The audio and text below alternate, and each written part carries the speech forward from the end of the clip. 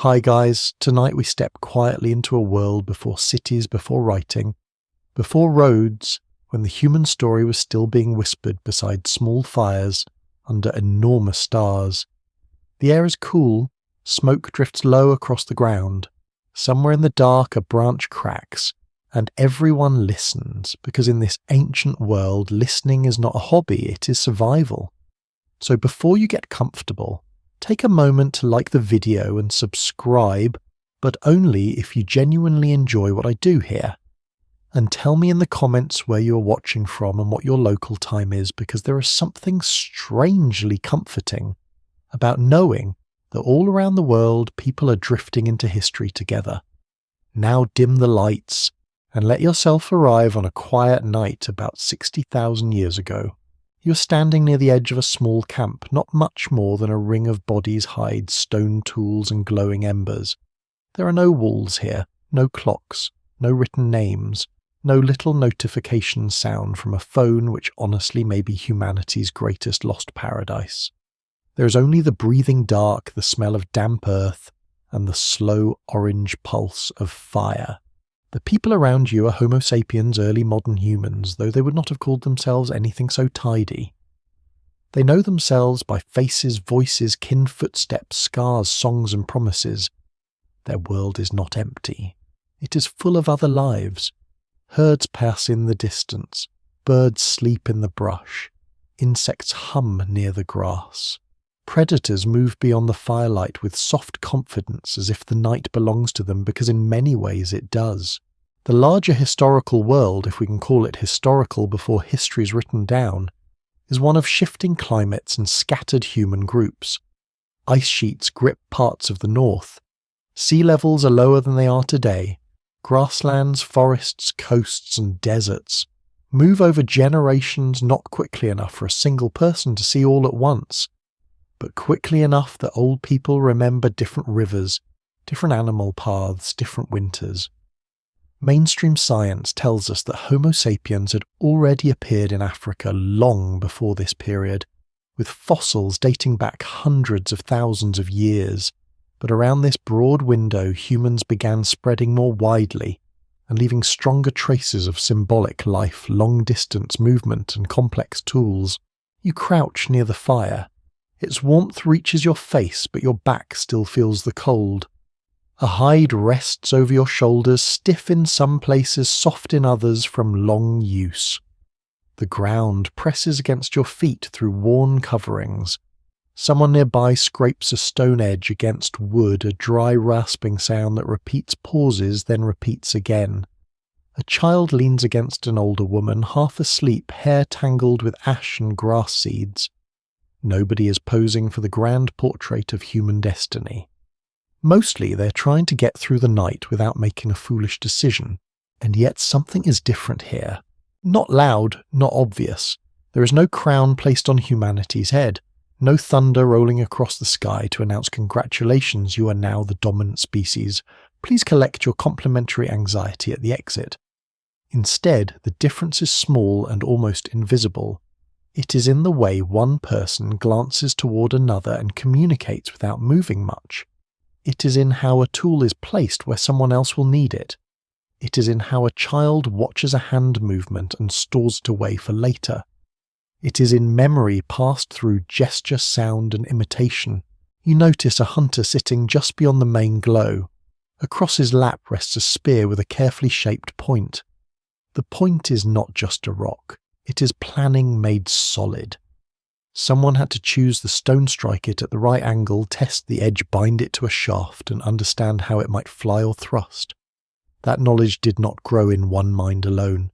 It moved from person to person, evening by evening, mistake by mistake.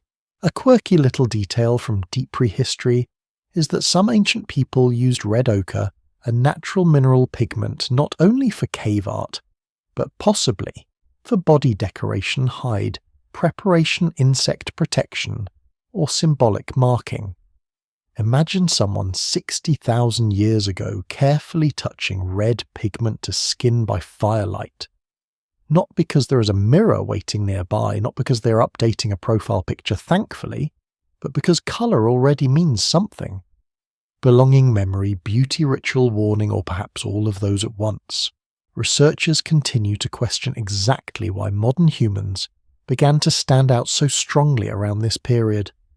Was it language becoming richer? Was it better cooperation? Was it climate pressure forcing sharper creativity?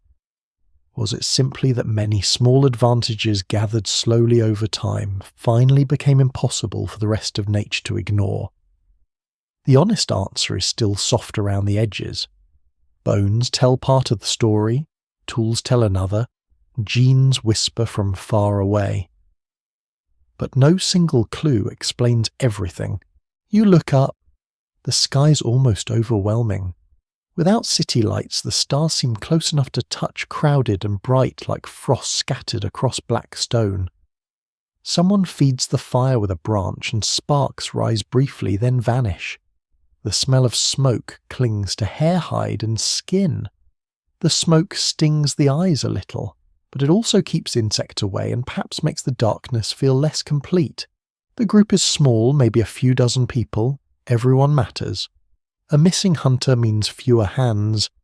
A sick child changes the day's plans. An elder's memory might decide which plants are safe where water can be found, or when herds usually return. There is no supermarket, no hospital, no weather app politely warning of a cold front. There is only experience shared carefully because forgetting can be expensive. You follow the edge of the camp with slow steps.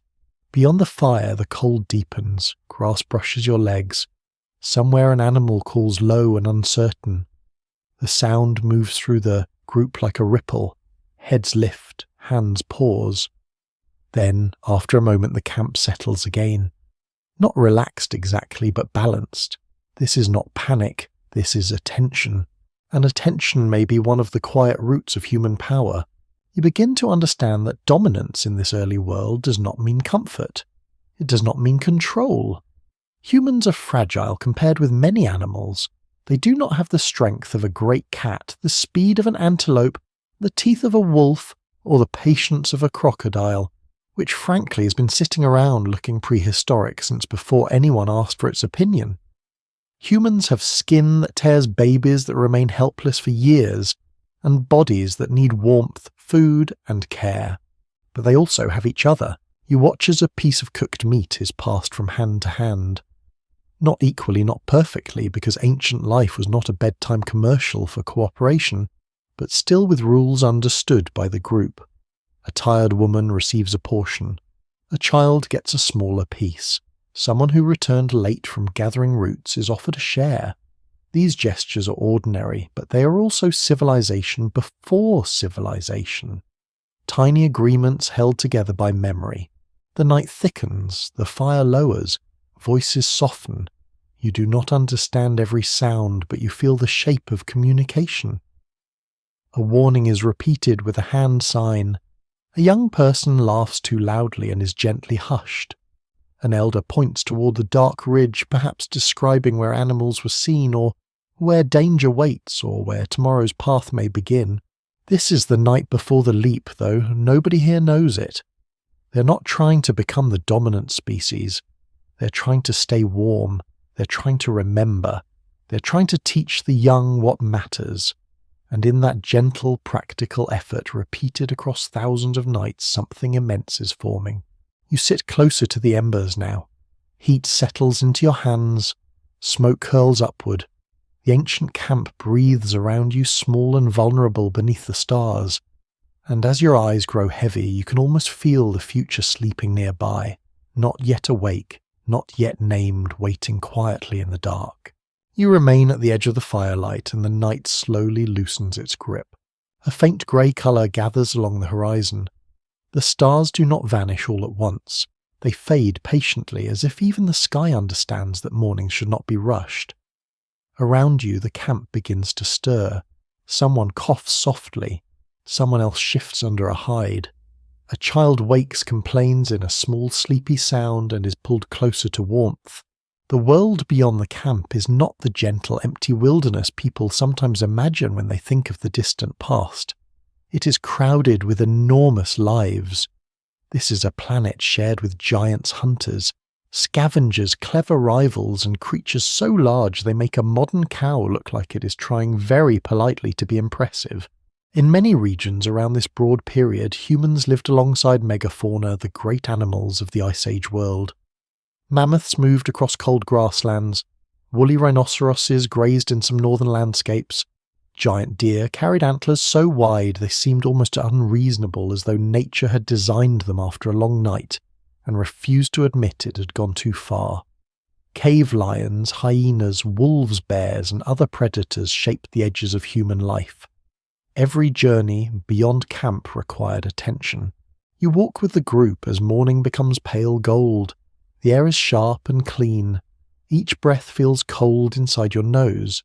Frost or dew clings to grass stems and your feet disturb tiny beads of water. The hides around shoulders and waists smell of smoke, animal fat, sweat, and earth. Nobody here smells like lavender soap, because lavender soap is still quite a long way off, along with plumbing pillows and pretending that emails are urgent. Before the day's movement begins, the group studies the land.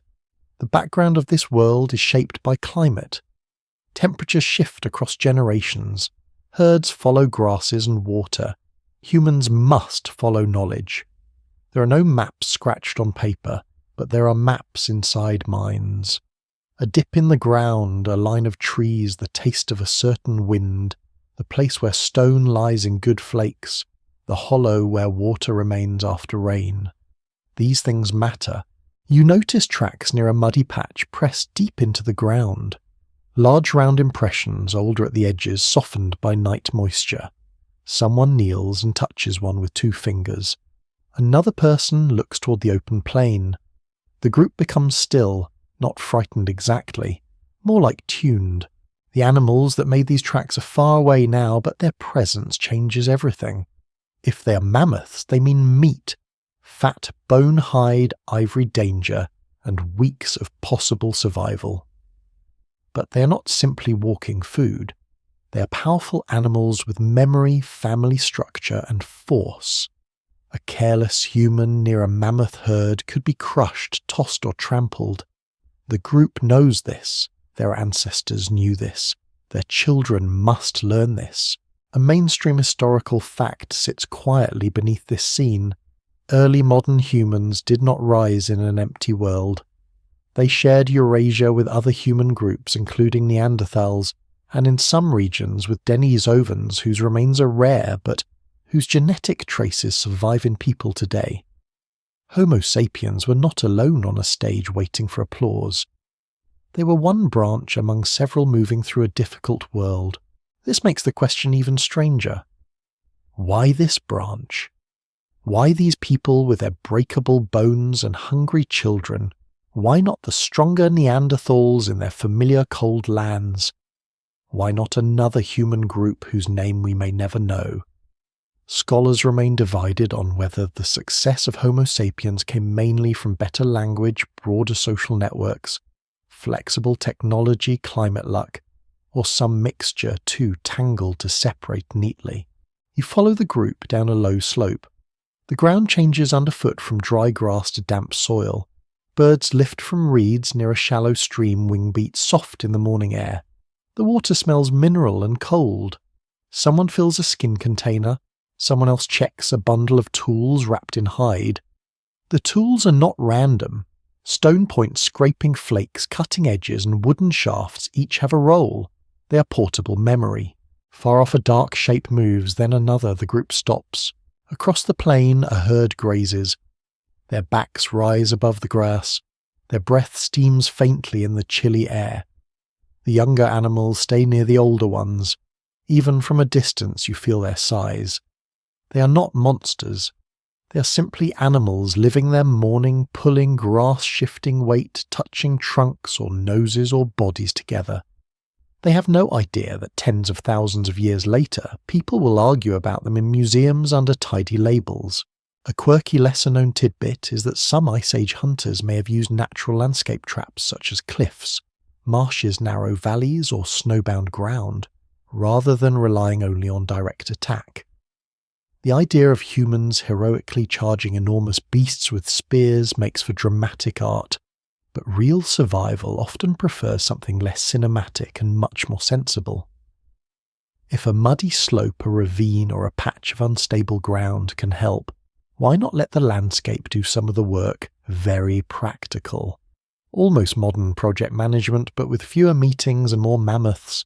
The group does not rush, they watch, they murmur. A finger points to the wind direction. Another person studies the ground. A young hunter shifts eagerly, and an older one places a hand on his arm, not harshly, just enough to slow him. Patience is also a tool. You begin to understand how human dominance may have started not as conquest but as careful noticing. These people are small compared with the animals around them. They cannot outrun many threats. They cannot overpower a great predator alone, but they can gather signs. They can imagine what might happen next. They can remember what happened last season. They can share a plan and adjust it together. The morning light grows warmer. The herd moves slowly toward a line of low trees. The humans remain behind, almost invisible in grass and shadow. You hear the faint creak of leather bindings, the soft scrape of stone against a wooden shaft, the quiet breath of people holding still. In this silence there is no dramatic music. There is only calculation, hunger, respect, and time. Nearby prints of another animal cross the mud. A predator has passed here too. Large pads, claw marks. The group studies those signs with equal care. To live here, humans must read not only prey, but danger. They are part of a web that includes scavenging, hunting, avoidance, and opportunity. Sometimes they may drive animals, sometimes they may steal from a kill, sometimes they may be forced away by stronger mouths. Dominance is still a long dream. For now, survival is negotiated day by day. You think of the fire behind you now, only a faint smell in your hair. That fire is safety cooking, warmth and gathering place. But out here beyond its circle, humanity is just another soft-bodied creature, trying to understand the morning before the morning understands it first. The group begins moving again quietly, not toward the herd yet, but along its path, keeping distance. The children and some adults remain farther back near safer ground. The more experienced hunters and trackers move ahead. Their bodies are relaxed but ready. Their eyes shift constantly from grass to sky to tracks to one another. And in this shared attention, something remarkable appears. Not strength, not speed, not teeth, a pattern. Each person holds only part of the world. One sees the wind, one sees the tracks, one remembers a waterhole, one knows the temper of large animals, one carries the right point, one knows how fear looks in the eyes of prey. Alone, each mind is limited. Together they become wider than any single body. You stand in the cool plain and watch the herd fade behind thin morning mist. Around you, the ancient world breathes with giants. It is dangerous, beautiful, and deeply alive. Humans are not masters here, not yet. But they are learning to become something unusual. They are learning to turn many small minds toward one shared horizon. And quietly beneath the pale sun, the balance of the world begins to tilt. The day stretches slowly across the plain, and the cold of morning gives way to a softer warmth. You move back toward the camp with the others, following narrow paths pressed lightly into the grass by many careful feet. The hunt has not begun yet. There is still time to prepare, to wait, to think. In this ancient world, rushing is often another word for dying tired. Smoke rises ahead in a thin grey ribbon. Even before you see the camp, you smell it. Wood smoke mixed with cooked meat, damp hide ash and earth. It settles into everything. Hair, skin, clothing, hands. Entire generations probably smelled faintly like fireplaces, which honestly sounds much more respectable than smelling like artificial watermelon candy. As you approach, the fire at the centre of camp burns low but steady. Someone crouches beside it, feeding it carefully with dry branches. Sparks drift upward into the daylight. Nearby stones, blackened by repeated heating, sit, arranged around the embers. Ash lies thick beneath them, soft and pale grey. Fire changes everything. That sounds dramatic, but in this case it happens to be true. Long before 60,000 years ago, humans and their ancestors had already learned to control fire. Evidence from ancient sites suggests controlled use of fire stretches back hundreds of thousands of years, though scholars continue debating exactly when regular mastery became common. Some researchers argue that consistent fire use may have transformed diet, sleep, social life migration, and even human biology itself. You settle beside the warmth and immediately feel the difference between this space and the cold world outside the camp. Fire creates a boundary. Beyond it waits darkness, predators, uncertainty, damp wind and unseen movement. Within it exists light heat, conversation, cooking, and safety, at least relative safety. Nothing here is fully safe. But fire shifts the odds. A woman turns strips of meat above glowing coals using a sharpened stick. Fat drips into the embers with soft hissing sounds. The smell is rich and heavy. Smoke curls around your face, making your eyes sting gently. Children hover nearby, pretending not to stare at the food while staring very obviously at the food. Cooking may seem ordinary to you now. You press buttons, open packages, complain, when delivery takes 30 minutes instead of 20. But in prehistoric life, cooked food is revolutionary. Mainstream scientific theories suggest cooking helped humans digest food more efficiently, gain more calories, and possibly support the energy demands of larger brains. Raw roots, tough meat, and fibrous plants become softer and easier to chew after heating. Harmful bacteria are reduced. Warm food comforts the body during cold nights. You watch someone crack open a bone with a stone hammer. Marrow glistens inside. Nothing useful is wasted here. Fat matters. Calories matter. Survival often depends less on elegance and more on practical stubbornness. A quirky historical tidbit from prehistoric archaeology is that some ancient hearths contain layers of ash and burned material showing repeated use over many seasons or generations.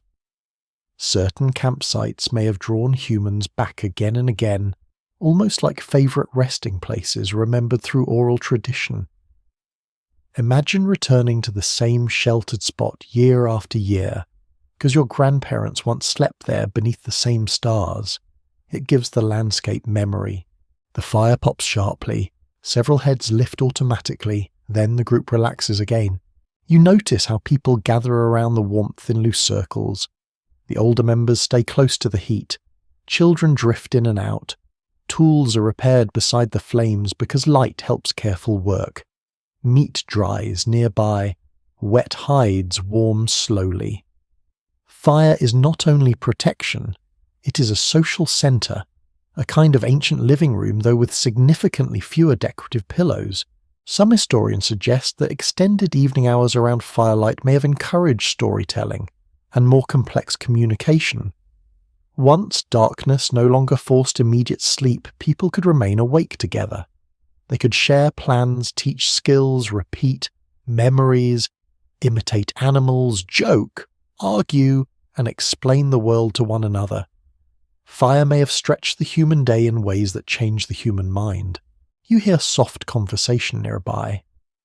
The sounds rise and fall in rhythms you do not fully understand, but emotion travels clearly enough. One voice teases another. Someone laughs quietly. An elder gestures with slow, deliberate hands while younger listeners watch closely. Knowledge here survives inside people. If a skilled toolmaker dies without teaching anyone, entire techniques may vanish. A child near the edge of the firelight pokes at ash with a stick. An older woman gently redirects the stick away from the hottest coals before the child burns small fingers. The movement is automatic, protective, familiar. And maybe that is another hidden advantage of humanity. Care. Not every animal invests years raising vulnerable young. Human children remain dependent for an unusually long time. They require feeding, teaching, watching, correcting, comforting. At first glance, this seems terribly inefficient. Other newborn creatures stand run or survive independently much faster.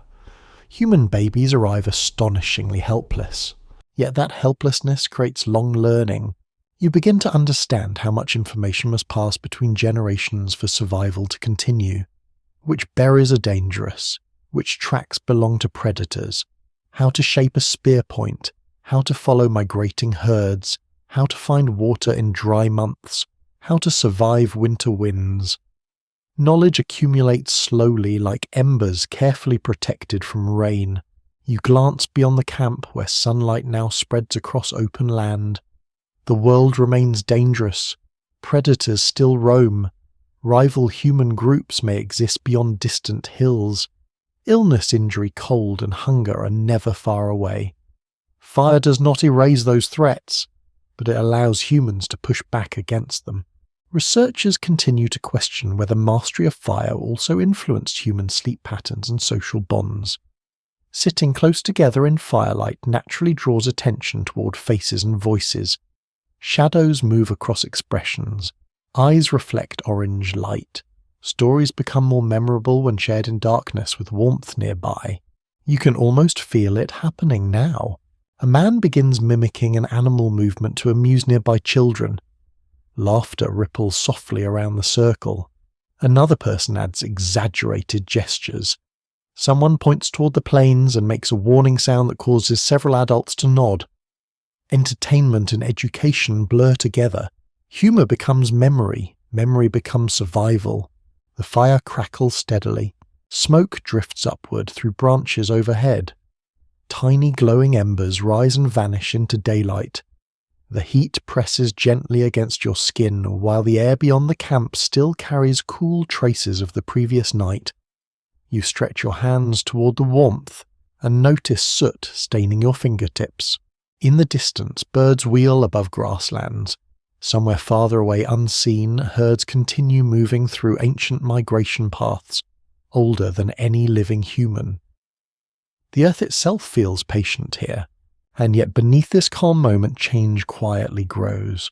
Humans are no longer simply reacting to the environment. Bit by bit, they are reshaping their relationship with it. Fire allows movement into colder regions. Cooked food changes diets. Gathered evenings strengthen communication. Shared warmth strengthens groups. Tiny advantages layer together across centuries too slowly for any individual to notice. Nobody in this camp thinks of themselves as the future rulers of the planet. They are worried about weather, about food, about keeping children alive through winter, about whether tomorrow's hunt will succeed. And still, while they warm their hands beside flickering embers, they are building something extraordinary without realizing it. A portable sun. A place where stories survive longer than bodies. A glowing center around which human life slowly gathers shape. The afternoon light softens. Shadows lengthen across the camp. Someone places fresh wood onto the coals in preparation for another cold evening. The smell of pine and smoke deepens in the cooling air. You sit quietly beside the flames as ancient voices murmur around you, and somewhere in the steady rhythm of crackling fire, humanity begins learning how to turn warmth into civilization. The fire burns lower by evening, settling into deep orange coals that pulse softly beneath layers of ash.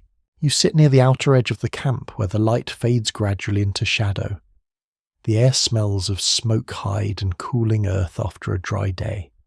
Somewhere nearby, fat crackles gently over heat. Beyond the circle of warmth, insects hum in the grass, while distant animals move through darkness you cannot fully see. A young man kneels beside a flat stone, working carefully with another stone held in his hand. Tap, pause, tap. Tiny flakes scatter onto the ground around his knees. His face remains calm and focused. Nobody interrupts him. Even the children nearby seem to understand that this work matters. You lean closer. The stone in his lap is slowly becoming a blade. Not through brute force, through precision. One wrong strike could ruin the shape completely. Too much pressure breaks the edge. Too little achieves nothing. Every movement depends on experience stored inside muscles and memory. He turns the stone slightly toward the firelight stud is the angle, and strikes again with controlled patience. Sharp flakes slide free. The sound is delicate, almost like thin ice cracking. Archaeological discoveries across Africa and Eurasia reveal that prehistoric humans produced increasingly specialized stone tools over vast stretches of time. By around 60,000 years ago, many groups of Homo sapiens were crafting blades, scrapers, spear points, and compound tools with surprising sophistication. Some techniques required long sequences of planned actions rather than simple smashing or shaping. And planning matters.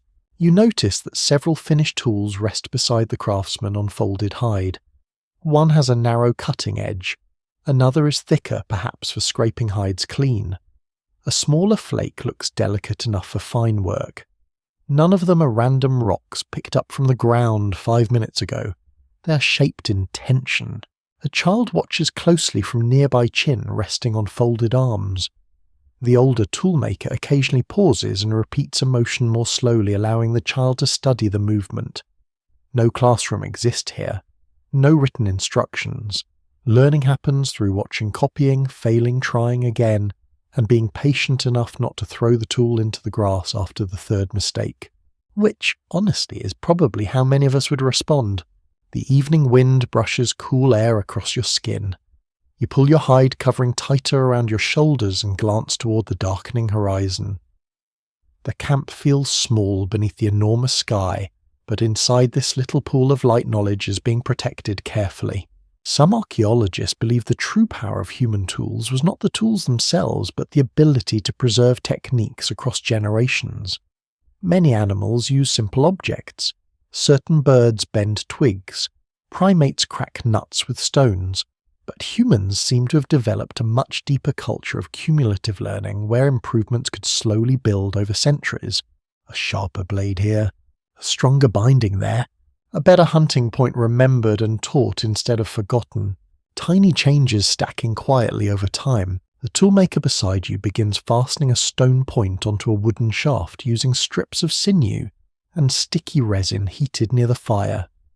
The smell drifts through camp thick and sharp, almost pine-like. He rotates the spear carefully while checking the fit. Another person tests the straightness of the shaft by holding it level with one eye closed. This is engineering before engineering has a name. You hear soft conversation behind you. Someone laughs briefly.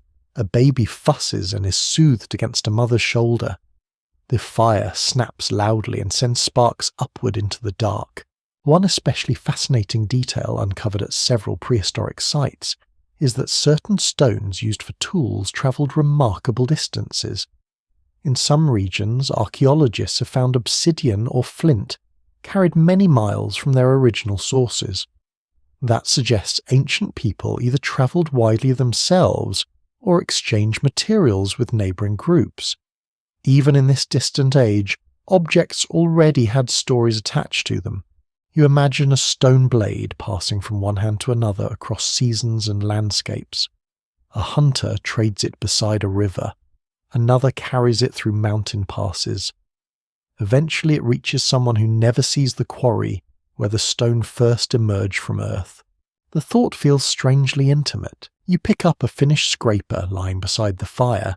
Its edge gleams faintly in the orange light. One side fits naturally against the palm. The shape is practical but also elegant in a quiet way. Thousands of careful hands across thousands of years slowly refine designs like this through trial, accident, observation and memory. Researchers still wrestle with a difficult question. Did advanced tools create larger social networks, or did larger social networks allow tools to improve more rapidly? The answer may be tangled together. Better communication spreads innovation. Better tools increase survival. Increased survival strengthens communities. Human development may have worked less like a straight line, and more like many threads tightening together over time. A cold breeze slips through camp. The firelight flickers across faces and tools alike. Stone edges shine briefly, then disappear into shadow again. The camp settles into evening rhythms. Meat dries near smoke. Children drift towards sleep. Older voices continue murmuring softly. You notice scars on the hands of the toolmaker, thin pale marks crossing fingers and knuckles, signs of long practice. The hands themselves tell a story, and perhaps that is part of what made humans unusual. Hands capable of delicate control, minds capable of imitation, communities patient enough to teach. A lone person could invent something useful and still fail to change the future if the knowledge vanished at death. But humans increasingly carried ideas collectively. One person remembers how to shape stone, another knows which wood bends best, another understands animal movement, another recognizes medicinal plants. Survival becomes shared information distributed across many minds. The stars brighten overhead as darkness deepens fully around camp. You hear the steady scrape of hide being cleaned with a stone edge nearby. Rhythmic, repetitive, almost soothing. A child sleeps curled beside an elder beneath layered coverings. Smoke drifts low through cool night air, carrying the scent of burned wood into open grasslands beyond the camp. The spearmaker finally lifts the completed weapon and balances it gently in his hand. Not proudly exactly, more thoughtfully. He tests its weight, adjusts his grip, then places it beside the others for tomorrow. Such a simple object. Wood, stone, binding. Yet hidden inside it are generations of remembered movements. That may be the real invention taking shape here, not the spear itself, but the ability to accumulate improvement without starting over each time. Many creatures survive through instinct written into the body. Humans increasingly survive through culture written into one another, and culture is lighter than bone. It travels farther. You stare into the fire as sparks drift upward like tiny fading stars. Around you, the ancient camp grows quieter. The stone flakes scattered beside the craftsman glimmer faintly in the dark soil, leftovers from another evening of careful work. Tomorrow these tools may cut meat-shaped wood, clean hides, defend children, or help bring down animals many times larger than the humans who made them. But tonight they rest beside the fire, silent evidence that memory itself is becoming humanity's sharpest edge. Morning arrives quietly beneath a pale layer of drifting cloud. The camp wakes slowly. Ash from the previous night still glows faintly beneath fresh wood, and thin ribbons of smoke curl upward into cold air that smells damp and earthy after darkness. You rub sleep from your eyes while nearby figures move carefully through familiar routines. Someone checks bundles of tools. Someone tightens bindings on a spear shaft. A child yawns dramatically enough to suggest that prehistoric mornings were apparently just as difficult as modern ones. You step away from the warmth of the fire and follow a small hunting group moving toward open grassland beyond camp. The ground feels cool beneath your feet. Dew clings to low plants and darkens the edges of hide wrappings around ankles. Far ahead, morning mist drifts across shallow valleys in slow silver layers. The world feels hushed, but not empty. Tiny sounds surround you once you begin listening closely enough. Bird calls, wind brushing dry grass, the soft click of stones shifting beneath careful steps, a distant animal cry carried across the plain. The hunters hear all of it, and more importantly, they understand what it means. You stop beside a patch of disturbed earth where one of the trackers kneels silently. At first you see nothing unusual. Mud, grass, shadows. Then slowly patterns begin appearing. Broken stems bent in one direction. Fresh impressions pressed into damp ground. Tiny scattered pellets. A scraped patch where hooves slipped slightly downhill. The tracker studies everything with extraordinary patience. Early humans survived partly because they became astonishing observers of detail. Fossil evidence and surviving hunter-gatherer traditions suggest tracking required deep environmental awareness, memory, and interpretation. A footprint alone meant little. But footprints combined with wind, weather, animal habits, time of day, and terrain created a story. You crouch lower beside the tracker. The print ahead belongs to a herd animal. The edges remain sharp, meaning the tracks are recent. Nearby grass still leans where bodies passed through not long ago. One hunter touches the soil lightly, then rubs damp earth between finger and thumb as though testing time itself. No words are needed. Everyone understands. One especially interesting detail from tracking cultures around the world is that skilled trackers can sometimes identify not only species, but age, injury, speed, emotional state, and group behavior from traces left behind. A limping animal presses weight unevenly. A frightened herd cuts sharper turns. A relaxed animal spaces steps differently than one fleeing danger. You might wonder how modern people lost such awareness. Today, many of us become confused when a phone battery reaches 4%, while these humans can apparently reconstruct an entire morning from bent grass and suspicious mud. Evolution can be humbling sometimes. The hunting group continues forward at a measured pace. Nobody crashes noisily through the landscape. They move with attention, placing feet carefully to avoid snapping dry branches. Bodies stay slightly lowered. Eyes constantly shift between near and distant ground. The hunters are not separated from nature here. They are reading it continuously. A cold wind crosses the plain and carries the scent of animals faintly toward you. Musky, heavy, alive. The trackers stop again. One person points toward birds circling farther ahead near a low ridge. Scavengers. Something may already be feeding there. Another hunter studies the direction of movement left in the grass. Plans adjust silently. Human survival often depends on flexibility more than force. Some anthropologists propose that advanced tracking may have strengthened human imagination itself. To track successfully, a person must picture unseen events mentally. What animal passed here? Where did it go? How long ago? Is it tired, injured, alert alone? The tracker builds invisible scenes inside the mind from scattered clues. In a way, tracking becomes storytelling tied directly to survival. You climb a gentle rise and pause. Below lies a broad valley streaked with morning light. Herd animals move in the distance like drifting shadows. Their shapes appear and disappear behind low brush and mist. Nearby, fresh tracks crisscross muddy ground beside a narrow stream. Then you notice another set of prints. Different. Larger. Predator tracks. The mood shifts instantly, though no panic appears. Humans in this world share the land with dangerous hunters. Cave lions, wolves, large cats, hyenas, and bears compete for territory and food. A carcass found in the open may feed many mouths before the day ends. One hunter studies the predator prints carefully. Another scans surrounding grasslands while gripping a spear more tightly. You feel your own breathing slow. The silence here carries weight. Researchers continue exploring whether humans became especially successful, partly because of cooperative hunting and information sharing. A lone human facing Ice Age predators stood little chance. A coordinated group with communication planning and tools became something far more formidable. Still, nothing is guaranteed. You move cautiously along the stream bank. Mud presses softly beneath your feet.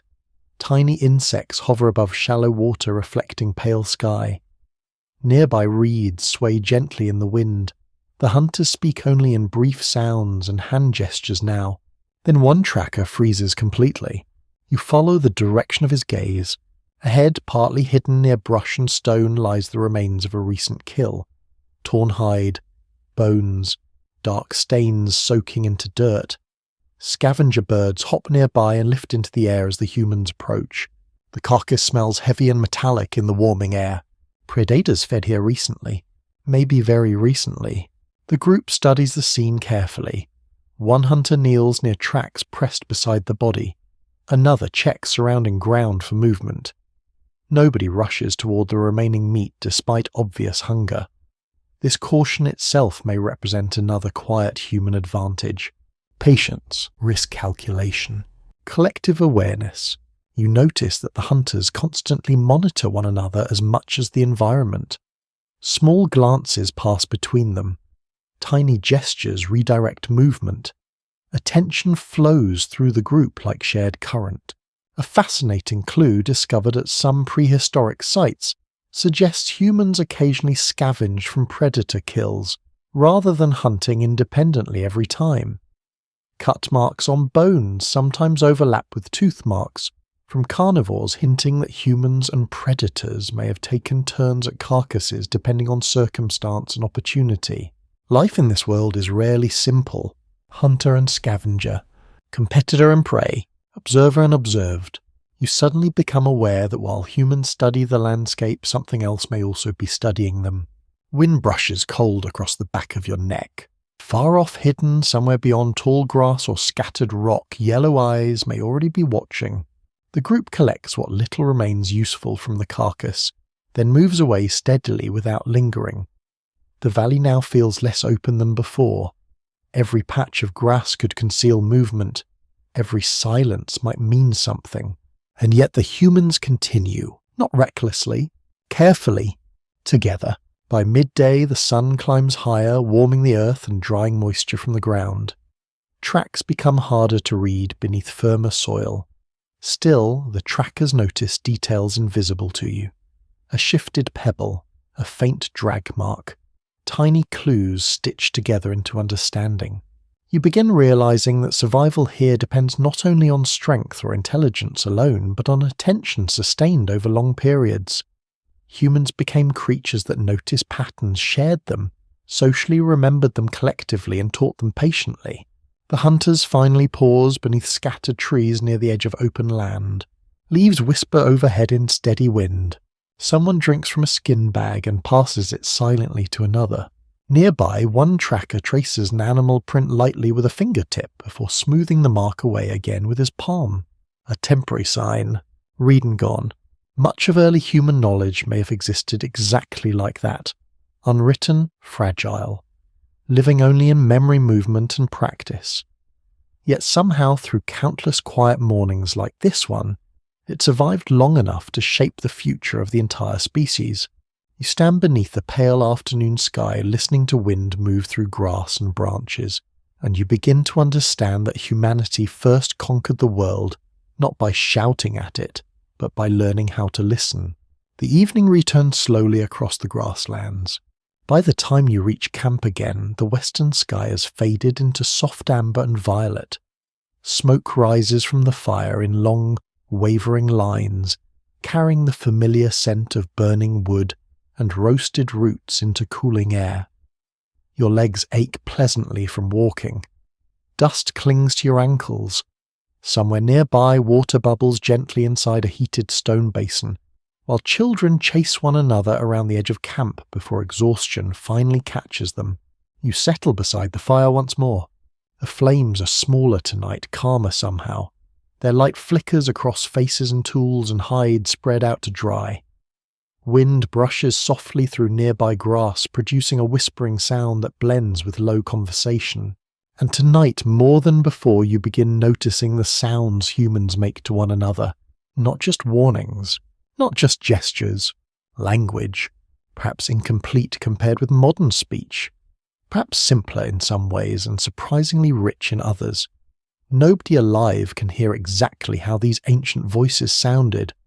No recordings exist, no written words remain from this deep past.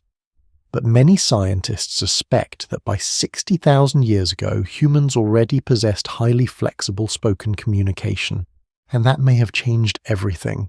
A young hunter near the fire begins describing something from earlier in the day.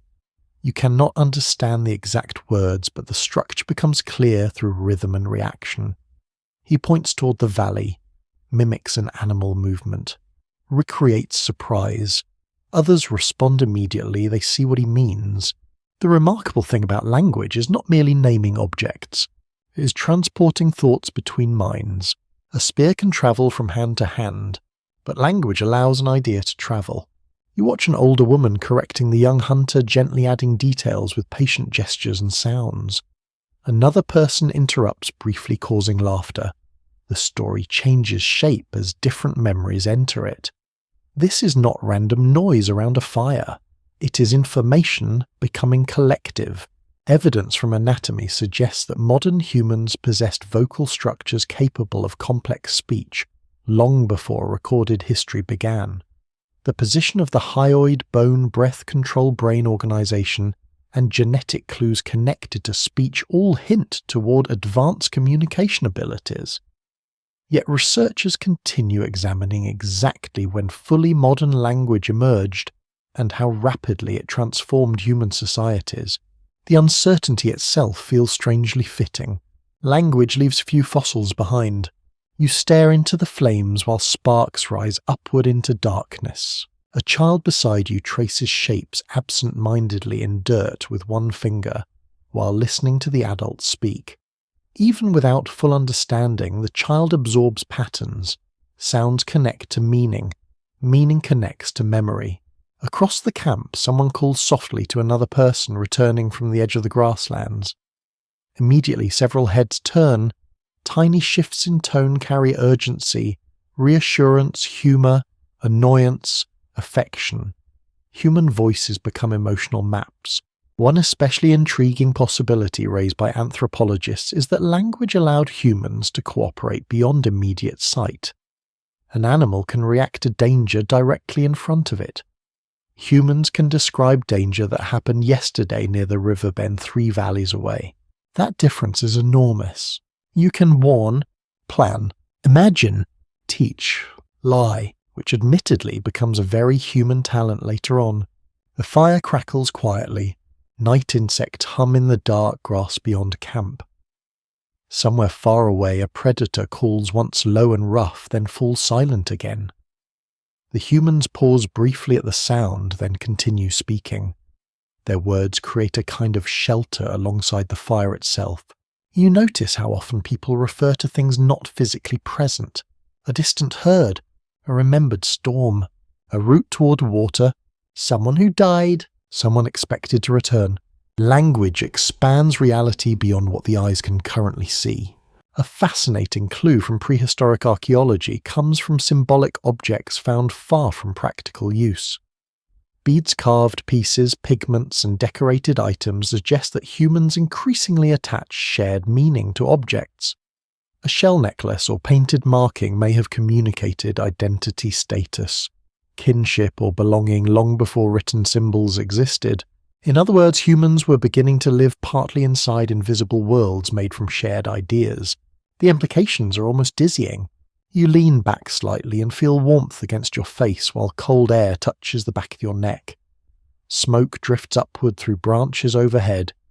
Nearby, an elder speaks in slow, measured rhythms while younger listeners remain unusually quiet. Perhaps this is instruction. Perhaps memory. Perhaps both. Many specialists suspect oral storytelling played a crucial role in prehistoric survival. Stories preserve roots, danger, seasonal knowledge, social rules, and practical lessons more effectively than isolated facts alone. A narrative stays in memory. A dramatic mistake repeated around a fire may prevent future mistakes. You think about how often modern people still learn through stories. Even now, especially now, the tools changed. The fires became screens, but the human brain still leans toward narrative like plants leaning towards sunlight. The elder beside the fire gestures toward the stars overhead. Everyone looks upward. The sky tonight is impossibly clear. Thousands of stars scatter across darkness from horizon to horizon. Pale bands of light stretch overhead like mist frozen in place. Without artificial light, the heavens feel alive and overwhelming. You wonder what these people think the stars are. Animals, spirits, ancestors, fires beyond the sky. No one truly knows. Yet even uncertainty becomes meaningful once language exists. Humans can ask questions larger than immediate survival. They can imagine causes, build explanations, share beliefs, debate possibilities. Some researchers argue that increasingly sophisticated speech may have strengthened social trust among larger groups. A species capable of discussing absent individuals develops reputation, gossip, and social memory. Cooperation expands beyond direct observation. You can warn others about an unreliable hunter, praise generosity, recall past favors, discuss future plans. Language becomes social glue. Of course, it can also become social chaos. Anyone who has survived a modern family group chat already understands this ancient danger perfectly. The group near the fire begins singing softly now. Not polished singing, not performance, something rhythmic and repetitive. Voices overlapping gently while hands tap against legs or wood in steady patterns. The sound drifts into darkness and returns faintly from distant stone. Children grow sleepy listening to it. So do you. The warmth of the fire settles deeply into your body while exhaustion from the long day softens your thoughts. Around you, conversation continues in low murmuring waves. Certain voices rise, others answer. Silence appears briefly, then breaks again, and slowly you begin understanding that language did more than help humans survive. It allowed minds to connect. One person alone can notice danger. A speaking group can build culture. Ideas no longer die entirely with the individual who first imagined them. They move outward through sound, through memory, through repetition, beside countless fires across countless nights. Invisible bridges forming between human minds. The stars wheel slowly overhead while embers glow red beneath darkening ash. Nearby someone laughs quietly at the end of a story. Others join in. Then the camp settles again into gentle silence. You pull your hide, covering tighter against the cooling air, and listen to ancient voices drifting softly through the night. Somewhere within those flickering conversations, humanity is discovering a power stranger and more dangerous than claws or teeth. The power to place one thought inside another mind. Night settles heavily over the camp. The last traces of daylight disappear behind distant hills, leaving only firelight moving across faces and drifting smoke. The air has grown colder again. You can feel it on your cheeks and fingertips while heat from the embers presses warmly against your knees. Nearby hides rustle softly as people settle into familiar places around the fire. Someone feeds another branch into the flames. Crackling sparks spiral upward. Children lean against parents and grandparents, growing quieter now that darkness fully surrounds the camp. Beyond the circle of light, the grasslands seem endless. Invisible animals move through them with soft feet and sharp senses. Occasionally you hear distant calls drifting through the night air, reminders that humans still share this world with many hungry lives. And yet tonight the mood feels calm, not because danger vanished, because people are together. One man begins speaking in a low rhythmic voice. Others turn toward him almost immediately. Even before understanding the words, you recognize the feeling. A story is beginning. You settle closer to the warmth. The storyteller gestures slowly with his hands while shadows move across his face. At certain moments, listeners laugh softly. At others, they grow still and attentive. Children watch with wide, sleepy eyes. An older woman occasionally interrupts to correct a detail or add something remembered differently. The story belongs to the group, not just the speaker. Long before writing existed, oral storytelling likely carried enormous importance in human societies. Ancient communities depended on memory preserved through repetition, performance, and shared narrative. Stories could contain practical survival knowledge hidden inside entertainment. A tale about foolish hunters wandering carelessly near water at dusk might also function as a warning about predators. Information wrapped in emotion becomes easier to remember. You notice that the storyteller repeats certain phrases again and again. The rhythm itself seems important. Familiar patterns help listeners follow along. Children quietly mouth parts of the story before the speaker even reaches them. The human brain loves repetition. Modern songs still do this. Advertising certainly does this. And prehistoric campfire stories probably understood the trick long before anyone invented marketing departments and scented candles named things like Ancient Forest Rain Whisper. The storyteller pauses dramatically while making claw gestures with both hands. Children gasp happily despite already knowing what comes next. Nearby adults smile into the firelight. You begin realizing something subtle. Stories create shared emotional experiences. Everyone around this fire now imagines the same event together. Their attention moves in the same direction. Fear, humor, caution, admiration, grief and hope become collective rather than individual. That may have been one of humanity's strangest strengths. Shared imagination. Excavations at prehistoric sites have uncovered signs that humans were already engaging in symbolic behaviour tens of thousands of years ago. Decorated objects, pigments, carved figures, and ritual spaces hint that early humans thought beyond immediate physical needs.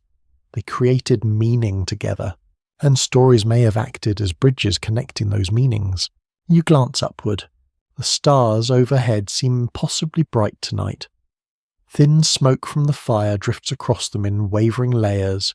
Somewhere nearby, someone slowly scrapes a hide clean with a stone tool while listening to the story continue. The rhythmic scraping blends strangely well with the speaker's voice and the soft popping of wood in the fire. A child near the edge of camp grows frightened during one tense part of the tale and presses closer against an older sibling. Immediately, another adult reaches over reassuringly without interrupting the narrative. Care flows naturally here. One detail researchers find especially intriguing is that many surviving hunter-gatherer cultures use storytelling not only for entertainment, but also for teaching social rules and cooperation. Stories often reward generosity and punish selfishness. Helpful characters succeed. Reckless or arrogant characters fail. The lesson settles into memory gently rather than through direct command. You wonder if this is how humans slowly learn to trust larger groups. Not through laws, not through written systems, but through thousands of evenings hearing the same values repeated beside firelight. Share food. Protect children. Listen to elders. Do not wander carelessly. Remember promises. The storyteller suddenly changes tone and imitates an animal so accurately that several listeners laugh aloud. Even the exhausted hunters smile. Humour matters too. Some anthropologists believe laughter may have strengthened group bonds and reduced tension in difficult environments. A species able to laugh together during hard times gains emotional resilience. Shared amusement signals trust. You rarely laugh deeply beside creatures you fear completely. You think about how ancient life is often imagined as endlessly grim, endless hunger, endless struggle, endless danger. Certainly hardship existed, but humans probably joked constantly. People living close together always do. Someone trips near the fire and receives playful teasing. Someone exaggerates an earlier hunting mistake. Someone mimics another person's snoring. The mood rises and falls naturally like breathing. The storyteller resumes. Now the story becomes quieter, more serious. Listeners lean closer. Even children who barely understand every word seem captivated by the rhythm and emotion carried through the speaker's voice. Perhaps the tale concerns ancestors, perhaps spirits, perhaps a real hunt transforms slowly over years into something larger than history. No one can know exactly. The evidence becomes frustratingly incomplete whenever scientists try reconstructing the emotional world of prehistoric humans. Stone tools survive, bones survive, ash survives, but jokes, songs, fears, and memories vanish almost entirely unless traces linger indirectly through ritual or symbolism. Still, the campfire itself offers clues. Humans keep gathering this way across continents and centuries. That pattern alone says something important. The fire burns lower now. Its light deepens into rich orange and red tones that flicker across sleeping faces. Several children have already drifted asleep wrapped in hides, beside adults still listening quietly. The storyteller's voice grows softer. Outside the camp, darkness thickens across the plains. You hear wind moving through tall grass in long whispering waves. Somewhere far away, an animal cries once into the night before silence returns again. And inside this fragile little ring of warmth, humans continue sharing invisible things. Warnings, memories, beliefs, humor, identity. No claws can do this. No antlers, no fangs, only minds linked together through imagination. A curious possibility raised by some researchers is that storytelling helped humans cooperate with individuals beyond immediate family circles. Shared myths and narratives create belonging among strangers. If many people believe the same stories, they may trust one another more easily during migration, trade hunting, or conflict. That idea will eventually reshape the entire world. But tonight it still looks small and simple. Just tired people around a fire, just drifting smoke beneath the stars, just voices carrying through darkness while children fall asleep listening. The storyteller finally stops. For a few moments nobody speaks at all. Only the fire answers with soft crackling sounds. Then someone quietly adds another memory connected to the story. Another voice joins in.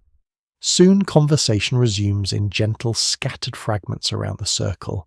You pull your covering tighter against the cold night air and watch embers pulse beneath ash like tiny breathing lights. And slowly you understand that humanity's greatest advantage may never have been strength. It may have been the ability to place the same dream inside many different minds at once. The fire has settled into a quieter rhythm now. You remain among the sleepers and soft voices watching ash gather around the base of glowing coals. The night air is cool enough to make every breath feel slightly sharp, yet the warmth before you keeps your hands open and relaxed. Smoke threads upward, twisting through darkness, carrying the scent of charred wood, roasted marrow, and damp grass. The story from earlier still seems to hover over the camp.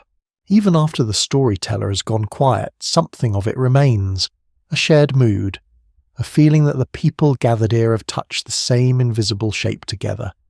They look at one another differently after it, as if the tale has placed them inside a common shelter. And this is where the human story becomes truly strange. Because humans do not only cooperate over things they can touch. Food. Fire. Tools. Children. Those are obvious. Humans also cooperate around things no one can hold in their hands. Promises, warnings, ancestors, spirits, belonging, rules, reputation, meaning. You sit beside the fading fire and notice a small object hanging from a cord around someone's neck. It may be a pierced shell, a tooth, a polished bit of bone, or a piece of stone touched with red pigment. It catches the firelight briefly when the person turns. The object is tiny, almost weightless, but people glance at it with recognition. It means something here, not because the object itself is powerful in a physical sense. It cannot cut meat well. It cannot keep rain away.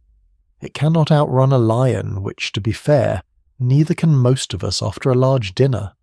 Its strength comes from agreement. The group understands what it represents. That ability may be one of the most mysterious steps in the rise of Homo sapiens. Archaeologists have found beads, pigments, engraved pieces and other symbolic objects at ancient human sites, showing that prehistoric people were not only making practical tools, they were also creating signs. Small things could stand for identity group ties, beauty, memory, ritual, or status. Such objects suggest that humans were living in a world layered with meaning. You watch the necklace sway gently as its wearer shifts closer to the fire. A child reaches toward it curious, and the adult smiles but guides the small hand away, not harshly, just carefully. The child learns in that moment that this object is not ordinary. It belongs to someone, or to a story, or to a rule that has not yet been fully explained. This is how invisible worlds are built. Quietly, one gesture at a time. The wider setting still matters. These people live in small mobile groups. Food sources shift. Weather changes. Encounters with other bands may bring danger, marriage partners, trade news, or all of those at once. In such a world, symbols can become useful. They may say, I belong to this group. I have passed this stage of life. I carry this memory. I come in peace. Or perhaps do not touch this, it is mine, which is also a very ancient and very relatable human message. Some researchers lean toward the idea that symbolic thought helped early humans coordinate with people beyond immediate family. If several groups recognized the same markings, songs, ornaments, or rituals, they could form wider alliances. A shared sign could reduce uncertainty when strangers met near waterstone sources or migration routes. You imagine two distant groups meeting at the edge of a river. Both are cautious. Both carry tools. Both have children behind them. Then someone notices a familiar bead pattern, a pigment mark, a song rhythm, or a gesture of greeting. Suspicion may not vanish, but it softens. Recognition enters the air. The fire pops softly beside you. A sleeping child sighs and rolls onto one side beneath a hide covering. Nearby, someone grinds red ochre against a stone, producing a fine powder that stains fingertips deep, rusty red. The sound is slow and grainy. Scrape. Pause. Scrape. The pigment catches firelight and glows like warm earth. One detail many people never hear about is that red ochre appears at human sites across astonishing spans of time. It may have been used for body painting objects, hides, burials, or practical purposes such as preservation and protection. The meaning likely varied, but its repeated use suggests humans returned again and again to colour as a way of shaping experience. You watch the person mix the pigment with fat or liquid, creating a paste. Another adult extends an arm. A line of red is drawn across skin. The mark is simple, but the mood around it becomes attentive. Voices lower.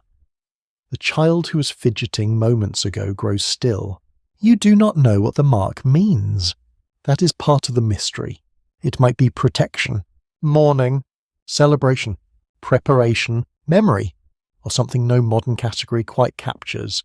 The evidence leaves room for several theories about when humans began thinking fully symbolically. Some clues point far back into earlier human history, while other evidence becomes more frequent and visible after certain periods. Experts remain cautious because absence of evidence is not always evidence of absence. Wood fibre, paint feathers, and skin decay. Stone survives more easily than meaning. Still, you can feel the importance of what is happening here. A mark becomes more than a mark. A sound becomes more than a sound. A place becomes more than a place. The group can now gather around shared meanings that exist only because people remember and believe them together. This is not superstition in a simple sense, it is social technology, invisible but powerful. Modern life is full of the same thing, though we often forget it. Money works because people agree it works. Borders exist because maps and laws say they do. A wedding ring matters because shared meaning surrounds a small circle of metal. Even a password, that tiny modern ritual of irritation, opens doors because a system recognizes its meaning. Here in the ancient firelight, the earliest versions of that human talent glow softly.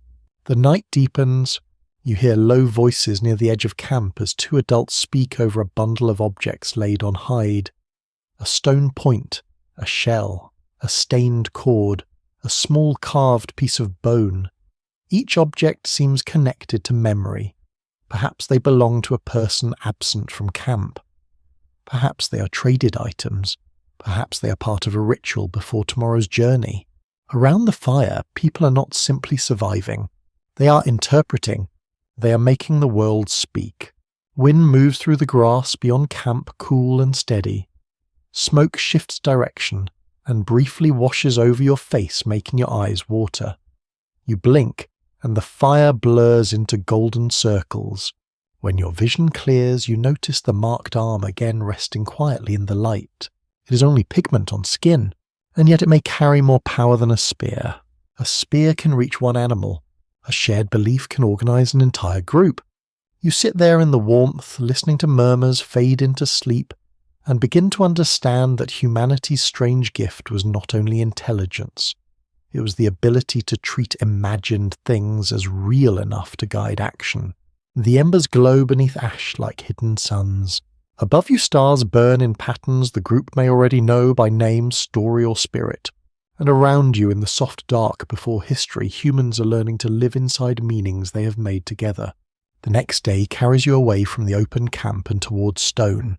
You walk with a smaller group through a valley where morning light slips between low trees and pale rock faces. The air is cooler here. Shadows collect in hollows. Water trickles somewhere nearby, hidden beneath moss and fallen branches. Your feet press into damp soil, and every step releases the smell of wet leaves, stone dust, and earth that has slept in shade for a very long time. The people ahead of you move with purpose. They are not hunting now. They are going somewhere remembered. The path rises gradually toward a cliffside broken by dark openings. From a distance, the caves look like quiet mouths in the rock, patient and old. Birds nest above the entrance. Their wings flicker in the grey morning air. The wind sounds different here, lower and rounder as it moves across stone. You pause near the entrance. Cold air breathes outward from inside. It touches your face like water. Someone lights a bundle from a small carried ember, coaxing flame into dry grass and resinous wood. Smoke thickens quickly, sharp and fragrant. The torch catches and golden light begins trembling against the cave walls. Then you step inside. The outside world fades almost immediately. Grassland sounds soften behind you. Birds become distant. Wind becomes a low murmur. Beneath your feet, the ground changes from soil to stone scattered with grit and old ash. The cave smells of mineral dampness, smoke, and something faintly animal, as if generations of creatures have taken shelter here before humans arrived with fire and imagination. The torchlight moves across uneven walls. At first you see only rock. Then shapes appear. A line, a curve, a dark flank, an animal. You stop breathing for a moment. On the wall, huge and still painted in pigment and shadow, stands the form of a beast. Perhaps a bison, perhaps a horse, perhaps something partly remembered and partly dreamed. Its body seems to move when the flame flickers. The legs stretch forward, the head dips. The back rises from the stone as if the cave itself has been holding the animal inside for thousands of years. Cave art from the Upper Paleolithic is among the most powerful evidence for symbolic life in early humans. Some famous painted caves in Europe are younger than 60,000 years, but they reveal a tradition of image-making that likely drew on deeper roots. In other regions, discoveries of pigments, engravings, and hand stencils suggest that symbolic expression developed across wide distances and long periods.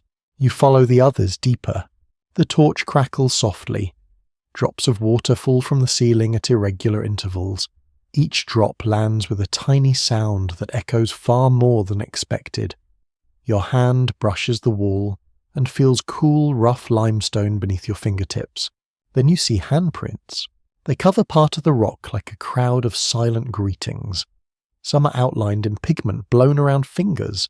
Some appear faded and faint. Some are small enough to belong to young people. You imagine someone pressing a hand to stone, taking pigment into the mouth and blowing colour outward in a soft cloud. A breath preserved as an outline. A person made visible by absence. One detail often overlooked is that many prehistoric hand stencils appeared deep inside caves far from daylight. Creating them required effort, fuel planning, and the willingness to enter dark spaces where footing could be dangerous. This was not casual doodling during a slow afternoon. It was deliberate enough to cost time and resources. You stand before those hands and feel the quiet weight of them. No names survive. No spoken stories remain. But the hands still say in their own strange way, "We were here." The group around you lowers their voices. Even the children seem quieter inside the cave. The flickering light makes everyone's faces look older. Shadows stretch and fold against the walls. The painted animals appear and vanish as the torch moves almost like dreams remembering themselves. There is still no single agreement about why people painted deep caves. Some interpretations focus on hunting magic as if painting animals helped influence real hunts. Others emphasize ritual teaching, trance, memory territory, storytelling, initiation, or relationships with the spirit world. The evidence does not settle comfortably into one answer, which is inconvenient for anyone who likes history to behave neatly. History rarely does. You move closer to a painted figure partly shaped by the natural curve of the stone. Whoever made it used the wall itself, letting bumps and hollows become muscle, shoulder, belly, or movement. The cave was not just a blank surface. It was a partner in the image. That detail changes the feeling. These people were not merely putting pictures onto rock. They were finding forms already hidden in it. You noted black charcoal marks, red ochre stains, and areas where fingers seemed to have dragged through soft mineral deposits. The wall holds layers of touch and thought. Some marks may have been made at different times, perhaps by different generations returning again and again to the same chamber. A young person beside you lifts a hand toward a faded outline on the wall, matching fingers to ancient fingers. An older adult gently pulls the hand back before contact smears pigment. The gesture is careful, almost reverent. The cave deepens beyond the torchlight. You cannot see where it ends. Darkness presses close, thick, and quiet. It feels alive, not in a frightening way, but in the way deep places often feel alive because they hold silence so completely. Your breathing sounds louder here. So does every shift of foot and hide. Modern museums often show cave paintings beneath clean lights and helpful labels. You stand there politely, maybe reading a sign, maybe pretending you knew the date already. But here in the original darkness, the images are different. They are moving, breathing things shaped by fire. You watch as someone places a small lamp of stone or hollowed material near the ground, feeding it with fat. A tiny flame trembles there, low and steady. Such lamps have been found in some ancient cave contexts, suggesting that humans carried controlled light into deep spaces with surprising skill. Imagine the care required to keep flame alive underground, where one mistake might leave you in darkness so complete that even your own hand disappears. The painted animal glows again. For a moment you understand how art might have been more than decoration. It could gather memory. It could teach the young what animals look like, how they move, what matters about them. It could connect people to places. It could make the unseen visible. It could turn stone into story.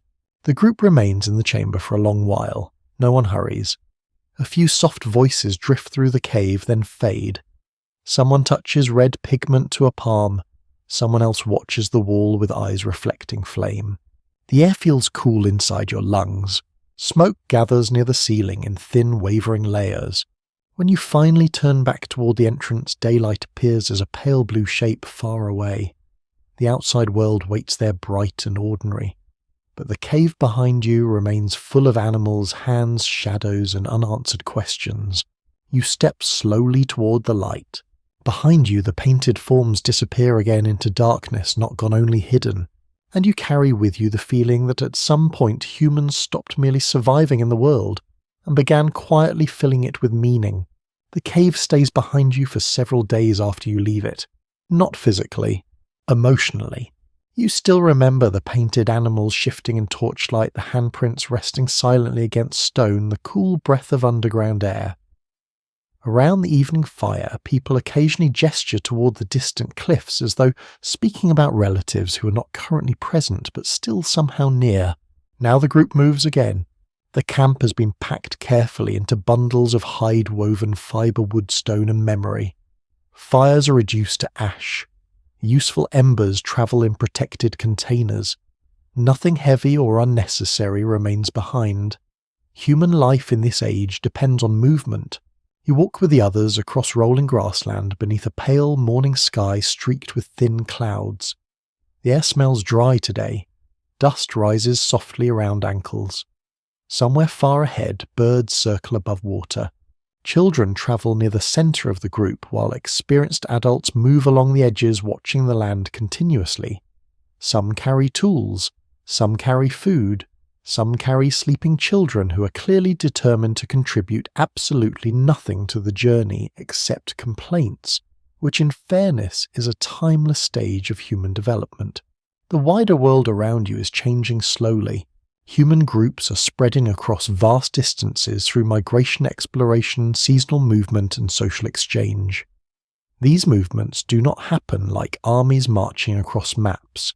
They happen gradually, generation after generation. A group follows animals farther than before. Another seeks better climate after difficult seasons.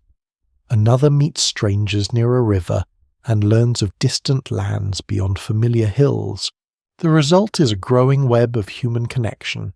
You begin noticing signs of that web everywhere.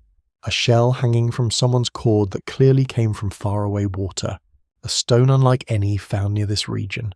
A song rhythm recognized by visitors from another group. Shared gestures. Shared pigments. Shared stories. There are traces suggesting that even prehistoric humans maintained exchange networks stretching across surprising distances. Certain materials discovered at archaeological sites originated many miles away from where they were found. Obsidian shells, pigments, and finely crafted tools appear to have travelled between groups long before roads or formal trade systems existed. You stop beside a stream while the group drinks and rests. The water moves quietly over smooth stones. Sunlight flickers across its surface. Someone kneels to refill skin containers, while nearby children splash hands into the cold shallows, despite repeated warnings not to soak themselves before evening temperatures drop. Two unfamiliar figures stand nearby. You had noticed them earlier at a distance. Now you see them clearly. Their clothing differs slightly from your group's style. Their tools are shaped differently. One wears a necklace made from tiny pierced shells. The other carries stone, unlike the local grey flint used around your camp. Yet nobody panics. The atmosphere feels cautious but practiced. The groups know how to approach one another. A few older adults step forward first. Voices remain calm, gestures deliberate. Items are displayed openly. A hide bundle is unrolled. Someone offers dried meat. Someone else reveals sharpened blades and red pigment wrapped carefully in fibre. Exchange begins, not merely of objects, of information. A fascinating pattern appears repeatedly in ancient human societies. Trade often carries ideas as effectively as materials. When people exchange tools, ornaments, or pigments, they also exchange techniques, stories, routes, customs, and knowledge.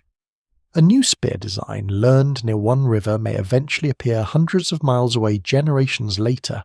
You sit nearby watching the interaction unfold.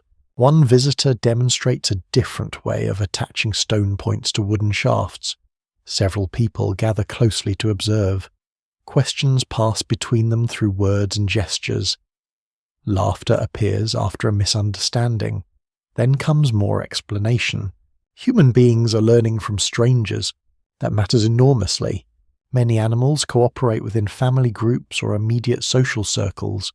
Humans eventually become unusual in their ability to share knowledge across much wider networks. Trust remains limited and imperfect, of course, but even cautious exchange allows innovations to spread faster than genes alone ever could. The stream murmurs steadily beside you. Dragonflies hover above the water surface like living pieces of glass. Wind bends tall grass in slow rolling waves beyond the bank. Nearby, an older woman compares decorative beads with one of the visitors. They touch each piece carefully, examining shape polish and colour with quiet concentration. One especially intriguing discovery from prehistoric archaeology involves marine shells found far inland at sites where no ocean existed nearby. Some shells travelled extraordinary distances.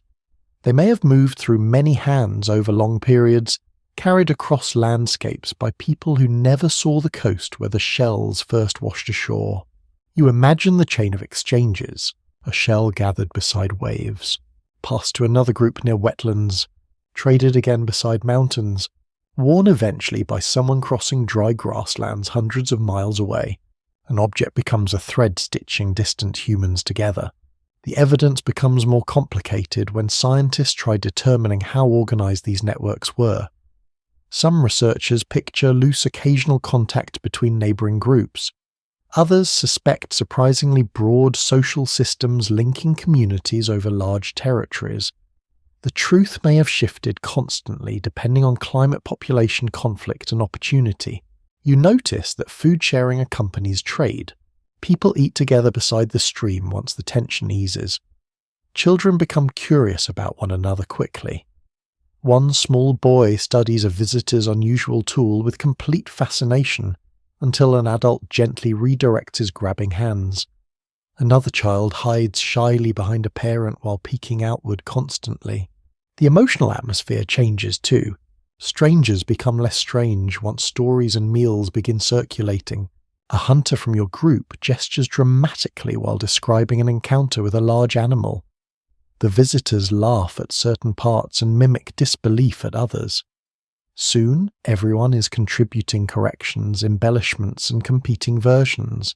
You realize something important. Human networks are built emotionally as much as practically. Shared meals matter. Shared humour matters. Shared memories matter. A group connected only by necessity is fragile. A group connected through trust ritual exchange and familiarity becomes far more resilient. The sun drifts lower in the sky. Warm afternoon light spreads gold across the stream bank while insects hum lazily through reeds nearby. The visitors prepare to leave before nightfall. Small exchanges continue until the final moments. A blade changes hands. Pigment changes hands. A cord necklace changes hands. Then come gestures of farewell. No written agreements. No contracts. Only memory and reputation. And yet such relationships may eventually help humans survive droughts, shortages, harsh winters, and dangerous migrations. If one group struggles, distant allies might still offer help or information. Social networks become survival systems stretching beyond immediate kin. You watch the visitors disappear gradually into the grasslands. Long after they vanish from sight, traces remain.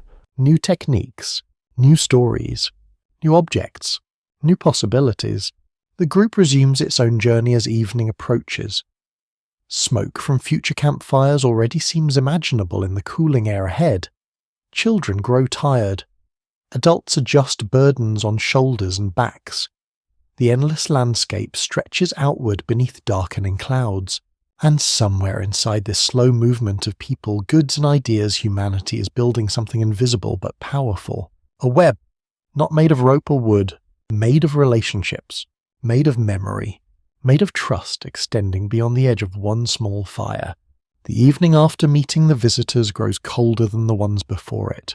You feel it first in your fingers, then in your ears, then in the way everyone moves a little faster while setting up camp beneath a line of wind-bent trees. The sky has turned a deep blue-grey, heavy with the promise of a long night. The ground is dry but hard, and each step sends a faint crunch through the thin crust of frozen soil.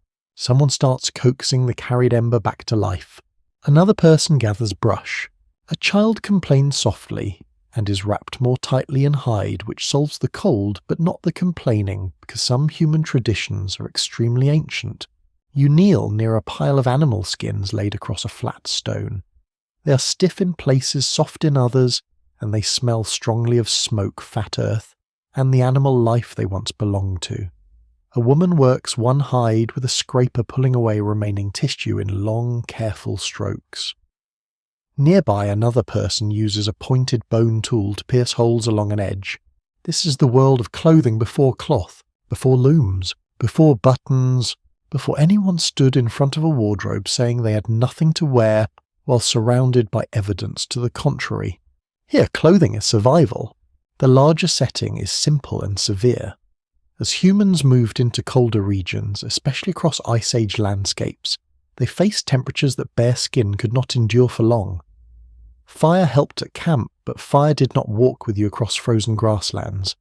Shelter helped at night, but the body still needed protection during travel, hunting, gathering, and sleep. So humans learned to wear the world. Hide, fur, sinew, bone, plant fibre, smoke, grease. Everything useful became part of a system for staying alive.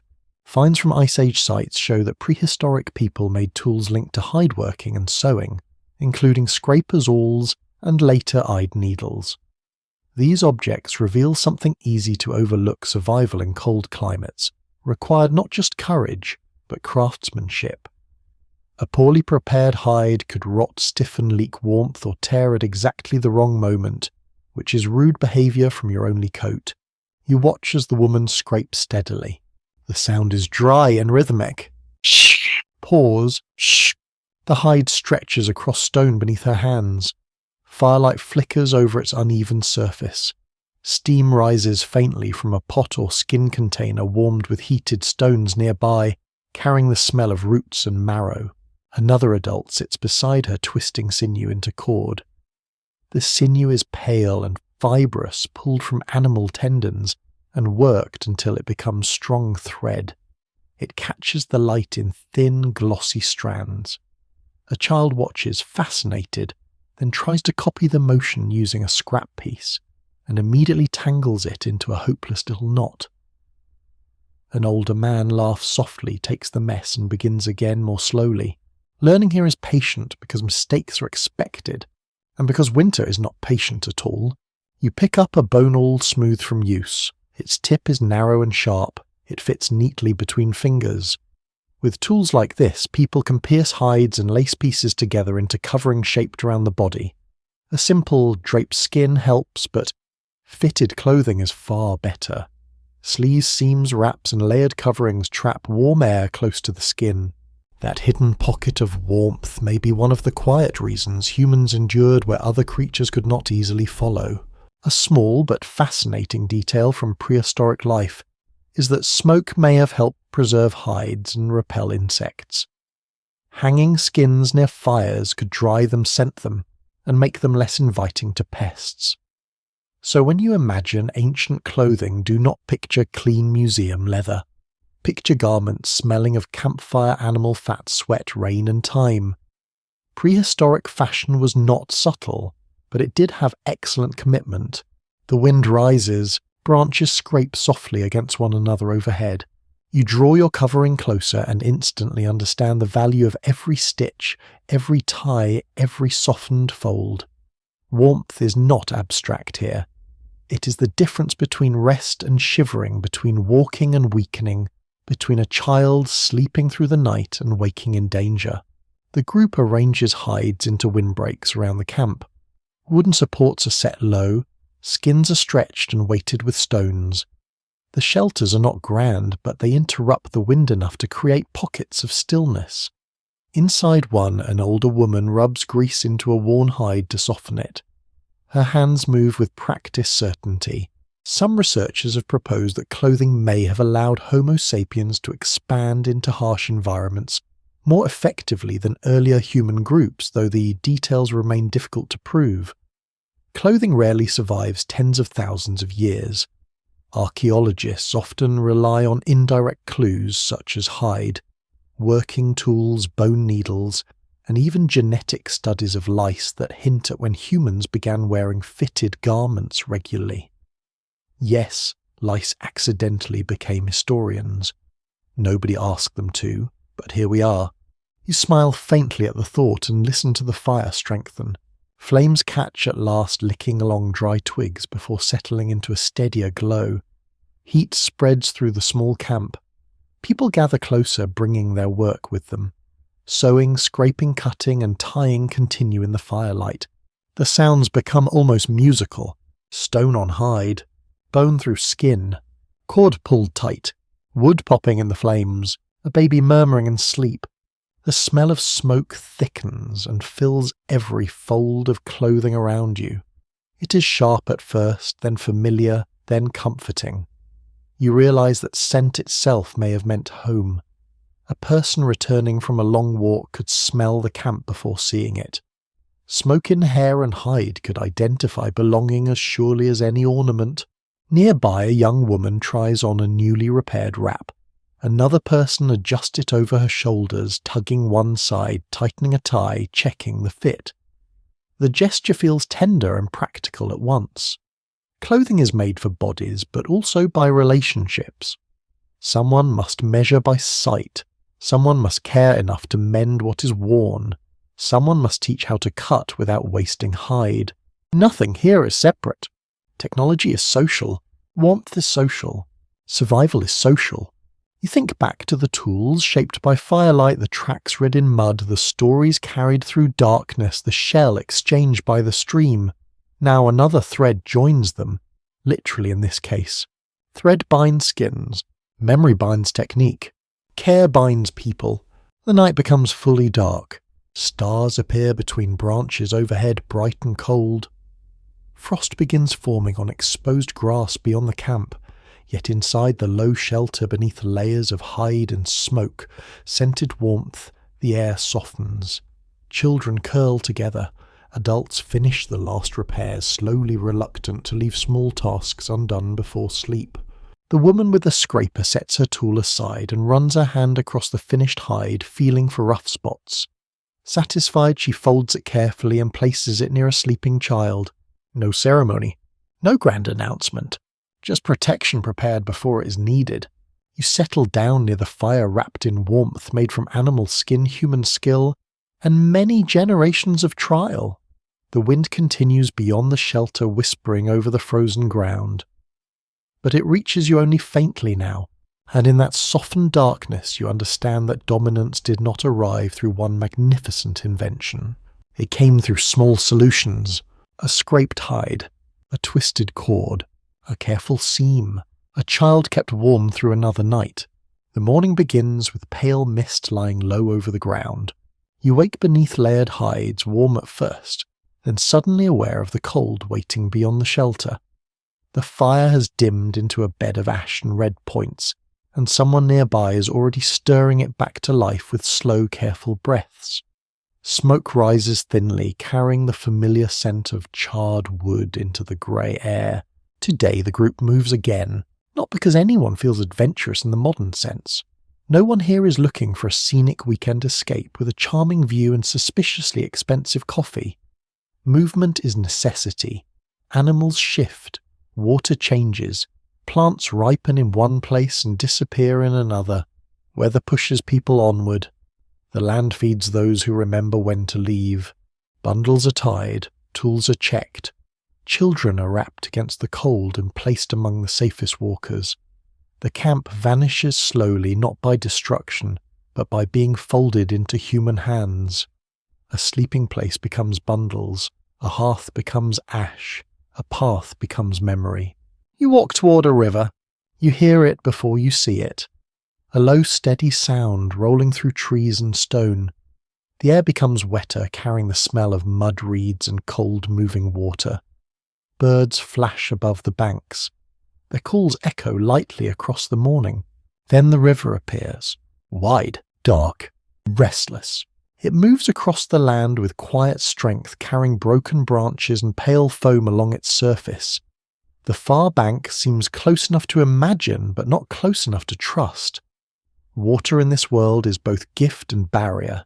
It gives fish, plants, animals clay and drink. It also blocks paths, hides currents, and takes the careless without apology. Early humans moving across ancient landscapes had to solve countless problems like this. Rivers, coastlines, marshes, deserts, mountains, and forests shaped migration routes. Fossils and tools show that Homo sapiens gradually expanded far beyond Africa into the Middle East, Asia, Australia, Europe, and eventually the wider world. These movements unfolded across many thousands of years, with pauses, reversals, local extinctions, and renewed journeys. Nothing about it was simple. You stand near the riverbank while the group studies the water. A hunter drops a branch near the edge and watches how quickly the current pulls it away. Another person walks upstream testing mud with a long stick. Children are held back from the bank, though one still tries to lean forward, because apparently curiosity has always had terrible risk assessment. The crossing will not happen here. Too fast, too deep, too uncertain. So the group follows the river instead. You walk along its edge for much of the day. Damp grass brushes your legs. Mud sucks lightly at your feet in places. The river changes constantly beside you, widening, narrowing, bending around stones, sliding beneath overhanging roots. At times it glitters in sunlight, at others it turns black beneath shade. The larger journey is slow but purposeful.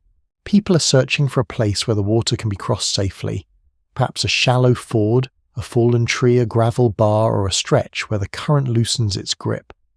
Such knowledge may come from memory from earlier crossings, from seasonal patterns, or from watching animals. If herds cross somewhere humans may follow, a surprising amount of prehistoric travel probably depended on careful timing. A river dangerous during floods may become passable in dry months. A coastline drowned by high tide may open at low tide. A desert route impossible in one season may offer water after rains. The world is not merely geography. It is geography plus time. By midday the sun burns away the mist. The air warms enough for insects to gather near reeds. Their buzzing surrounds you in soft layers.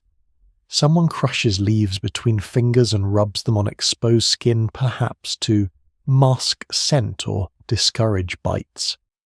The smell is green and bitter. You pause beside a cluster of smooth stones where the river widens into shallower channels. People fan out carefully. A few adults step into the water, testing depth with poles. The current pushes against their legs. Cold water darkens hides and wraps. One person slips slightly, catches balance, and receives a quiet chuckle from the bank, because even in prehistory nearly falling over was apparently community entertainment. But the place is usable. The crossing begins. Children go first carried or guided between adults. Bundles are lifted high. Spears and tools are passed hand to hand. The water rises around thighs, then waists. It is shockingly cold. When you step in, your breath catches. Stones shift underfoot.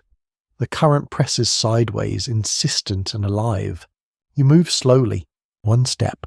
Pause. Another step. A hand grips your arm. You grip someone else.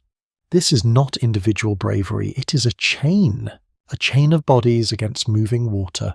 Genetic and archaeological evidence both hint that ancient human expansion involved repeated crossings of unfamiliar landscapes, including waterways and coastlines. Some of the most dramatic early movements, such as reaching Australia, would eventually require sea crossings or island hopping in deep prehistory. The exact routes remain uncertain, and different clues sometimes point in different directions, but the broad picture is clear enough. Humans became travellers of remarkable endurance. You reach the far side, wet, cold, and breathing hard. Everyone gathers on the bank, counting people, checking bundles, calming children. The fire ember container is inspected carefully. It survived. This small victory matters more than any speech. Fire carried across water is sunlight carried in a shell of ash. A little farther inland, the group rests beneath trees while clothing and hides steam faintly in weak afternoon sun. Someone wrings water from a fir edge. Someone else rubs cold feet with brisk hands. A child begins crying, then stops when given something to chew. You look back at the river. It continues as if nothing happened. That is the strange thing about human achievement in this era. The landscape does not applaud. The river does not care that it has been crossed. The mountain does not admire persistence. The desert does not respect courage. And yet humans keep moving. Not straightforward, not always successfully, but persistently. Later the trees thin and the land opens into unfamiliar country. The grasses are different here. The wind smells drier. Distant hills rise in shapes no one in the group knows as well as yesterday's valley. People slow down and look around carefully. Every new horizon is promise and danger together. Unknown plants may feed or poison. Unknown paths may lead to water or emptiness. Unknown groups may greet threatened trade or vanish before contact. A curious pattern in human migration is that expansion often followed ecological corridors rather than random wandering. Rivers, coastlines, grassland belts, and animal routes may have acted like ancient guideways across the planet. No road signs, no maps, just water food memory and the quiet logic of survival. Evening approaches. The group chooses a sheltered place among low rocks where wind is weaker. A fire is coaxed alive again. Wet hides are spread near warmth.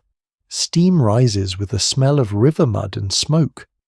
Everyone seems tired in the slow, heavy way that follows difficult travel. You sit near the flames, listening to the newly crossed river murmur far behind you.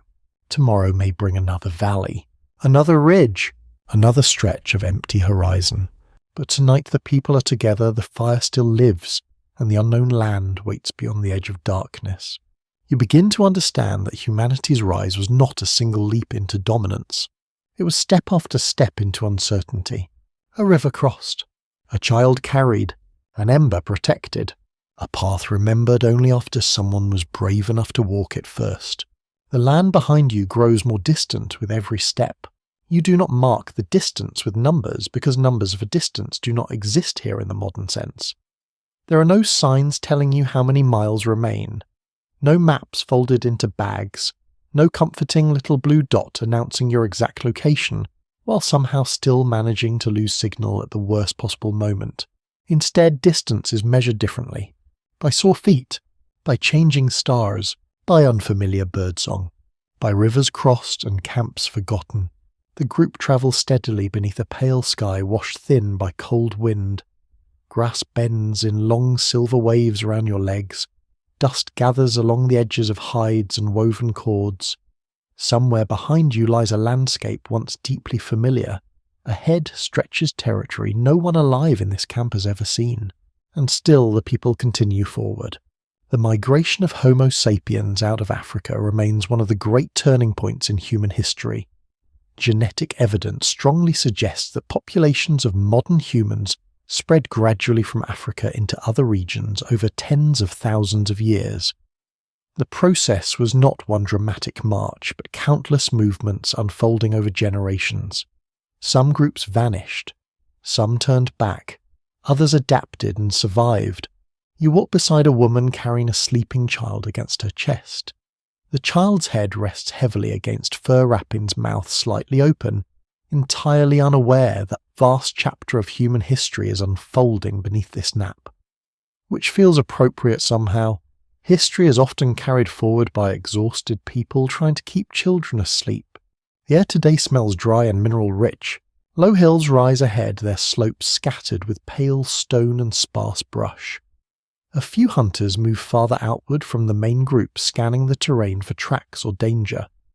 Others remain closer together near the center. The formation changes fluidly, depending on visibility, weather, and terrain. No one calls this strategy. It simply becomes habit. You notice how often people glance backward, not fearfully, reflectively. Leaving familiar territory behind carries emotional weight, even in a world without permanent cities or borders. Certain waterholes, shelters, and hunting grounds likely held generations of memory. Graves may have remained there. Stories too. Migration is not only movement toward something new, it is separation from something old. A layer of volcanic ash discovered in parts of Africa and the Middle East has helped researchers trace rough timelines connected to ancient human movement. Tiny particles preserved in soil and stone act almost like timestamps buried in the earth. Long after the travellers disappeared, the land itself remembered. The wind strengthens by midday. It whistles softly through cracks in stone while loose dust skims across the ground in faint drifting ribbons. You pull your covering tighter and lower your head slightly against the gusts. Nearby, someone adjusts a carrying frame made from wood and hide cords. Another person redistributes tools among the group to ease strain on an injured ankle. This constant cooperation matters. Travel alone in such landscapes would be brutal. Travel together allows specialization. One person remembers routes. One finds water. One carries embers. One soothes children. One notices weather changes. One spots danger before anyone else does. Human migration becomes possible because knowledge travels socially. You stop during the hottest part of the afternoon beside a narrow stretch of shade beneath overhanging stone. Everyone drinks carefully from stored water. Nobody wastes movement unnecessarily. Children nap. Adults inspect feet, bindings, tools, and injuries. You remove a foot wrapping briefly and immediately understand why ancient travellers valued proper covering so deeply. Your skin feels raw from grit and friction. Tiny cuts line the heel. A woman nearby rubs grease into cracked skin before rewrapping her foot carefully. Movement changes the body. Over generations, it may also change the mind. Some scientists suspect that long periods of migration selected for flexibility in behavior and social organization. Groups entering unfamiliar environments needed curiosity, adaptability, and cooperation more than rigid routines. A species willing to experiment with new foods, shelters, routes, and tools gained advantages when climates shifted unexpectedly. And climates did shift, constantly. The Ice Age world was unstable in ways difficult to imagine now. Glaciers expanded and retreated. Rainfall patterns changed. Grasslands spread, then shrank. Coastlines moved as sea levels rose or fell. Human beings were not travelling across a fixed planet, they were travelling through a changing one. You resume walking as shadows lengthen. Ahead, the land gradually opens into a wide basin where scattered trees follow the path of distant water. Flocks of birds rise suddenly from reeds in the fading light. Their wings flash silver before vanishing into dusk. One small but revealing clue about ancient migration comes from stone tools. Archaeologists have noticed similarities in tool-making traditions appearing across distant regions over time. Certain techniques spread outward, changing slightly along the way, almost like accents travelling through generations of conversation. You imagine a child watching an elder-shaped stone near a fire in Africa. Then another child, generations later, learning a similar motion far away in lands neither of them could possibly imagine. Movement carries memory farther than any individual life. The evening camp forms near low shrubs sheltered from the wind. Fires are started carefully. Smoke drifts low beneath darkening clouds. Someone cooks roots in heated earth, while others repair carrying straps worn thin by constant travel. The mood tonight feels quieter. Travel drains conversation from people sometimes, not unhappily, just deeply. You sit beside the fire and stare into the glowing wood while darkness gathers beyond the camp. Nearby, a young boy scratches lines into dirt absent-mindedly, while listening to adults discuss tomorrow's route. One elder gestures toward the stars beginning to appear overhead. Navigation here depends on memory, landscape, weather, and sky together. No satellites, no roads, only attention and trust. The mystery deepens when researchers try determining exactly what pushed humans outward so successfully, while other human groups remained more regionally limited. Population pressure may have mattered. Climate stress may have mattered. Curiosity may even have mattered. Different explanations overlap and blur together. But whatever the reason, humans kept going, across rivers, across deserts, along coastlines, through forests, into cold lands where breath froze in morning air, into tropical wetlands buzzing with insects, into mountain valleys where unfamiliar animals move beneath unfamiliar stars. The fire beside you crackles softly. Fat drips into the embers with small hissing sounds. Smoke clings to your clothing and hair. Someone hums quietly while repairing a carrying net. Another person points toward a distant ridge barely visible against the twilight. Tomorrow the group may cross it, or turn away from it. No one knows exactly what lies beyond, and perhaps that uncertainty itself became part of human nature. The willingness to keep walking despite incomplete knowledge. You lie back against bundled hides and look upward. The stars spread across the dark sky in enormous silence. Somewhere behind you lies Africa, though nobody here thinks of it by that name. Somewhere ahead lie continents still untouched by human footsteps. Between those two immensities stands this small, tired group, around a fire, carrying tools, children, stories, pigments, memories, and fragile embers through the night. Through, not conquerors, not heroes, travellers, and somehow, against impossible odds, travellers who will eventually reach almost everywhere. The morning after, the ridge feels strangely still. You climb with the group through rough ground where stones slide beneath careful feet and scrub plants cling stubbornly to thin soil. The air is colder at this height. Wind moves across exposed rock with a low, steady sound, and every breath carries the dry taste of dust lichen and distant snow. Below the valley you crossed yesterday lies pale and quiet. Ahead the land folds into darker hills. People move more cautiously now, not because of animals this time, because of other people. You sense the change before anyone explains it. The adults speak less. The hunters spread slightly wider. Children are kept closer to the centre. A woman checks the cord around her bundle. A man touches the shaft of his spear not threateningly, just remembering that it is there. The world is not empty of human presence. And not all humans here are Homo sapiens. Somewhere in these colder lands, another kind of human moves through valleys, hunts large animals, shapes stone tens, fire cares for their young, and knows the earth beneath the same sky. Neanderthals have lived across parts of Europe and Western Asia for hundreds of thousands of years. Their bodies are powerfully built for cold climates, with broad chests, strong limbs, and faces shaped by long adaptation to harsh environments. You walk into a shallow valley where the wind drops suddenly. The quiet feels thick. There are signs here. Ash beneath an overhang, broken bone, stone flakes scattered near a dark patch of old hearth. Your group stops. Nobody rushes forward. Nobody calls out. The evidence is studied from a distance first, the way one studies fresh predator tracks or clouds gathering over mountains. A fire is burned here, but not yours. You crouch near the scattered flakes. They're shaped carefully removed from a prepared stone core by skilled hands. The edges are sharp. The pattern is deliberate. These are not the careless leftovers of animals or weather. Someone else has worked here. Someone intelligent. Someone close. The old assumption that Neanderthals were crude brutes has weakened greatly over time. Their tools hunting practices use of fire care for injured individuals, and possible symbolic behaviours reveal far more complexity than earlier generations imagined. They were not failed monsters waiting to vanish from the story. They were human relatives with their own long history. You feel a shiver that is not entirely from the cold.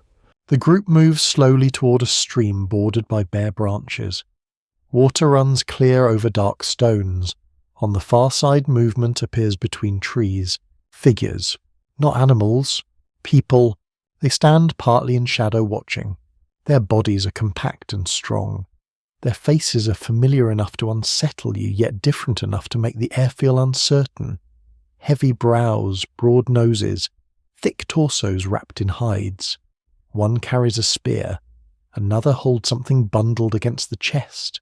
For several long breaths nobody moves. The stream murmurs between the two groups. Wind stirs branches overhead. Then an older adult from your group steps forward with empty hands visible.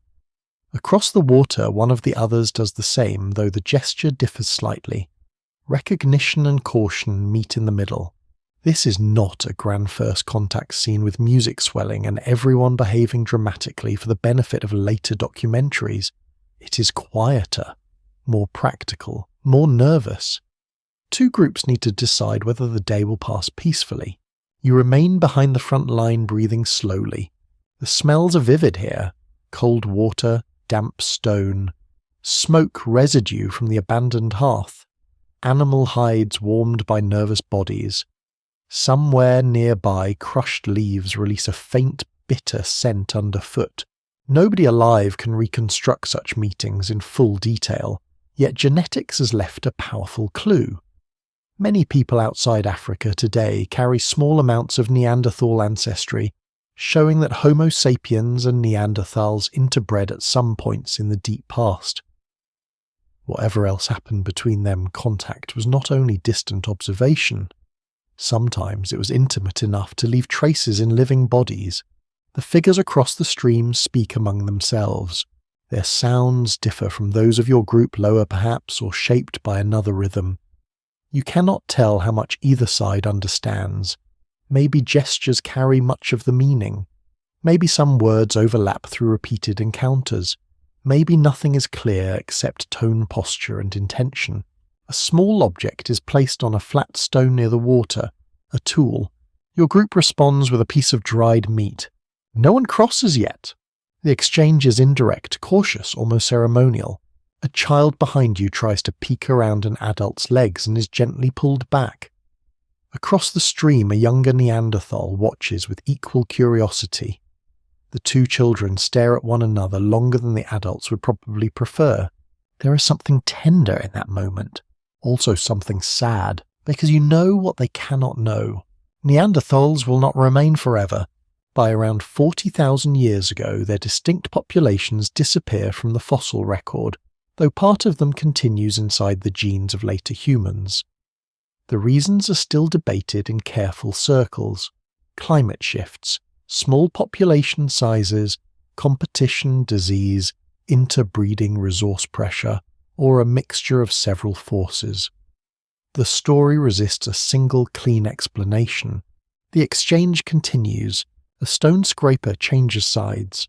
A bundle of sinew or dried plant fibre is offered in return. One of the Neanderthal adults steps closer to the stream, and now you can see scars across one hand. Strong fingers, weathered skin. A life of labour, cold hunger, warmth care, and memory. The distance between species suddenly seems smaller than the distance between strangers. You wonder how they see you. Too slender, too restless, too many gestures, too much talking. Maybe they think your group is strange and delicate, always moving, always chattering, always making social complications where silence would do nicely. And honestly, they may have had a point. The afternoon light shifts across the valley. No conflict comes, only watching trading, retreating, returning a little, testing the shape of trust. It is possible that some encounters were friendly, others tense, others violent, others intimate, others entirely forgettable. Deep time rarely offers one mood for every meeting. A raven calls from the ridge. Both groups glance upward at the same sound. For one brief second, everyone shares the same sky, the same instinct, the same attention. Then the moment passes. Your group begins to withdraw slowly, not turning backs too soon. Across the stream, the others do the same. No one celebrates. No one knows history has brushed against itself here. There is only relief that the meeting has ended without loss, and perhaps curiosity about what might come next.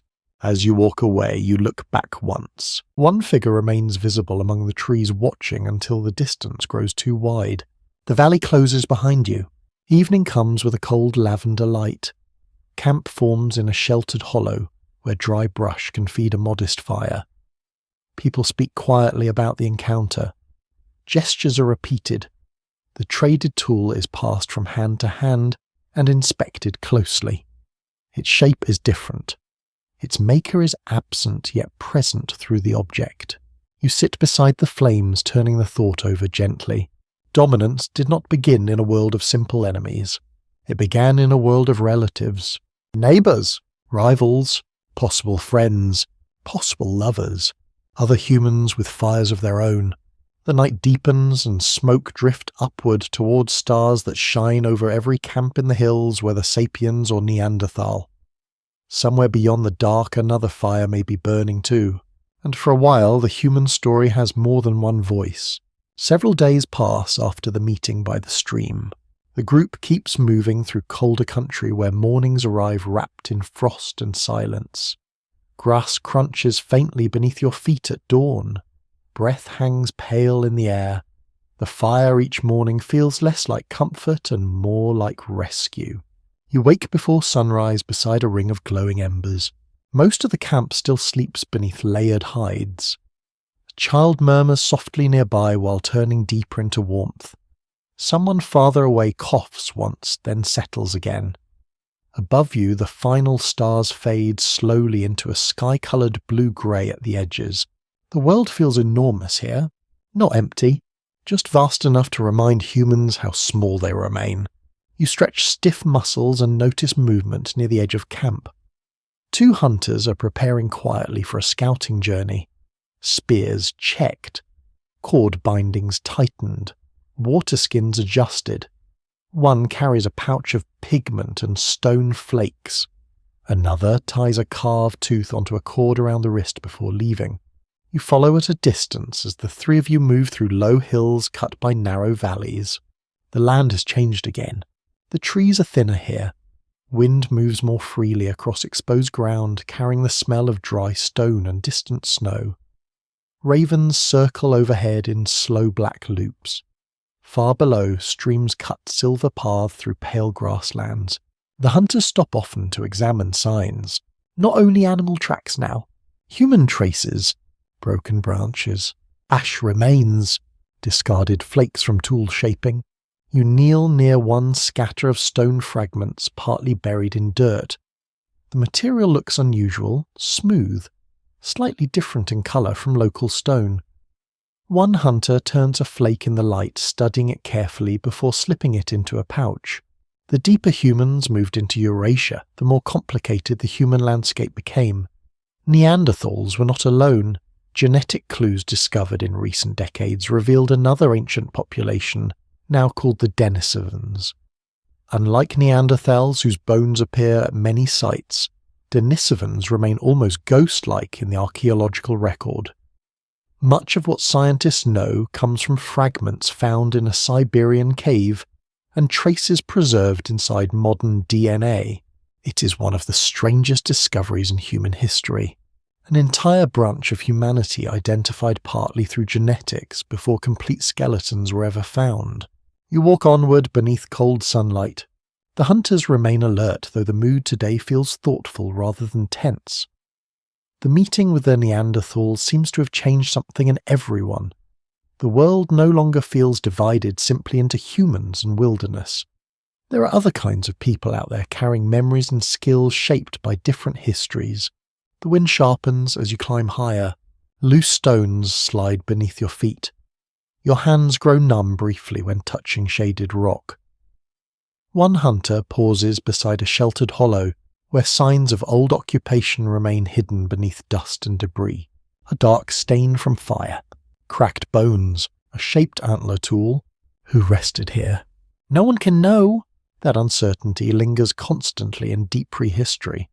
Most lives disappeared without leaving names, stories, or recognizable faces behind. Yet every once in a while traces survive long enough for the future to notice them. A tiny bone fragment, a tooth, a strand of genetic memory. One fascinating clue hidden inside modern populations is that some people in parts of Asia and Oceania carry Denisovan ancestry inherited from encounters tens of thousands of years ago. Certain genes linked to altitude adaptation in Tibetan populations may even trace back to Denisovan ancestors. Ancient meetings still echo inside living lungs and blood. You stop beside a narrow overlook. Far beyond the hills, mist fills distant valleys like pale water. The world seems endless from here. You imagine small groups of humans scattered across all that land, each carrying fires, tools, songs, fears, and traditions through landscapes no map yet exists to describe. The hunters speak quietly. One points toward tracks below. Not fresh enough to follow immediately, still they matter. The tracks belong to humans, though different from your own group's footwear patterns and movement style. Whoever passed through travelled lightly and quickly. The mystery surrounding Denisovans grows even stranger because so little physical evidence survives. Scientists debate how widespread they were, what they looked like, and how many different human populations may have existed across Ice Age Asia. The deeper researchers investigate ancient DNA, the more tangled the human family tree appears. It becomes difficult to draw clean lines. Perhaps that is fitting. Human history rarely behaves cleanly. The day warms slightly by afternoon, though cold air still lingers in shadows. You rest beside a cluster of dark rocks warmed by sunlight. One hunter uses a sharp flake to cut dried meat into smaller pieces. Another studies the horizon while chewing slowly. The silence here feels ancient. Not lonely, just old. A small but remarkable detail from Denisova Cave is that archaeologists discovered sophisticated artifacts there alongside fragmentary human remains. Bracelets, tools, ornaments, and shaped objects hint that these populations lived rich and capable lives despite how little survives of them physically. The fragments left behind feel almost teasingly incomplete, like pages torn from a very long story. You think again about the Neanderthal child watching from behind the stream bank days ago. Then you think about unseen Denisovan groups somewhere farther east or south, moving through forests, mountains, or caves now lost to time. For most of human history, the planet may have contained several kinds of humans at once. Different bodies, different traditions, different adaptations, yet close enough to recognize one another as something familiar. The hunters rise and continue walking. Clouds gather slowly overhead, dimming the afternoon light into silver. Wind carries the scent of approaching snow. One hunter points toward shelter among broken cliffs, where the group can wait out bad weather if necessary. Survival depends on reading change early. You descend into a narrow valley where scattered animal bones lie partly hidden beneath scrub. Some bear cut marks, others show tooth damage from scavengers. Humans and predators have passed through here repeatedly across seasons. Nothing belongs permanently to anyone. Not caves, not rivers, not hunting grounds, not even species. The realization feels oddly gentle rather than frightening. Everything moves. Everything changes. Even humanity itself. As evening approaches, you return toward camp beneath a sky thickening with cloud. Smoke becomes visible before the shelters themselves appear. Thin grey lines drifting upward through the cold air. The smell reaches you next. Wood smoke, cooked roots, warm hide. Home, at least for tonight. The hunters report quietly beside the fire while others listen. A shaped antler tool is passed around. Strange flakes are examined, roots discussed, possibilities considered. Children barely pay attention. They are busy poking at snow beginning to gather lightly along the edge of camp. The flakes melt against warm fingers almost immediately. You sit beside the fire watching them vanish, and you realize something quietly astonishing.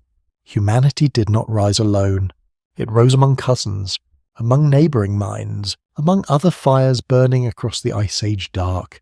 Some disappeared, some blended into future generations, some survive only as whispers inside genes and stone. Yet for a little while under the same cold stars, many kinds of humans walk the earth together. Snow falls lightly through the morning air. Not a storm, just thin drifting flakes turning slowly as they descend across the valley.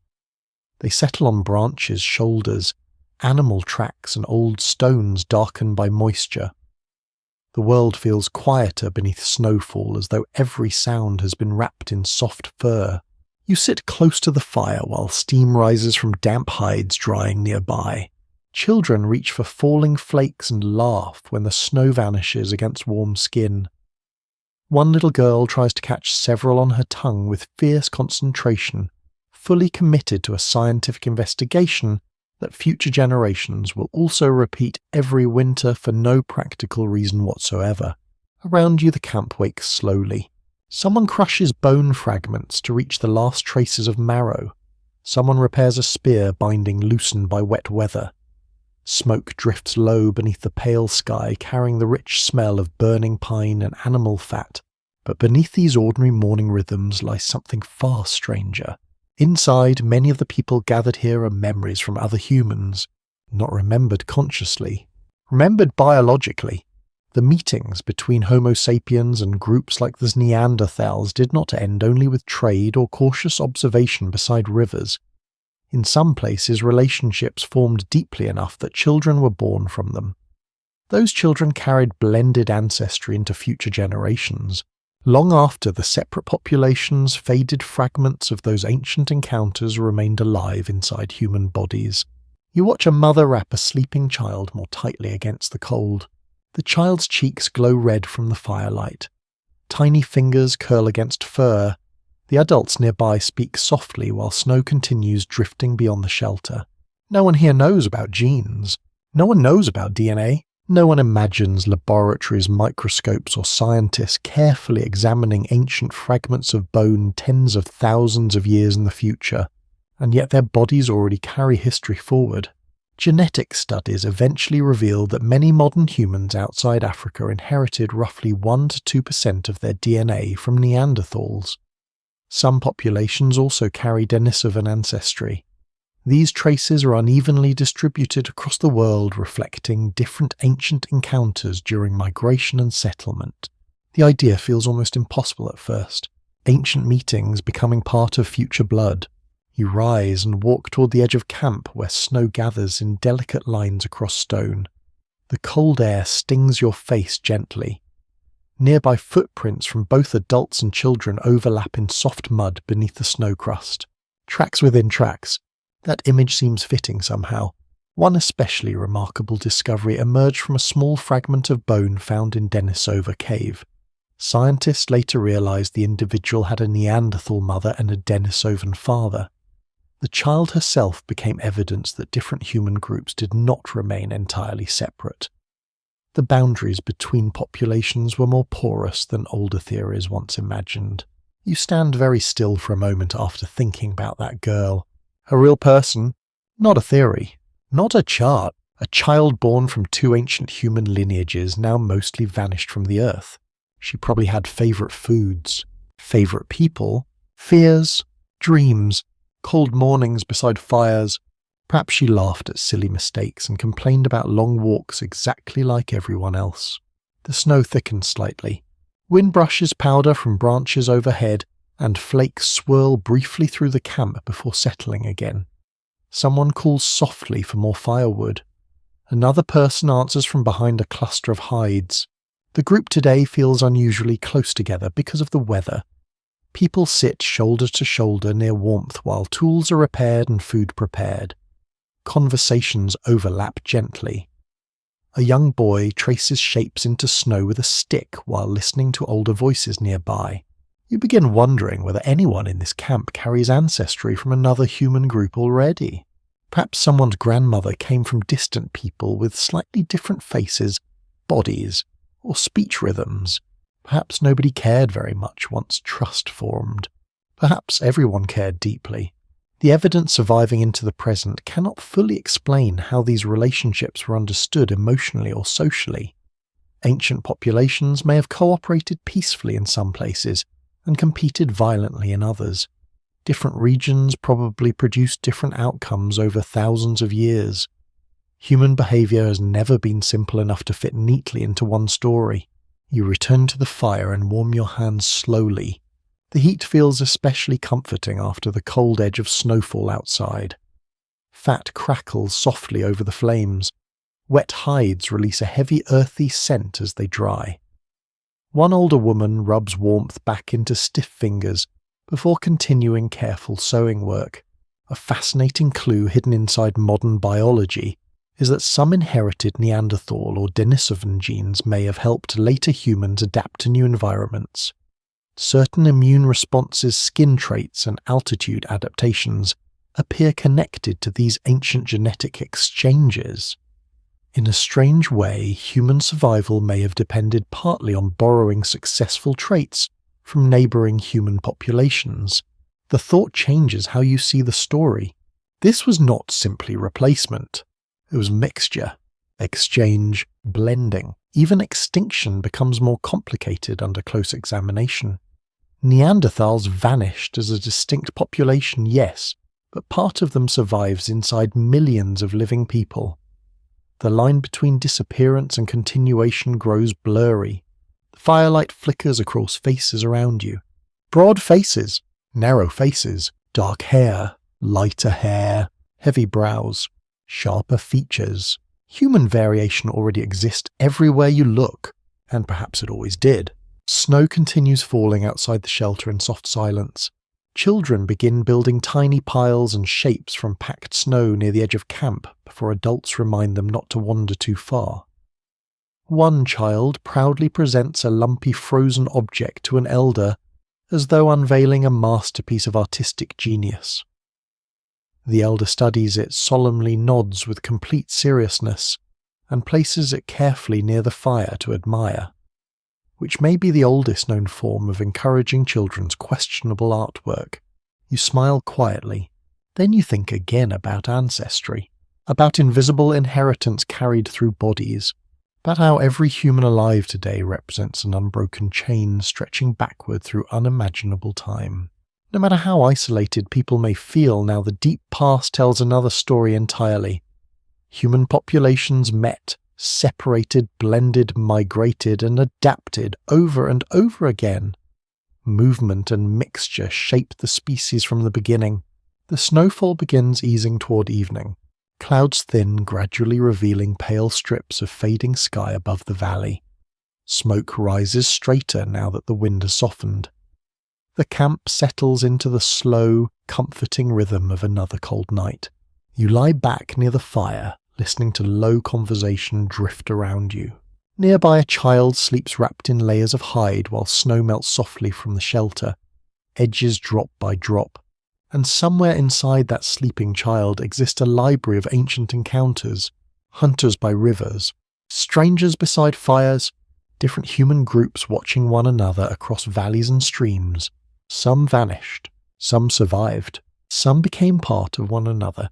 The boundaries blur farther the deeper you look, until finally the human story stops feeling like separate branches competing alone, and begins feeling more like many rivers meeting in darkness beneath falling snow.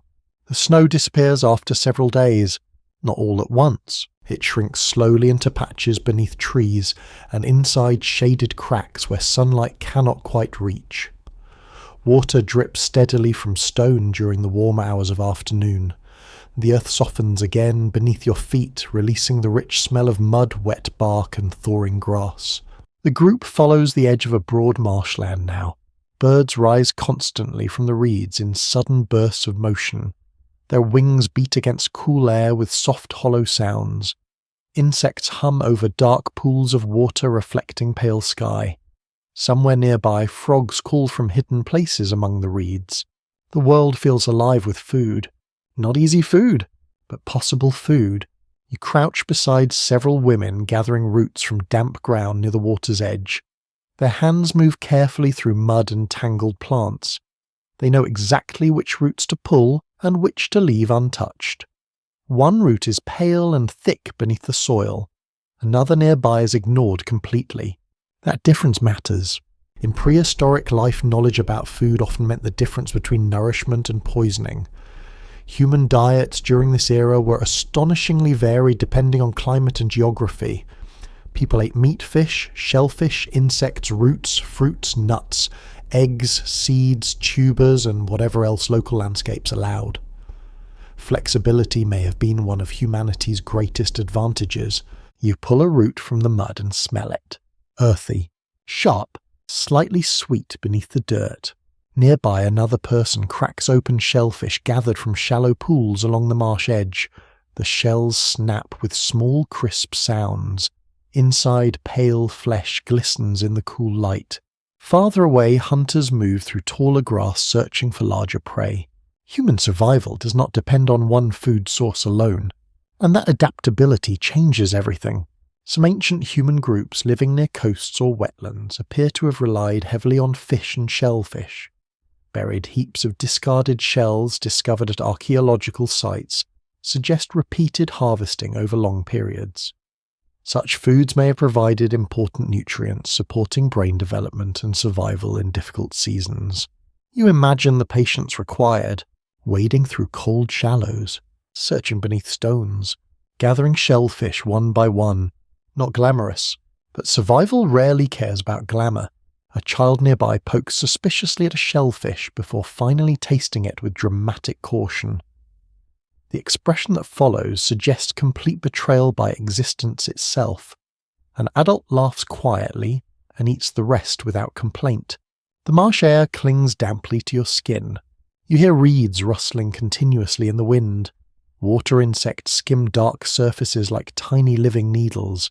The smell here is thick and layered. Mud, wet plants, fish, smoke drifting faintly from the distant camp. Nothing is wasted. Fish bones may become tools. Animal fat becomes fuel. Plant fibers become cord. Shells become ornaments. Humans survive partly because they constantly reinterpret objects instead of seeing only one use. You walk farther along the marsh edge beside a hunter carrying a woven net weighted with small stones. The net hangs heavily against the body, damp and smelling faintly of river water and algae. Another person carries sharpened wooden stakes used for trapping fish in shallow channels. These methods require planning rather than raw strength. The old image of prehistoric humans surviving entirely through dramatic mammoth hunts misses much of daily reality. Large hunts mattered certainly, but reliable calories often came from smaller, repeated sources gathered patiently over time. A group unable to adapt its diet during difficult seasons would face disaster quickly. You pause beside shallow footprints pressed into mud. Bird tracks, human tracks, animal tracks layered over one another. The marsh records movement like soft clay memory. A small but revealing clue about early human diets comes from microscopic wear patterns on ancient teeth. Tiny scratches and chemical traces preserved in enamel sometimes reveal surprising dietary diversity. Some populations relied heavily on meat. Others consumed large amounts of plant seeds or aquatic foods. Human beings became dietary opportunists on a remarkable scale, which perhaps explains modern humanity's ability to invent both fine cuisine and instant noodles using roughly the same brain. The afternoon grows warmer, sunlight reflects brightly from water until you narrow your eyes against the glare.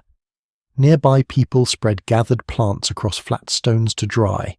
Others crack bones from an earlier hunt to extract grease and marrow. Children help in uneven ways. One genuinely assists, another mostly splashes in mud while creating additional labour for everyone nearby. Certain things clearly never change. You sit beneath low trees while food is prepared. Roots roast beneath hot ash. Fish cooks over coals. The smell spreads through camp, slowly rich and comforting after the damp cold of the marshes. Smoke curls through branches overhead while insects buzz lazily in the warm afternoon air. You notice how often people discuss food, where it was found, how much remains, which areas are worth revisiting, which places have grown scarce. Food is memory mapped onto landscape. Some clues suggest that humans who survived best in changing climates were often those willing to experiment with unfamiliar resources. A species dependent on only one hunting strategy or environment would struggle when conditions shifted suddenly. Human flexibility may have allowed small groups to persist where more specialized creatures failed. The thought lingers with you while watching the camp eat. No meal here is identical. No environment stays stable forever. And humans respond not through perfection, but through adjustment. A woman near the fire grinds seeds between stones. Rhythmic scraping mixes with crackling wood and distant bird calls. Fine dust gathers on her fingers. Nearby, an elder carefully removes small fish bones before handing food to a child. Care and survival remain tangled together constantly. The sun lowers slowly toward evening. Golden light spreads across the marsh water until the entire landscape seems to glow softly beneath drifting insects and reed shadows. Far away, animals move through grasslands at the edge of sight. You think again about dominance. It sounds so powerful when spoken aloud, as though humans marched confidently towards success with clear purpose and unstoppable force. But the reality feels quieter, a species surviving through flexibility, through shared knowledge, through willingness to eat whatever the land allowed, through thousands of ordinary practical decisions repeated across generations. The fire warms your hands while darkness begins gathering over the marsh. Someone passes you roasted roots wrapped in leaves. Smoke and sweetness rise together from the bundle. Nearby children grow sleepy after eating. Adults continue speaking softly about tomorrow's movements and gathering places. Beyond the firelight, frogs continue calling through the reeds. Steady, ancient, patient. And sitting there beside the warm glow, listening to water move through marsh grass beneath the evening sky, you begin to understand that humanity's greatest strength may not have been domination at all. It may have been adaptability, the quiet ability to survive almost anywhere. The marsh fades behind you as the group moves into gentler country. Trees gather more thickly here, their branches spreading across the path in a loose green roof. Morning light falls through leaves in shifting patches. The air smells of bark, damp moss, old smoke from the camp, and the faint sweetness of crushed plants beneath many feet. You walk more slowly today, not because the land is difficult, because one of the older women sets the pace. She moves with a carved walking stick, polished by long use. Her hair is streaked with grey, tied back with a strip of hide. Her face carries lines cut by weather-laughter hunger, and years of watching children become adults beneath changing skies. People make room for her without discussion. A young man carries one of her bundles. A child takes her hand when the path dips across loose stones. She does not seem helpless. Far from it. Her eyes miss very little. When the group pauses beside a patch of low plants, she points with her stick toward leaves almost hidden beneath larger growth. Several younger adults gather near her. She speaks quietly and touches one plant then another. One is useful, one is not. One can be eaten if prepared. One should be avoided unless someone wants the kind of stomach problem that ruins both your day and everyone else's patience. Knowledge lives in her. That may matter more than strength. In communities without writing, older people could become living libraries. They carried memories of seasonal change, dangerous foods, water sources, animal behavior, births, deaths, roots, conflicts, healing methods and stories from before many younger adults were born. Fossils and archaeological evidence suggest that by the later Stone Age, more individuals were surviving into older adulthood than in earlier human populations, though the reasons are still discussed carefully. Long life changes a group. An elder remembers the drought before your birth, the winter when herds failed to return, the valley where children became sick after drinking from standing water, the cave that floods after heavy rain, the plant that eases pain when chewed slowly. You watch the old woman kneel with effort beside the plants. Her fingers tremble slightly, but her touch is precise. A younger woman repeats the lesson while a child listens nearby, half interested and half distracted by a beetle climbing a twig. That child may remember only a fragment today, but fragments accumulate. A detail easily missed in discussions of human evolution is the possible importance of grandparents. Some anthropologists have suggested that older adults, especially grandmothers, may have helped human groups by providing childcare food, gathering teaching and social stability.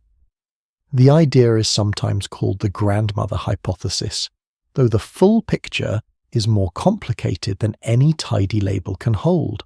You continue walking as the sun rises higher. The older woman now tells a story while moving. Her voice is low, but others lean close enough to hear. She gestures toward a distant hill visible through the trees. People laugh at one point, then fall quiet at another. Perhaps the story explains a place. Perhaps it warns against arrogance. Perhaps it preserves the memory of someone long gone. In this world, memory is not stored on shelves. It walks. It eats. It sleeps near the fire. It complains when the ground is too cold, which is only fair. By midday, the group reaches a sheltered clearing where sunlight warms the grass. Children spread out under watchful eyes. Some chase one another between tree trunks. Others gather sticks for the evening fire. The older woman sits on a flat stone near the centre, rubbing one knee with a slow circular motion. Soon children drift toward her, not all at once, casually, as if they are not deeply interested, which fools absolutely no one. She begins showing them how to twist plant fibre into cord. Her hands move slowly enough for them to follow. A boy tries and produces something that looks less like cord and more like an accident. She studies it, clicks her tongue softly and shows him again. There is tenderness here, but also expectation. Children are loved. Children are taught. Children are useful as soon as they can safely become useful, though their definition of safely may not always match the adult's definition. Tiny hands collect kindling. Small eyes notice berries. Young ears remember songs. Human childhood is unusually long compared with many animals, and that long childhood gives time for learning. But it also requires support. Mothers alone cannot easily provide every calorie lesson and protection a dependent child needs for years. Care from fathers, grandparents, older siblings, and unrelated group members may have helped make human life possible. The clearing fills with afternoon sounds, cord twisting, stone scraping, children murmuring, birds calling from branches, a baby fussing until an older child makes silly clicking sounds that somehow work better than adult dignity. The old woman watches them all with a gaze that feels both tired and amused. You sit near her and notice a pouch hanging from her belt. Inside are small objects, a polished stone, a bit of pigment, a tooth with a hole through it, dried leaves tied into a little bundle. She opens it briefly and removes a plant fragment, crushing it between her fingers before smelling it. The scent is sharp and resinous. She hands it to a younger adult who nods with recognition. This small exchange holds an entire lesson. What to gather, when to gather it, how to use it, who needs it. The surviving record becomes thin when trying to trace caregiving and teaching in deep prehistory. Bones can show healed injuries, tooth wear, age, and sometimes signs of disease. Tools can show skill. Campsites can show repeated activity. But affection, patience, and daily instruction leave only faint shadows. Still, when you watch the group, it becomes difficult to imagine survival without them. An injured hunter who heals must have been fed. A child who learns plants must have been taught. An elder who cannot run fast must still hold value. This is not sentiment. It is strategy shaped as kindness. Evening approaches with a golden softness. The group builds a fire in the clearing. Smoke rises straight at first, then drifts sideways as cool air descends through the trees. The old woman sits nearest the warmth, wrapped in a thick hide that smells of smoke and animal fat. Children gather around her again as darkness slowly fills the spaces between trunks. Tonight she speaks of a time when the river changed course. Her hands draw shapes in the air. Younger adults listen carefully because this is not merely a tale. It may explain where water goes after heavy rain. It may preserve the memory of a route now hidden by brush. It may one day save someone who is not yet born. The firelight moves across her lined face. You realize that dominance did not belong only to the young, the fast, the bold, or the strong. It also belonged to those who remembered, those who taught, those who watched children while others hunted, those who knew when berries ripened, when storms came, when old paths failed, and when a story needed to be repeated one more time so it would not vanish. The night grows quiet. A child falls asleep against the old woman's side. She rests one hand lightly on the child's hair while continuing to speak into the firelight. And in that soft voice carrying memory through smoke and darkness, the human future keeps itself alive. The forest grows denser as the days pass. Branches weave together overhead until the sky appears only in fragments between leaves and dark pine needles. The air feels cooler beneath the trees, rich with the smell of wet bark mushrooms, old moss and earth that rarely sees direct sunlight. Every step sinks softly into layers of fallen needles and damp leaves. You walk quietly with the group through the dim green light. The forest changes sound. Open grasslands carried wind for miles. Marshes hummed with insects and birds. But here noises feel close and muffled. A snapped twig echoes sharply. A raven's call bounces between trunks. Somewhere far away, wood cracks suddenly with a sound like a heavy bone splitting. Everyone stops. The silence afterward feels immediate and alert. One hunter kneels beside a patch of disturbed ground near a fallen log. Your eyes follow his hand. Tracks, large ones, not hoofed, pawed. The impressions sink deeply into wet soil. Claw marks press clearly at the front. Nearby bark has been torn from a tree in long, rough strips. The smell reaches you moments later. Animal, heavy, musky, very close. The group shifts instinctively inward. Children are guided toward the center without panic. Spears tilt slightly upward. No one speaks loudly now. You begin to understand something important about human success. Humans were never the strongest creatures in these environments. Not even close. In Ice Age, forests and plains, predators could outweigh humans several times over. Cave bears, lions, wolves, saber-toothed cats in earlier periods, and enormous scavengers all competed within the same ecosystems. Human beings survived among them, not because they dominated physically, but because they adapted socially and mentally faster than many larger rivals. You move carefully past the damaged tree. The claw marks sit higher than your shoulder. That realization settles unpleasantly into your stomach. A child notices them too and stares wide-eyed until an older adult gently nudges attention back toward the path. Fear spreads easily through groups. Calm spreads too. The forest floor grows darker ahead. Sunlight filters through moving branches in pale, shifting patterns. You smell water nearby long before seeing it.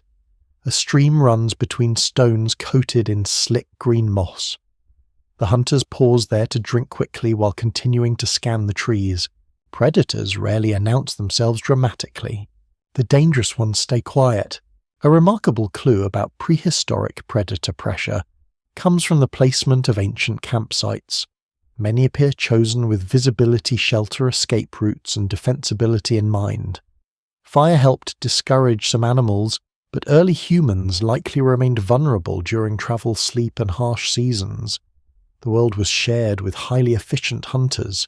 You notice how carefully the group reads the forest. Broken branches, fresh scat, bird alarm calls, silence where sound should exist. A squirrel suddenly darts across the path, causing one young hunter to jump hard enough that another adult quietly laughs under their breath. Tension releases briefly. Then attention sharpens again. Living among predators changes behavior. It encourages cooperation, watchfulness, communication. No single human senses danger as effectively as many humans sensing together. The stream bends through thicker undergrowth where visibility narrows. One hunter pauses and raises a hand. Everyone freezes instantly. You hear it now. Breathing. Slow. Heavy. Not far away. The sound comes from beyond a cluster of dark brush and fallen branches. No one moves toward it. No one runs either. Running carelessly through dense forest may trigger pursuits separate the group or lead directly into worse danger. The air feels suddenly colder against your skin. A few heartbeats later, the shape appears. A bear. Massive. Dark fur wet from the stream. Its shoulders roll slowly as it moves between trees, sniffing the air. The animal does not charge. It barely acknowledges the humans at first. Yet its sheer size changes the atmosphere completely. You realize how fragile human bodies truly are. One strike from those paws could crush bone. And yet humans survived creatures like this for thousands upon thousands of years. Not alone, together. The group begins backing away gradually while maintaining formation. Children stay hidden behind adults. Spears remain visible but lowered. Voices stay calm and low. The bear lifts its head, once watching with dark, unreadable eyes. Then it returns attention to the stream. The relief moving through the group feels almost physical. You continue retreating slowly until distance and trees soften the danger behind you. Only then does conversation resume in quiet bursts. One older hunter mimics the younger man's earlier startled jump beside the squirrel. Several people laugh softly despite themselves. Fear transforms into humor once survival seems certain again. Perhaps that matters more than it first appears. Humans recover emotionally through shared reaction, through storytelling, through laughter after danger passes. Some remains discovered in prehistoric caves reveal signs of animal competition for shelter. Bears and humans may have used the same caves during different periods, or even contested them directly. Deep scratches on walls, overlapping occupation layers and scattered bones hint at long, complicated relationships between predators and people. The forest begins thinning slightly by afternoon. Sunlight warms the ground again in scattered patches. Birds return gradually. The tension eases from shoulders and faces. Children drift outward from the center once more, though adults still keep them close. You sit briefly beside a fallen tree covered in moss thick as fur.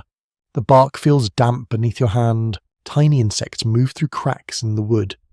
Fungi spread pale fans along one side. Everything here is alive, feeding on something else, growing from something older. The bear encounter lingers in your thoughts. Modern people often imagine humanity rising through strength and conquest. But the deeper you look into prehistory, the stranger the picture becomes.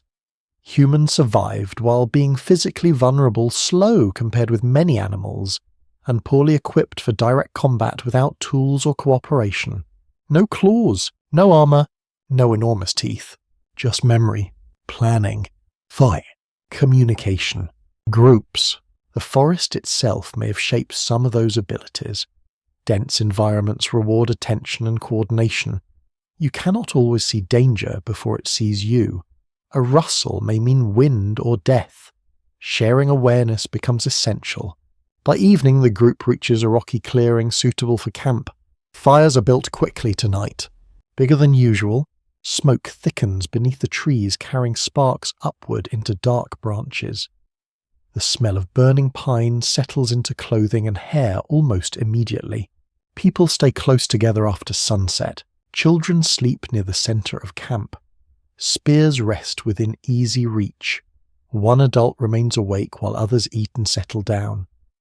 The fire crackles loudly in the darkness, while unseen forest sounds continue beyond the light. A branch snaps somewhere far away.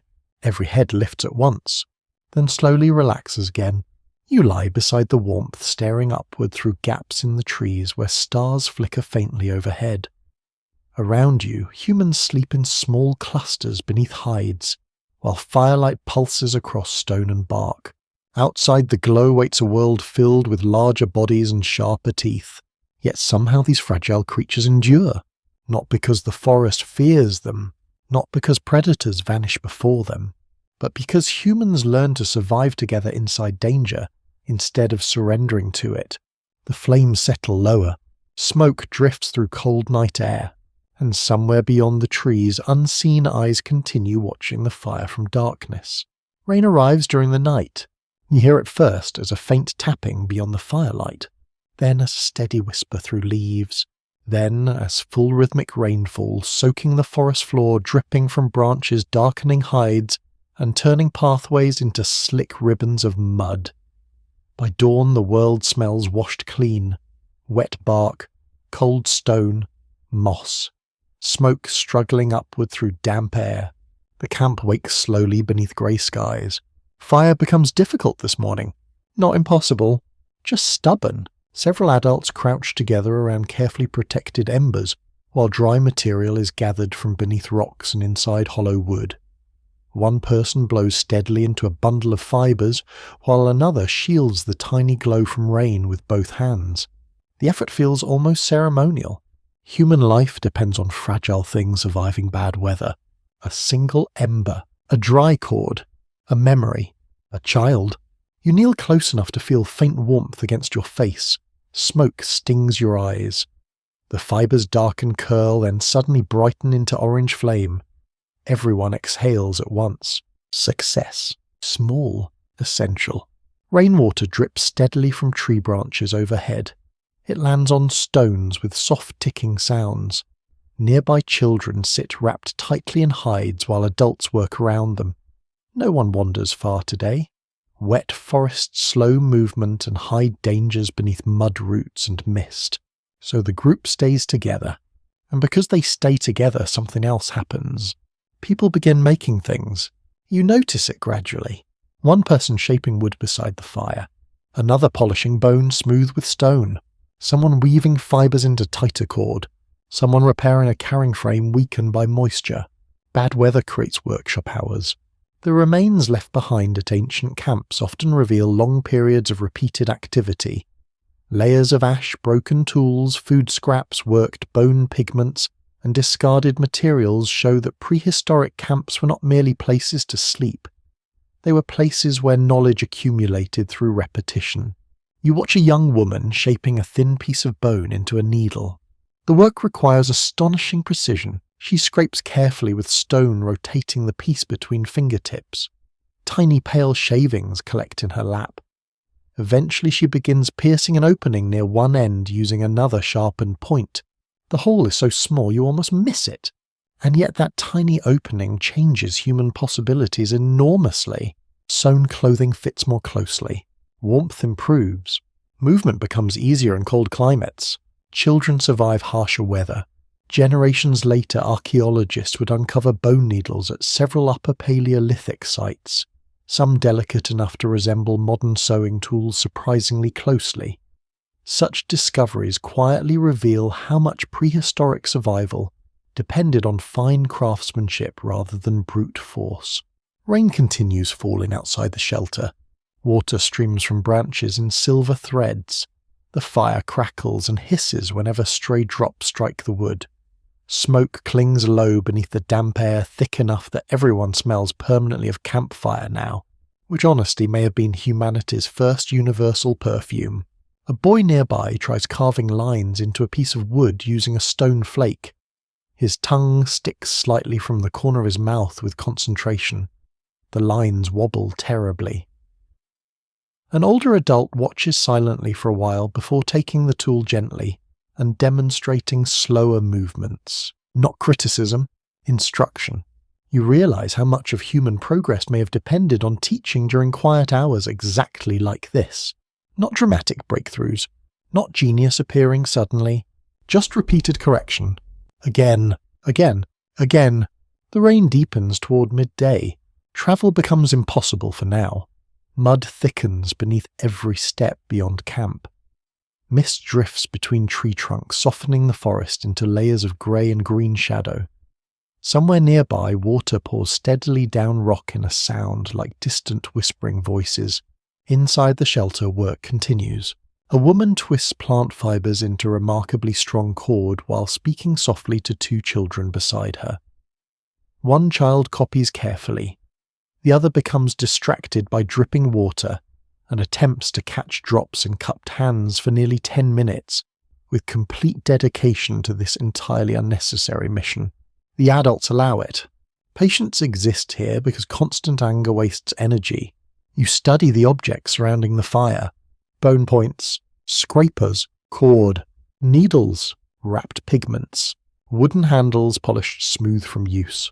Each item carries hidden time inside it. Hours of shaping, testing, repairing, teaching. The deeper archaeologists examine ancient tools, the clearer one pattern becomes. Human technology did not advance in a perfectly straight line. Some techniques appeared, disappeared, improved, spread, or changed, depending on climate and social networks. Knowledge could be lost if too few people survived to pass it onward. That fragility feels important. Nothing about human success was guaranteed. A severe winter, disease, flooding, conflict, one failed migration. Entire traditions might vanish forever. Outside, thunder murmurs faintly somewhere beyond the hills. Several children instinctively move closer to adults. One older man smiles slightly and taps a rhythm against wood while listening to the distant sound. Others join quietly, almost absent-mindedly. The shelter fills with soft percussion. Hands on knees, wood on stone, rhythms answering rainfall. Music may be far older than written history by unimaginable spans of time. Bone flutes discovered in parts of Europe suggest humans were making instruments tens of thousands of years ago. Even without preserved songs, rhythm itself likely shaped storytelling, ritual, labor memory, and emotional connection. You feel it now. The tapping settles everyone. Rain, hands. Fire, breathing, all moving together. The young woman finally finishes the bone needle and holds it toward the firelight. It gleams pale and smooth between her fingers. Several people glance toward it briefly before returning to their work. No applause, no announcement, yet something important has entered the world again. One more useful object added to human memory. The rain begins easing by late afternoon. Mist still hangs among the trees, but brighter light filters through clouds now. Water drips steadily from branches and shelter edges. Outside the camp, the forest smells intensely alive after soaking rain. You step beyond the shelter for the first time in hours. Mud presses cool beneath your feet. Birdsong slowly returns. Somewhere nearby, frogs begin calling again from hidden pools. Behind you, smoke rises from the fire in twisting grey lines through damp air. Inside the shelter, people continue sewing, carving, scraping, and talking softly. And suddenly you understand something easy to miss when thinking about human dominance. Human beings are toolmakers, yes, but more importantly, humans are improvement keepers. A sharper needle survives because someone teaches another person how to make it. A better knot survives because children watch patient hands repeat it. Knowledge survives because rainy days force people close enough to share it. The forest darkens gently toward evening. Water still falls in slow drops from the branches overhead. The camp glows warm against the wet grey world around it. You stand listening to quiet work continuing beside the fire.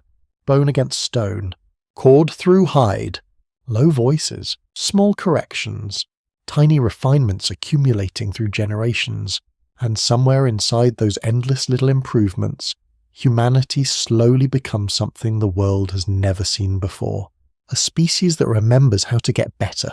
The rain leaves the world shining. Morning sunlight spills through wet branches and turns every leaf into a small mirror. Drops of water cling to moss fur hair and the edges of woven cord. The forest smells fresh now, clean earth, damp bark, pine resin warming slowly beneath the returning sun. You walk with the group along a narrow trail beside rising hills. The ground remains soft from yesterday's rain, and your feet sink slightly into mud with each step. Birds move restlessly through the canopy overhead. Somewhere deeper in the forest, woodpeckers strike trees in hollow rhythmic bursts. The world feels awake again, and hungry. By midday, the hunters begin preparing for something larger than the quiet gathering and fishing of recent days. You sense it in the mood first. More people moving together, more checking of spear points, more scanning of tracks pressed into damp ground. Then you see the prints. Large, fresh, many. A herd passed here not long ago. The impressions stretch across the muddy earth in overlapping layers, leading toward a valley where the trees begin thinning into open grassland. Broken branches hang low where bodies force through brush. The smell lingers faintly in the air. Warm, animal, heavy. You follow carefully as the group spreads out. Nobody speaks loudly now. Communication happens through glances, hand movements, tiny whistles, and practiced silence. A child old enough to walk but too young for danger remains behind with several adults near the temporary camp. The hunters moving forward carry not only weapons but years of shared experience. Large game hunting demanded coordination far beyond the abilities of most predators. Humans lack the speed of wolves, the claws of big cats, and the sheer strength of bears. But groups working together could exhaust, surround, redirect, or ambush animals many times larger than themselves. The valley opens before you. Grass ripples beneath steady wind. Sunlight moves in waves across the land as clouds drift overhead. Far ahead, dark shapes graze slowly among scattered shrubs. The herd! Massive animals with thick shoulders and broad backs. Their breath steams faintly in the cool air. Calves remain near older adults. Tails flick lazily against insects. For a moment the humans simply watch. There is respect in the silence. These animals are food, yes, but also danger. One wrong movement could shatter bones instantly. The hunters separate gradually into positions along the edges of the valley. Two circle wide through taller grass. Another group moves toward a line of stone outcrops. Every movement appears slow enough to seem accidental. The hunt begins long before the first spear flies. You crouch low behind brush beside an older hunter whose face remains calm and unreadable. He studies the herd constantly. Not just where the animals stand, but how they shift. Which one limps slightly, which stays alert, which drifts too far from the others. A fascinating pattern emerges from prehistoric hunting sites across Eurasia and Africa. Certain locations contain huge concentrations of animal bones, suggesting humans sometimes organized remarkably effective hunts using terrain planning and cooperation. Cliffs, marshes, ravines, snowfields, and narrow valleys may all have served as natural traps when combined with human strategy. Wind brushes cold against your neck. Grass sways softly around your knees. Then suddenly the herd reacts. Not panic. Awareness. Heads lift. Bodies tense. One of the hidden hunters has moved deliberately into view at the far edge of the valley. Another appears elsewhere. The herd shifts direction instinctively away from them, straight toward the narrowing ground between stone ridges. The humans move now, not wildly, controlled. Voices rise sharply for the first time, arms wave, stones clatter against rock. The herd bunches tighter, confused by movement appearing from several directions at once. You feel the earth begin trembling beneath pounding hooves. Dust rises. The sound grows enormous. The animals surge forward through the narrowing valley, while hunters guide from the sides, careful never to stand directly before the charge. Spears remain ready. Timing matters more than bravery here. A young animal slips slightly on wet ground. Another collides into it. The herd compresses. Chaos spreads. Then the first spear flies. You barely see it leave the hunter's hand, a dark streak against bright grass. It strikes deep into the flank of one animal, Others follow quickly after. The valley fills with noise, breathing, hooves, shouting, stone striking bone, dust and grass whipping through the air. The hunted animal crashes sideways against rock, struggling violently. Several hunters close carefully, not recklessly. One distraction could become fatal. Another spear strikes, then another. The rest of the herd finally breaks free, thundering away across open land until only fading vibrations remain beneath your feet. Silence returns slowly. The fallen animal breathes heavily. Steam rises from its body in the cool air. Blood darkens the grass. The hunters stand around it, breathing hard themselves, faces streaked with sweat, dirt, and concentration. No one celebrates loudly. The mood feels solemn more than triumphant. A creature has died so others may live. That truth remains heavy even here. The bones found at prehistoric kill sites often show astonishing efficiency in butchering. Cuts appear exactly where muscle separates cleanly. Marrow bones are cracked open systematically. Fat, hide tendons, organs, and meat are all used carefully. Survival leaves little room for waste. Work begins almost immediately. Stone blades flash in sunlight. Steam rises into the cold air as the carcass is opened. The smell becomes thick and metallic. Ravens gather in nearby trees, already watching with patient intelligence. Children would not see all of this closely. Some adults keep them back from the heavier work. Still, nothing here is hidden completely. Life and death remain visible parts of survival, rather than distant abstractions wrapped in plastic and sold beneath supermarket lights. You help carry strips of meat toward the temporary camp as afternoon fades. The weight strains your shoulders. Blood darkens your hands. Yet the mood among the group changes gradually into relief.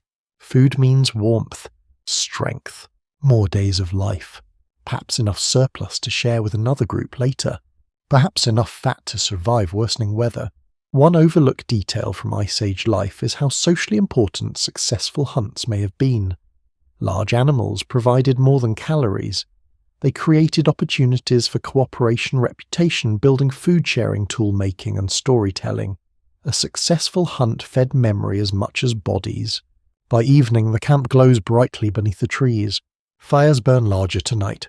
Smoke carries the rich smell of roasting meat into the dark forest. Fat crackles over flame. Children eat sleepily beside exhausted adults. The successful hunters receive quiet attention, though boasting remains limited. Everyone contributed somehow. Trackers, toolmakers, firekeepers, those who stayed behind with children, those who helped carry meat, those who remembered where the valley narrowed. Human survival is collective achievement disguised as individual action. You sit near the fire, listening to knives scrape hide and distant wolves calling somewhere beyond the trees. They smell the blood too. The flames flicker warmly against tired faces while sparks drift upward into darkness. And you realize that humans did not become powerful because they hunted. Many creatures hunt. Humans became powerful because they turned hunting into cooperation, memory, planning, teaching, and shared reward all at once. The fire burns steadily beside you. Beyond its glow, the forest waits patiently in darkness. But tonight the camp is full, and for one more evening humanity endures. The meat from the hunt lasts several days. You smell it before sunrise each morning. Smoke-soaked strips hanging beside the fire, fat warming slowly over coals, rich heavy scents drifting through cold air while the camp begins waking beneath pale skies. Ravens gather in nearby branches, now watching constantly with black intelligent eyes. Wolves remain somewhere beyond sight too. You hear them sometimes at night, distant and patient. Food changes the mood of the group. Not into celebration exactly, into breathing room. People sit longer beside the fire after meals. Children play more boldly when their stomachs are full. Conversations stretch deeper into the evening instead of fading quickly into exhausted silence. Fullness creates time, and time changes people. You notice it most clearly tonight. The camp rests beneath an overhang of stone near the edge of open grassland. The fire burns steadily against cool evening wind. Sparks drift upward toward a sky crowded with stars. Nearby, several adults work on objects that are not immediately necessary for survival. Not spear points, not scraping tools, something else. One person carves lines into bone, another smooths a small piece of ivory or antler until it gleams pale in the firelight. A woman threads beads onto a cord with careful fingers while speaking softly to the child beside her. The atmosphere feels different from practical labour, more thoughtful, more inward. You move closer. The carved object in the man's hand appears shaped almost like an animal. Not perfectly realistic. More suggestive than exact. The curve of a back, a head lowered slightly, tiny marks scratched along one side. You wonder why he makes it. The question itself matters, because at some point humans began spending precious time and energy on objects that were symbolic, decorative, emotional, or spiritual rather than strictly useful. In archaeological sites from the Upper Paleolithic, small figurines, beads, carvings, pendants, and decorated tools appear with increasing frequency. These objects hint at minds deeply engaged with meaning and identity. The fire crackles softly. Children sleep nearby beneath layered hides while adults continue working in silence, broken only by occasional murmurs. Bone dust gathers in pale little drifts beside the carver's knees. The smell of worked antler mixes with smoke and roasted fat. You notice marks painted onto one woman's arm with red ochre. Simple lines, nothing elaborate, yet clearly intentional. Earlier in the human story, survival alone filled nearly every waking hour. But as tools improved, cooperation strengthened, and knowledge accumulated, small pockets of extra time may have appeared more often. Enough time for decoration, for ritual, for shaping beauty from ordinary material. Not luxury exactly, expression. A shell bead discovered in one cave may have travelled farther than many humans ever walked in their lifetimes. Tiny drilled ornaments made from teeth-bone ivory and shells appear across distant regions, suggesting that decoration mattered deeply enough for people to carry it through harsh climates and constant movement. You think about that while watching the beads slide slowly through careful fingers. A child nearby reaches toward them curiously. The woman smiles faintly and lets the child touch one before continuing her work. The bead itself weighs almost nothing. Its meaning may weigh much more. Outside the camp, wind moves steadily through dry grass. The sound rises and falls like distant surf. Somewhere far away, an animal calls once into the dark. Near the fire, another adult begins painting marks onto a flat piece of stone using pigment mixed with fat. The shapes are abstract. Dots, lines, repeated patterns. You do not know what they mean. Perhaps no single explanation exists. Maybe they count something. Maybe they belong to memory or ritual. Maybe they identify groups or people. Maybe they simply please the eye. Human beings rarely create symbols for only one reason. You hold a finished bead in your palm.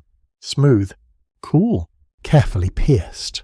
Someone spent hours shaping this tiny object with stone tools under uncertain conditions, while predators move through darkness and weather threatened survival. That fact changes how the bead feels.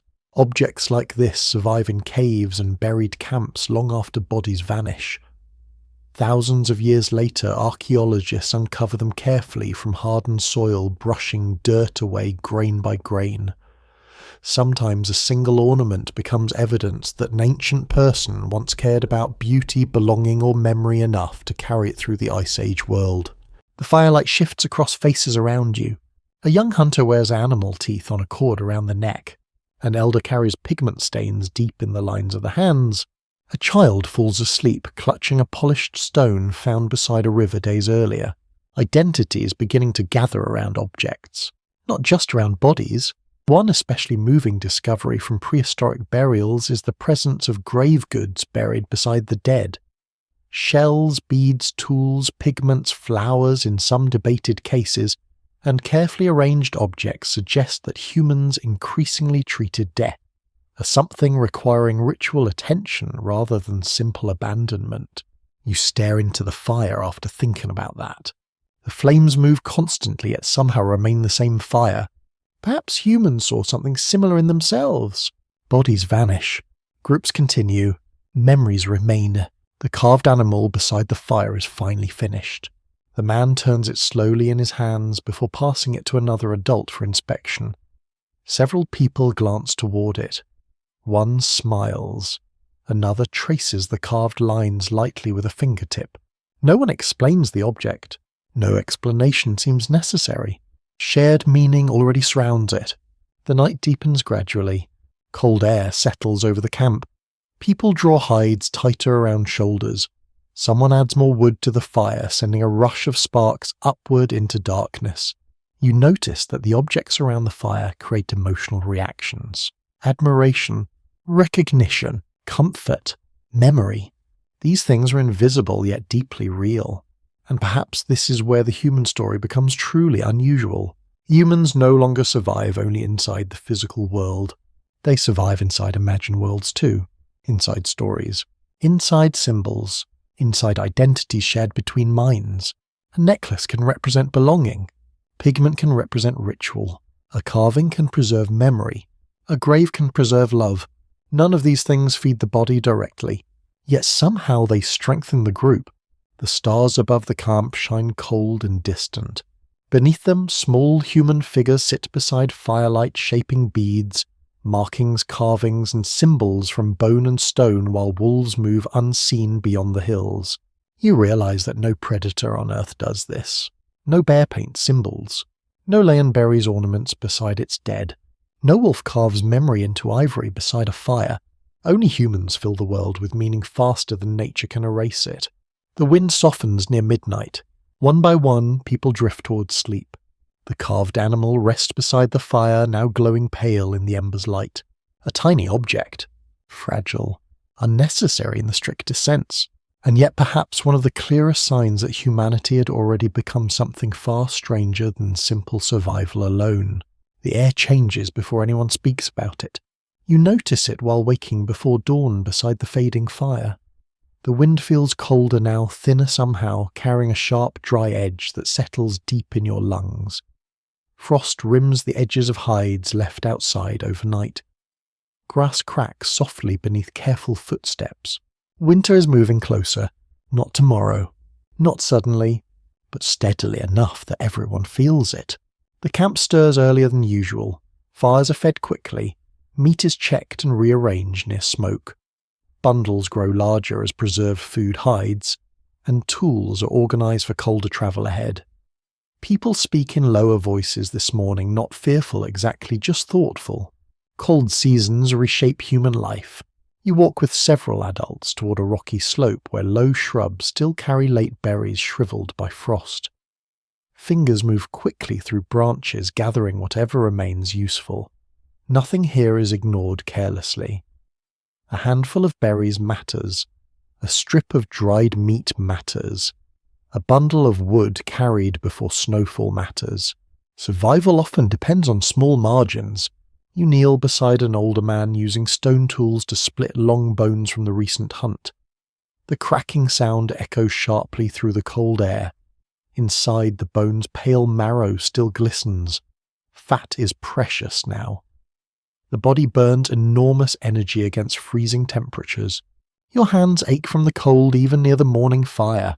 You cannot imagine enduring an Ice Age winter without shelter-layered hides, shared warmth, and stored food. Yet human groups managed it repeatedly across vast northern landscapes, where temperatures dropped far below comfort, and daylight itself seemed to shrink. Some buried camps reveal enormous quantities of animal bone ash, and hide working debris clustered together in ways that suggest preparation for long cold periods. Mammoth bone shelters found in parts of Ice Age Europe hint at astonishing adaptation to severe environments where wood was scarce and winter survival demanded creativity. The thought lingers while you watch smoke drift upward through pale grey sky. Humans did not merely endure cold, they reorganized life around it. Children gather wood now instead of wandering freely. Hunters travel farther before snowfall blocks routes. Elders speak more often about weather signs and remembered winters. Even laughter changes slightly quieter around the edges as attention turns toward preparation. You help carry dried grasses toward camp for bedding and insulation. The bundles scratch against your arms and smell dusty and sweet at the same time. Nearby, a woman checks seams in several hide coverings, reinforcing weak points before harsher weather arrives. Tiny repairs become important when freezing nights stretch long enough. One loose seam, one wet blanket, one forgotten ember. Consequences arrive quickly in cold landscapes. By midday, the wind strengthens. Cloud shadows race across the open hills beyond camp. Birds travel lower now, gathering in restless groups before migration. You watch them cross the sky in shifting dark shapes, while the humans below continue their own quieter seasonal movements. Movement itself becomes strategy. Human beings survived partly because they refused to remain trapped in failing environments. When food vanished, rivers froze, storms worsened, or animals migrated elsewhere, people followed possibility rather than waiting passively. Not every group survived. The land remembers failures too. There are valleys where fires stopped burning forever, camps abandoned beneath snow and silence, paths forgotten after starvation, illness, or weather erased those who walked them. The archaeological record preserves success unevenly, because success leaves descendants behind. That truth feels strangely heavy. You sit near the fire while several adults scrape hides stretched between wooden supports. The sound repeats steadily through camp. Scrape! Pull! Scrape. The hides must remain flexible through cold and moisture. Smoke drifts around them constantly, thick enough to sting your eyes if the wind shifts. Nearby children practice throwing small sticks at a marked stone while an older hunter watches. Their aim is terrible. The enthusiasm is extraordinary. One child misses so widely that another collapses laughing into the grass. Even practice matters differently before winter. Skills cannot wait until danger arrives. One clue hidden inside ancient human bones is how physically demanding Ice Age life truly was. Skeletons often show signs of heavy labour, repeated strain injury, and powerful muscle attachment. These were bodies shaped by constant movement, carrying, climbing, scraping, throwing, sewing, and surviving in difficult climates. You feel that reality in your own shoulders after carrying wood all afternoon. Everything requires effort here. Water, fire, warmth, food, sleep. Nothing arrives automatically, and perhaps that constant pressure shaped human cooperation in ways modern life rarely requires. Isolation during harsh winters could become deadly. Shared labour reduced risk. Shared food softened shortages. Shared knowledge prevented repeated mistakes. Cold may have forced humans closer together emotionally as much as physically. The sky darkens early. Clouds gather thick and low across the horizon, while wind rattles through bare branches with a dry whispering sound. Camp becomes brighter against the growing gloom. Fires burn larger now. People sit nearer together. Steam rises from heated stones placed carefully inside shelters. The smell of the camp deepens toward evening. Smoke. Wet hide. Rendered fat. Cooked marrow. Damp woolly fur drying near the flames. It is not clean by modern standards. It is alive. A young woman beside you rubs grease into cracked fingers while speaking quietly with an elder. Nearby, someone carefully stores dried meat inside wrapped hide bundles hung away from scavengers. Every action tonight carries future thinking inside it. Not tomorrow's hunger, next month's. Winter encourages planning, and planning changes minds. Some researchers suspect that increasingly difficult climates may have accelerated human cooperation, innovation, and long-term thinking. Environments that punished short-sightedness rewarded groups able to prepare, share, remember, and adapt collectively across seasons. The fire pops sharply beside you. Sparks leap upward into darkness while snow begins falling again beyond the edge of camp. Only a few flakes at first, slow and drifting. Children notice immediately. One reaches outward laughing until a cold flake lands directly inside the eye and produces instant outrage against the entire concept of weather. Adults smile quietly, then continue working. The snowfall thickens gradually. Beyond the firelight, the hills disappear into pale moving darkness. The camp grows quieter as people settle close beneath layered coverings. Someone hums softly while repairing a cord. Another person feeds one final piece of wood into the fire before sleep. You lie back, listening to wind move through the night. Cold presses at the edges of the shelter, yet warmth remains inside. Not perfect warmth. Enough warmth. And in the Ice Age world, enough is often the difference between survival and disappearance. You think about all the fragile systems surrounding you now. Stored food, sewn hides, shared labour, memory, fire carried carefully from place to place. Human beings became dominant not because nature became gentle. Nature remained enormous, cold, dangerous and indifferent. Humans simply learned how to face it together for longer than anyone expected. Snow continues falling softly through the darkness. The fire glows low and steady beside sleeping bodies. And somewhere beyond the frozen hills, winter keeps approaching one careful step at a time. Winter settles over the land completely. The transformation happens slowly enough that you almost miss the moment it becomes permanent.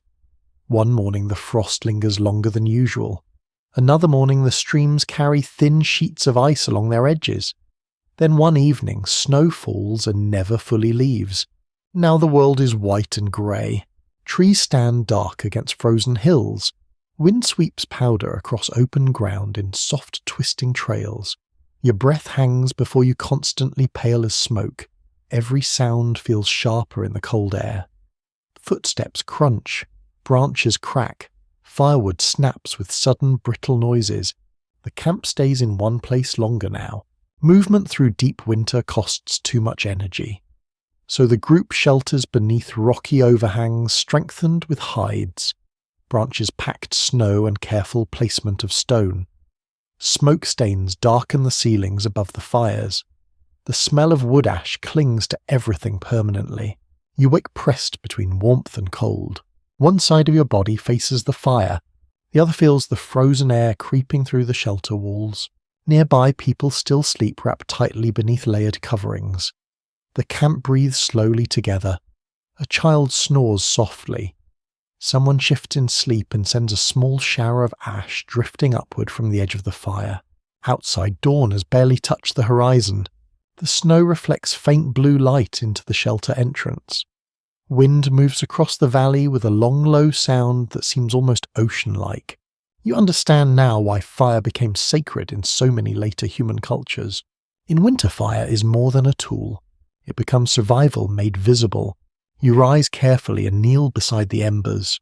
Tiny red points still glow beneath ash. Alive, protected through the night. One adult beside you feeds thin, dry twigs into the coals with slow practice movements. Smoke rises first, then a fragile flame appears, trembling in the cold air before strengthening. The entire shelter seems to relax slightly when the fire returns. Deep inside ancient caves and winter camps, thick layers of ash, sometimes accumulated over years of repeated occupation. Those buried fires still remain visible to archaeologists tens of thousands of years later. Blackened stone charcoal fragments, burned bone-cracked hearths. Traces of warmth surviving long after the hands that built the fires disappeared. You stretch frozen fingers toward the heat. Pain comes first, then relief. Outside the shelter, several hunters prepare for the morning. Their clothing appears bulkier now, layered with fur and thick hide. Faces are wrapped against the wind. Spears lean near the entrance beside bundles of cord and sharpened stone points. Winter hunting changes everything. Animals grow leaner. Tracks vanish beneath snowfall. Cold weakens the body faster. Yet the snow also reveals movement clearly. Every crossing leaves a mark. Rabbits, wolves, deer, humans. The frozen world records every traveller. You follow the hunters into pale morning light. Snow squeaks beneath your feet with each step. The air burns slightly inside your lungs. Frost clings to your eyelashes and the edges of fur wrappings near your face. The valley lies silent beneath snowdrifts. Beautiful! Dangerous. The hunters move carefully along tree lines where wind is weaker. One kneels often to study tracks pressed into fresh powder. Another pauses to listen. You hear almost nothing at first. Then slowly the winter world reveals itself. A raven calling far away, ice cracking faintly in a stream, branches creaking in the wind, snow sliding from a pine limb. The cold strips the landscape bare until tiny sounds matter enormously. One set of tracks draws attention immediately. Human. Not from your group, fresh enough that snow has not softened the edges yet. The hunters exchange quiet looks. Strangers nearby in winter can mean many things. Trade, information, danger, desperation. A hungry group facing starvation may behave differently than one with full stores and safe shelter. The hunters follow cautiously. The tracks weave between trees toward a narrow valley partly sheltered from wind. Smoke becomes visible before the people themselves appear. Thin grey threads rising against white sky. Another camp. Small. The hunters stop well back among the trees. You see figures moving around low shelters built against rock. Their clothing differs slightly from yours. One carries wood, another tends a fire. Children move between the shelters while dogs or wolf-like companions linger near the edges of camp. The relationship between humans and wolves may already have begun changing during this broad period. Some ancient wolf populations likely hovered near camps scavenging scraps and bones. Over immense stretches of time, certain animals became more tolerant of humans and humans more tolerant of them. The long path toward domesticated dogs may have started in cold places exactly like this one. A pale animal lifts its head near the distant camp. Its ears twitch toward your direction. Then it settles again beside the fire. The hunters do not approach immediately. Winter makes caution wise. Eventually, one older hunter steps partly into the open while keeping distance. A figure from the other camp notices and freezes.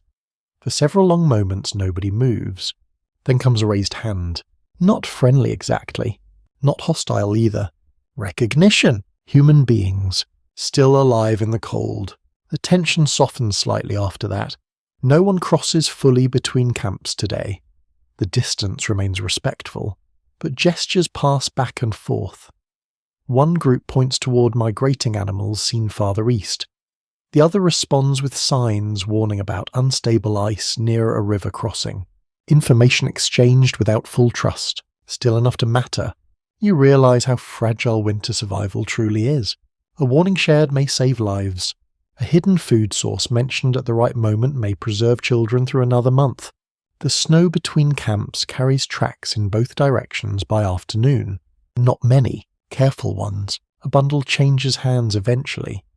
Dried meat traded for sharpened stone. One of the pale dogs watches the exchange with bright intelligent eyes while sitting beside the stranger's fire. The animal looks almost ordinary to you, which feels strange, because this quiet creature may represent the beginning of one of the longest partnerships in human history. By evening, your group returns to its own shelter beneath gathering snowfall. The camp glows warmly against the frozen valley. Smoke drifts upward into darkening sky while children cluster close to the fire inside. The hunters speak quietly about the other group and the half-wild animals beside them. Some people seem curious, others uncertain. Everyone listens carefully. Outside, snow begins falling again in soft, steady silence. You sit near the entrance watching flakes drift through the darkness beyond the firelight. Each one catches orange glow briefly before vanishing into night. Winter strips life down to essentials. Warmth, food, shelter, companionship, memory.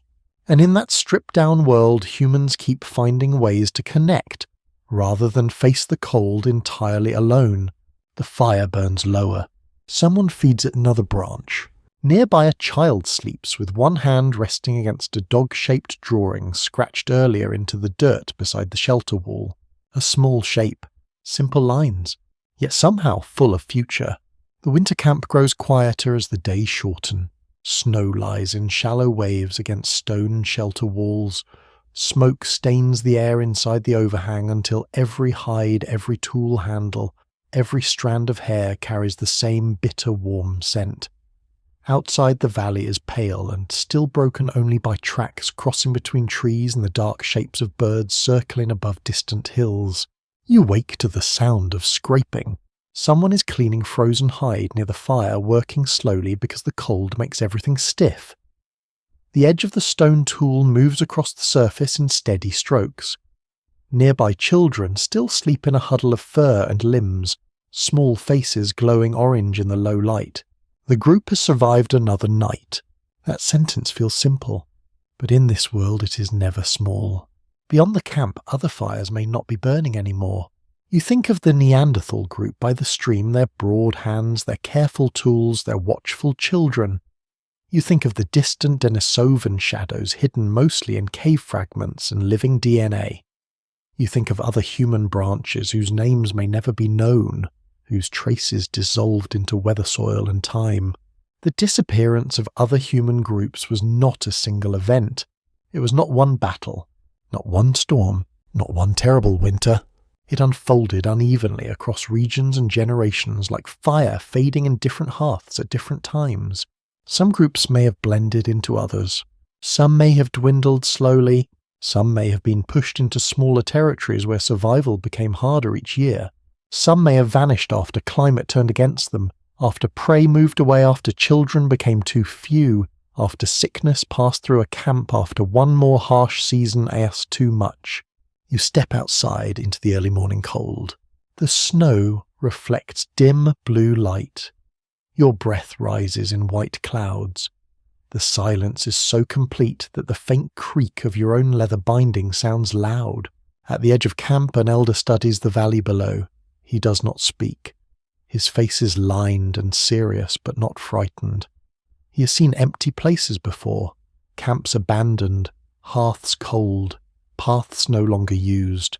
Human life leaves signs when it passes: charcoal in soil, broken stone flakes, bones cracked for marrow, pigment stains, a tooth lost beside a fire, then silence.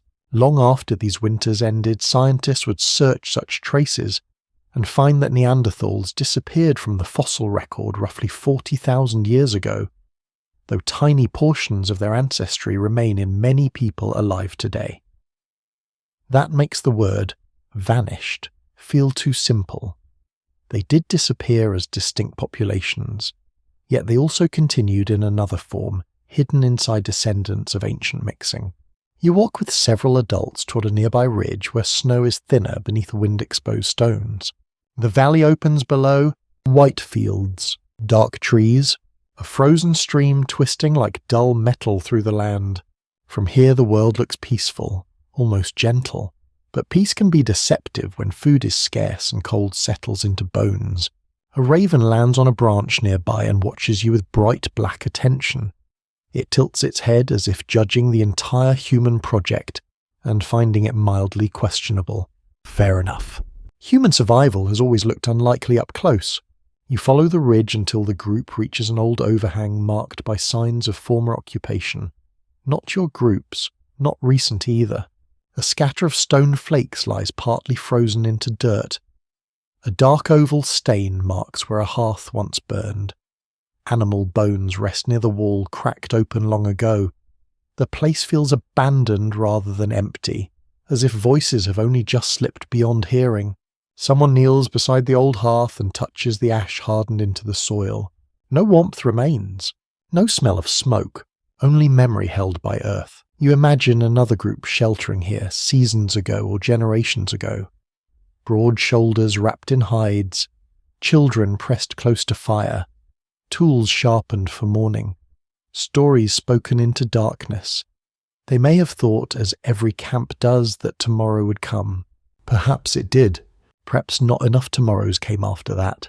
The reasons other humans faded remain difficult to untangle, because deep time hides motive behind fragmentary evidence. Climate shifts likely mattered. Population size mattered.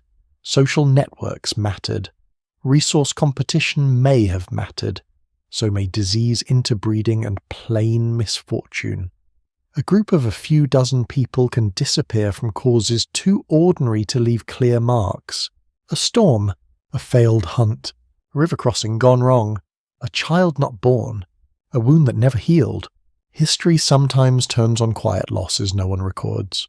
You return to camp with the others as clouds gather overhead. The wind sharpens. Snow begins again in slow drifting flakes. Inside the shelter, the fire glows steadily. Children wake and reach toward warmth. Someone stirs a mixture of melted fat and crushed plant matter in a shallow container. Someone else sharpens a tool with patient strokes. Life continues here because it must. You notice how many people contribute at once. The old remember roots, the young carry wood. Hunters bring meat when luck allows. Gatherers know hidden winter foods. Toolmakers repair what breaks. Caregivers keep children alive when adults are away. No single talent saves the group. Many talents braided together do. Perhaps that was part of the difference. Not that Homo sapiens were magically better in every way. Neanderthals endured for hundreds of thousands of years, far longer than modern civilization has existed. Denisovans adapted to regions whose details we barely understand. Other humans were not failures. They were successful for immense spans of time, but Homo sapiens may have held a particular combination that proved unusually resilient when the world became unstable. Larger exchange networks, more flexible symbols, faster spread of techniques, broader social ties, restless migration, language rich enough to move warnings, reputations and possibilities across distances. Not one gift, a bundle of gifts, like the camp itself. The snow thickens outside. Wind drives flakes against the shelter entrance where they melt near the fire and darken the ground. A child draws shapes in damp ash with a stick. Circles, lines, a clumsy animal shape. Then the child wipes it away and begins again. So much of the past is like that. Drawn, lost, redrawn. You sit near the flames, feeling warmth return slowly to your fingers.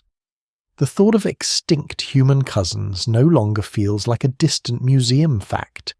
It feels personal now because you have seen their possible fires in your imagination. You have watched them across streams. You have felt how thin the line is between survival and disappearance. Outside, the valley fades behind snowfall. Inside, the camp leans closer to itself, and you understand that becoming dominant did not mean humanity defeated every rival in one grand moment. It meant one branch endured through countless fragile nights, while others equally real and equally human in their own ways slowly faded from the firelit world. The storm lasts 3 days. Snow buries old tracks. Wind smooths the valley into long white curves where earth and sky almost disappear into one another. The camp remains hidden beneath stone and layered hides while the world outside turns cold and distant. Inside the shelter, time changes shape. There is no long travelling now, no wide hunting journeys, no wandering across open land beneath changing clouds.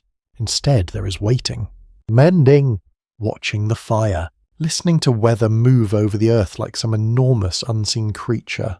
You sit near the entrance, wrapped tightly in fur while snow blows past in silver streams. The cold air slips through every crack. It touches your cheeks and fingertips no matter how close you stay to the flames. The fire becomes the centre of existence. Around it, people sleep, work, eat, speak quietly and dream. Without it, the shelter would become deadly within hours. You notice how carefully everyone tends the flames now. No wood is wasted. Ash is shifted deliberately. Dry fuel is protected beneath hide coverings. Children are warned constantly to stay clear of the precious embers.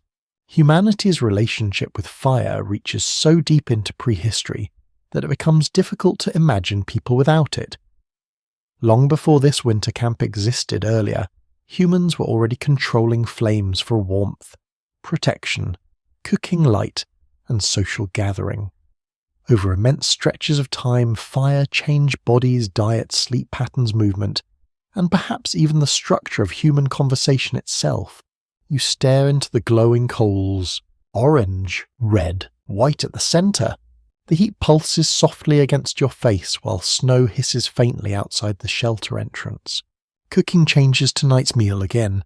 Frozen meat softens over slow heat. Tough roots become edible after hours near embers. Fat melts into broth. The smells drifting through camp are heavy and comforting. Smoke, marrow, cooked meat, wet hide drying near warmth.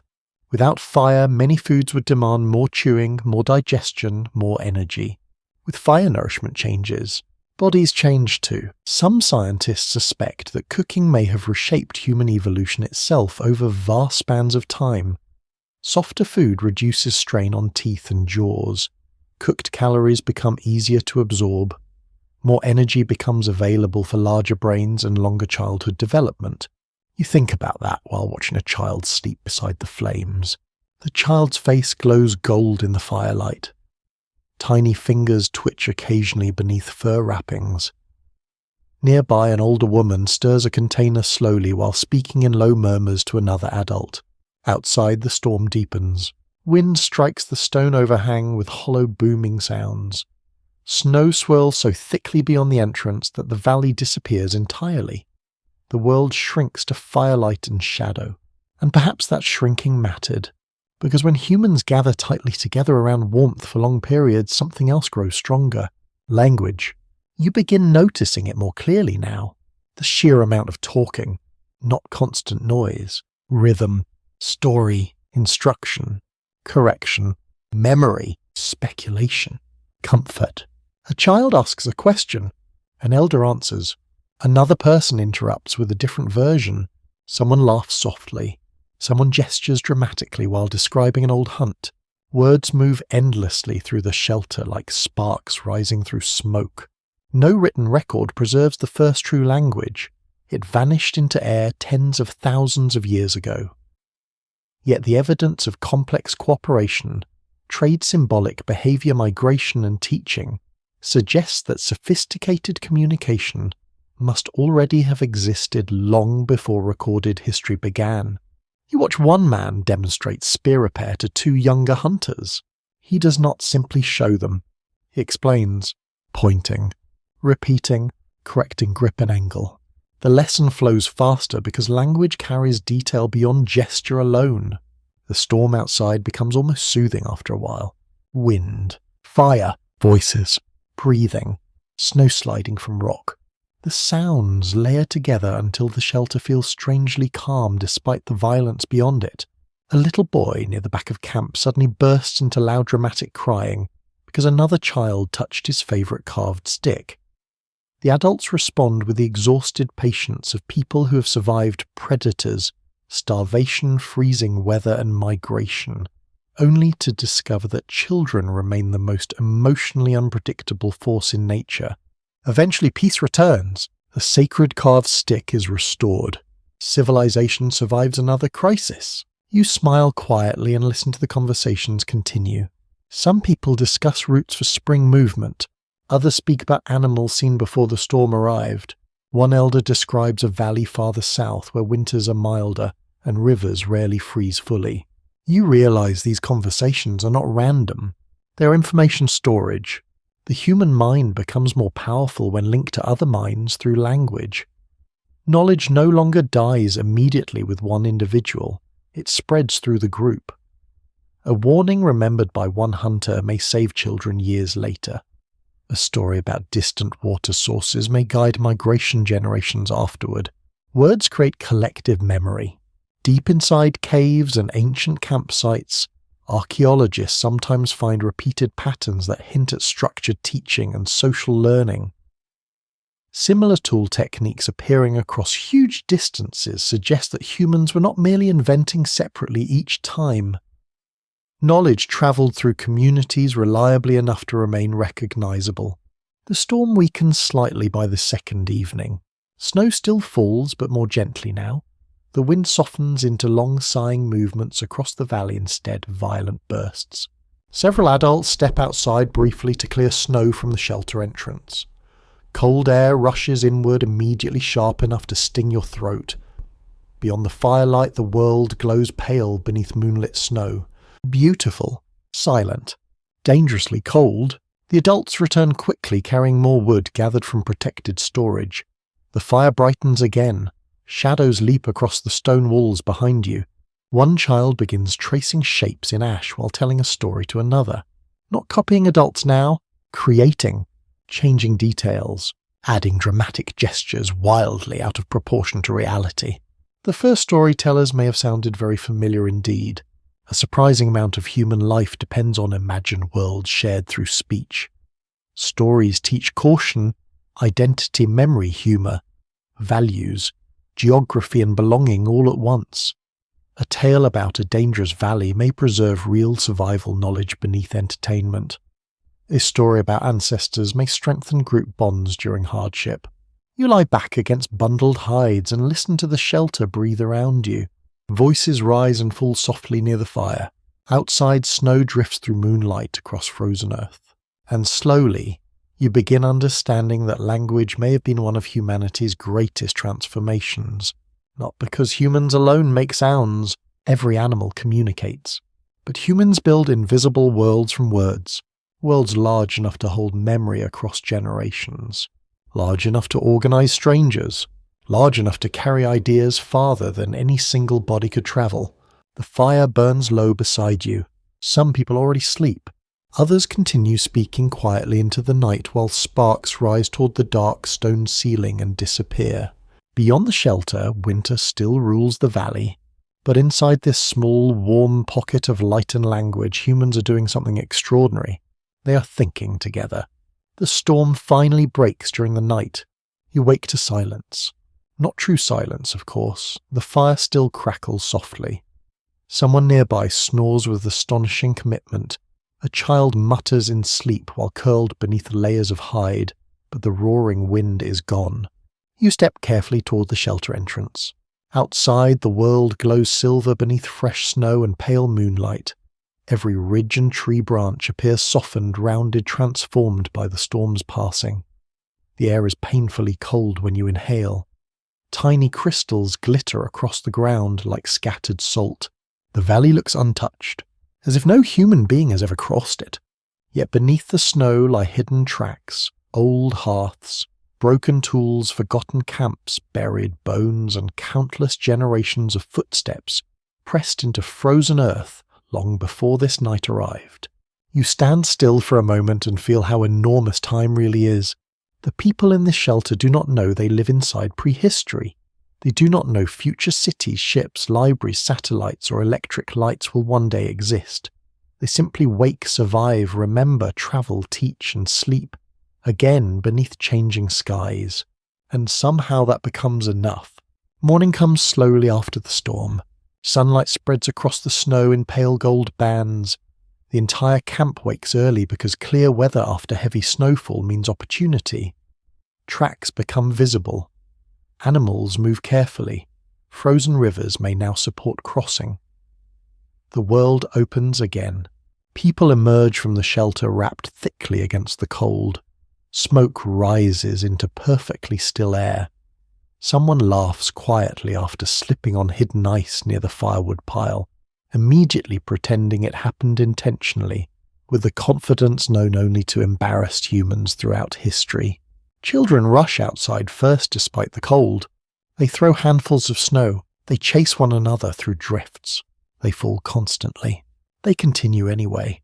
The adults tolerate this for several minutes before insisting everyone return closer to the fire and stop soaking their foot wrappings. Some lessons apparently require repeated teaching every generation. You walk with several hunters beyond the valley as sunlight strengthens. The storm has rewritten the landscape. Animal tracks cross the snow everywhere now. Rabbits, deer, foxes, wolves. Tiny birds hopping between exposed branches. The hunters move slowly, reading the surface, almost like language. One crouches beside a line of prints, partly filled with drifting powder. A deer passed here before dawn. Another points toward broken brush farther ahead. The group changes direction immediately. Snow tracking transformed winter hunting in powerful ways. Fresh snowfall preserved movement clearly enough that experienced hunters could estimate direction, speed numbers, and sometimes even the condition of animals moving across the landscape. The earth itself became a temporary record of recent life. You follow quietly through trees bright with frost. The cold sharpens every smell. Pine resin, animal musk lingering faintly on branches, smoke clinging to your own clothing. Your breathing sounds loud inside the wrapped fur near your face. Eventually, the hunters stop near a narrow clearing. There beside exposed stone warmed slightly by sunlight sits a wolf. Thin, grey, watching, not hiding, not approaching either. The animal studies the humans with pale, steady eyes. Snow clings to its fur along the legs and muzzle. Behind it, farther among the trees, you glimpse movement from other wolves lingering cautiously out of sight.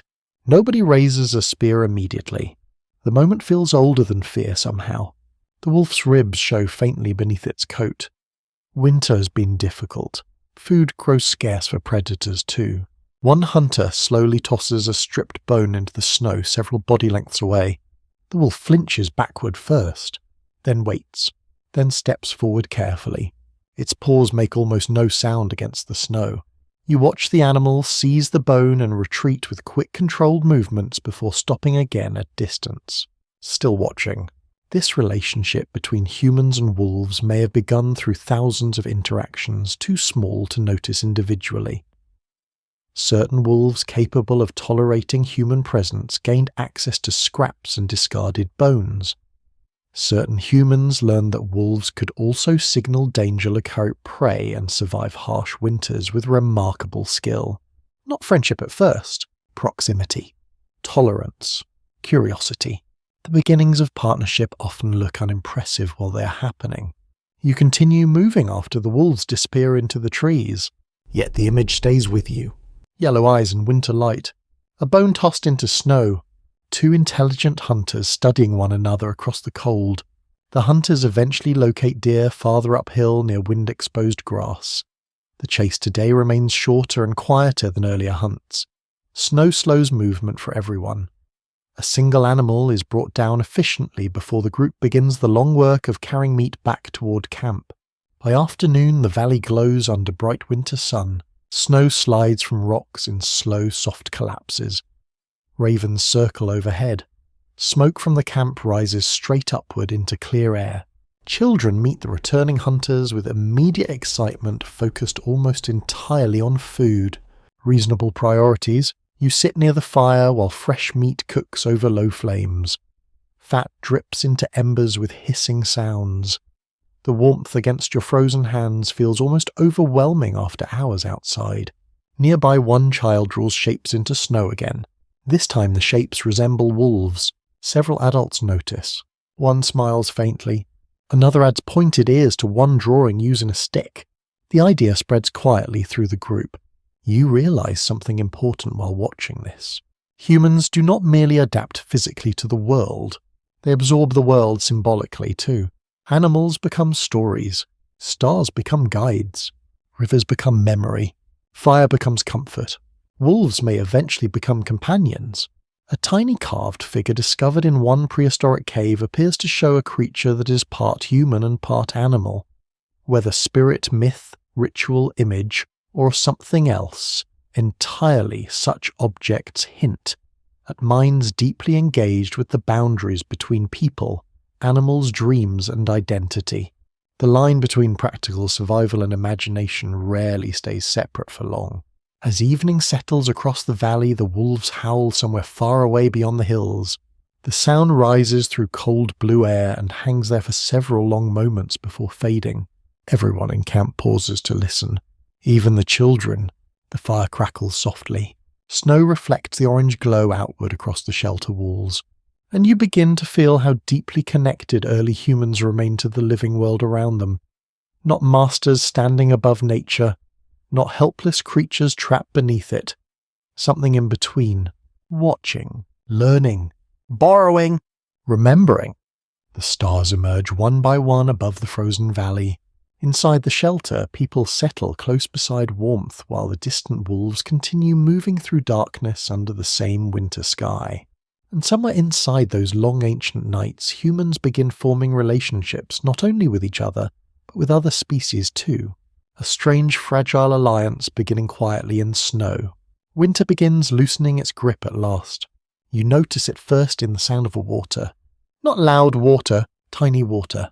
Drops falling from stone edges during midday warmth. Thin trickles moving beneath crusted snow. Ice cracking softly along the stream as sunlight lingers a little longer each day. The valley smells different too. Less frozen, More earthy. Wet bark replaces the sharp scent of deep snow. Mud appears beneath the shelter entrance where many feet pass daily. Birds return in scattered bursts of movement, restless and noisy after the long cold silence. The camp changes with the season. People stretch farther from the fires now. Children wander more boldly again. Hunters spend longer hours outside tracking the movement of animals returning toward fresh grazing land. Even the wolves seem closer. You glimpse them sometimes at the edge of dusk, grey shapes slipping between trees beyond the valley. Not pets, not tame, but no longer entirely distant either. One evening a young wolf lingers near discarded bones beside camp far longer than before. The animal watches every human movement carefully while chewing. Several adults notice but do not chase it away immediately. Something invisible is shifting. You sit near the stream one afternoon while snowmelt rushes over dark stones. The water sounds lively now after the heavy stillness of winter. Sunlight flickers across the surface, dazzling enough to make you narrow your eyes. Nearby, two women wash hides in cold flowing water while speaking quietly together. Children search the muddy banks for smooth stones, feathers, and anything remotely interesting, which currently includes a stick shaped vaguely like another stick. The land itself feels restless. Animals migrate again. Plants begin returning. Bird calls multiply. Humans prepare to move. No group stays in one place forever. The remains of ancient camps often show repeated seasonal occupation rather than permanent settlement. Layers of ash, broken tools, food remains, and repaired hearths suggest people return to useful locations year after year, following rhythms shaped by climate migration, water, and memory. You realize these people know the land almost the way modern people know neighborhoods or streets. Not through maps, through repetition. The bend in the river where fish gather after thaw, the ridge where wind strips snow early, the valley where berries appear first, the cave that floods after heavy rain, the crossing safe only before spring melt. Memory spreads across landscape like invisible pathways. You walk later with several gatherers toward a southern slope where the snow is thinned. Tiny green shoots already push through dark soil. The sight creates immediate attention. Fresh plants after winter feel miraculous. Hands move carefully among the damp ground, collecting edible shoots and roots. The smell rising from the earth is rich and alive. Wet soil clings beneath fingernails. Sun warms your shoulders for the first time in many weeks. One woman pauses suddenly and points toward a line scratched into a nearby tree trunk. Not recent, old, human-made. You step closer. The marks are weathered now, partly hidden beneath moss and new bark growth. Perhaps they once indicated direction. Perhaps they marked territory, memory, or passage. No one can fully know, yet the gesture feels deeply human, leaving signs behind, tiny messages for future eyes. Long after these forests changed, archaeologists would discover repeated markings, engraved objects, and patterned symbols from many prehistoric regions. Some remain mysterious even now, but together they hint at minds increasingly interested in recording meaning outside the body itself. Not writing yet, something earlier. A beginning. You trace the rough cuts lightly with your fingertips. The bark feels cool and damp. The marks connect one moment to another across time. Perhaps that was humanity's greatest transformation of all. Not intelligence alone. Memory made portable. A child nearby suddenly shouts with excitement after discovering animal tracks pressed into soft mud. Everyone gathers briefly around the prints. Deer, fresh, moving northward. Immediately plans begin changing. Hunters discuss routes. Gatherers mention water sources nearby. Movement ripples outward from one set of tracks. Human groups survive, partly because information spreads quickly once discovered. One person notices. Others adapt. Knowledge moves through the camp faster than any individual could respond alone. By evening, the sky glows pale gold beyond the valley. Snow remains in the shadows, but open ground spreads farther each day. Smoke rises from the camp in long blue lines, while people prepare food gathered from several different places at once. Winter scarcity is easing. You notice the mood shifting too. Less inward, more anticipatory. People speak often now about movement once the ground softens further. Routes are debated beside the fire, memories of distant valleys return. One elder describes grasslands where herds should gather soon after thaw. Children listen while pretending not to. They absorb everything anyway. A remarkable thing about humans is how much learning happens simply through proximity. Children watching adults shape tools, discuss weather, interpret tracks, prepare food and settle disagreements, absorb enormous amounts of information long before formal teaching exists. Knowledge drifts through camp like smoke, quietly, constantly. Night falls gently. The air still carries cold after sunset, but not the bitter deep cold of midwinter. Water continues dripping from rocks somewhere beyond the firelight. Frogs begin calling faintly from thawing marshes lower in the valley. The world is waking again. You sit near the flames beside a young boy polishing a smooth stone against his sleeve. He holds it up proudly after several minutes, admiring the shine as though he has transformed it into treasure. Maybe he has. Human beings assign meaning everywhere they go. A polished stone becomes special. A carved mark becomes memory. A valley becomes home for a season. A wolf becomes almost familiar. You look around the camp slowly. At the repaired hides, the smoke-darkened stone ceiling, the sharpened tools, the sleeping children, the elders who remember winter roots, the hunters discussing spring movement, all of it temporary, all of it part of something larger than any single life. The species survives because information accumulates instead of beginning again from nothing each generation. One camp teaches the next. One winter sharpens future preparation. One mistake becomes tomorrow's caution. The fire settles lower. Outside the shelter, melting snow slides softly from branches into dark earth below. And somewhere in the warming night, beneath stars returning to clearer skies, humanity continues its slow, strange transformation from scattered survivors into a species capable of carrying memory farther than any season can erase. Spring finally reaches the valley in full. The transformation feels almost unreal after the long frozen months. Snow retreats into the shadows beneath cliffs and trees. Rivers swell with cold, fast water carrying broken ice downstream.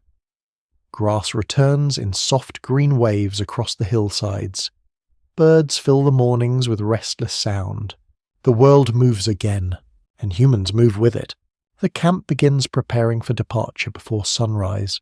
Hides are folded, tools wrapped carefully, stored food divided into bundles light enough to carry over long distances. Children chase one another around the shelters, while adults repeatedly remind them not to wander off during packing, which naturally encourages them to wander slightly farther.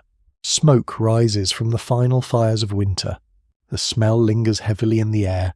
Wood ash, cooked meat, damp earth warming beneath sunlight.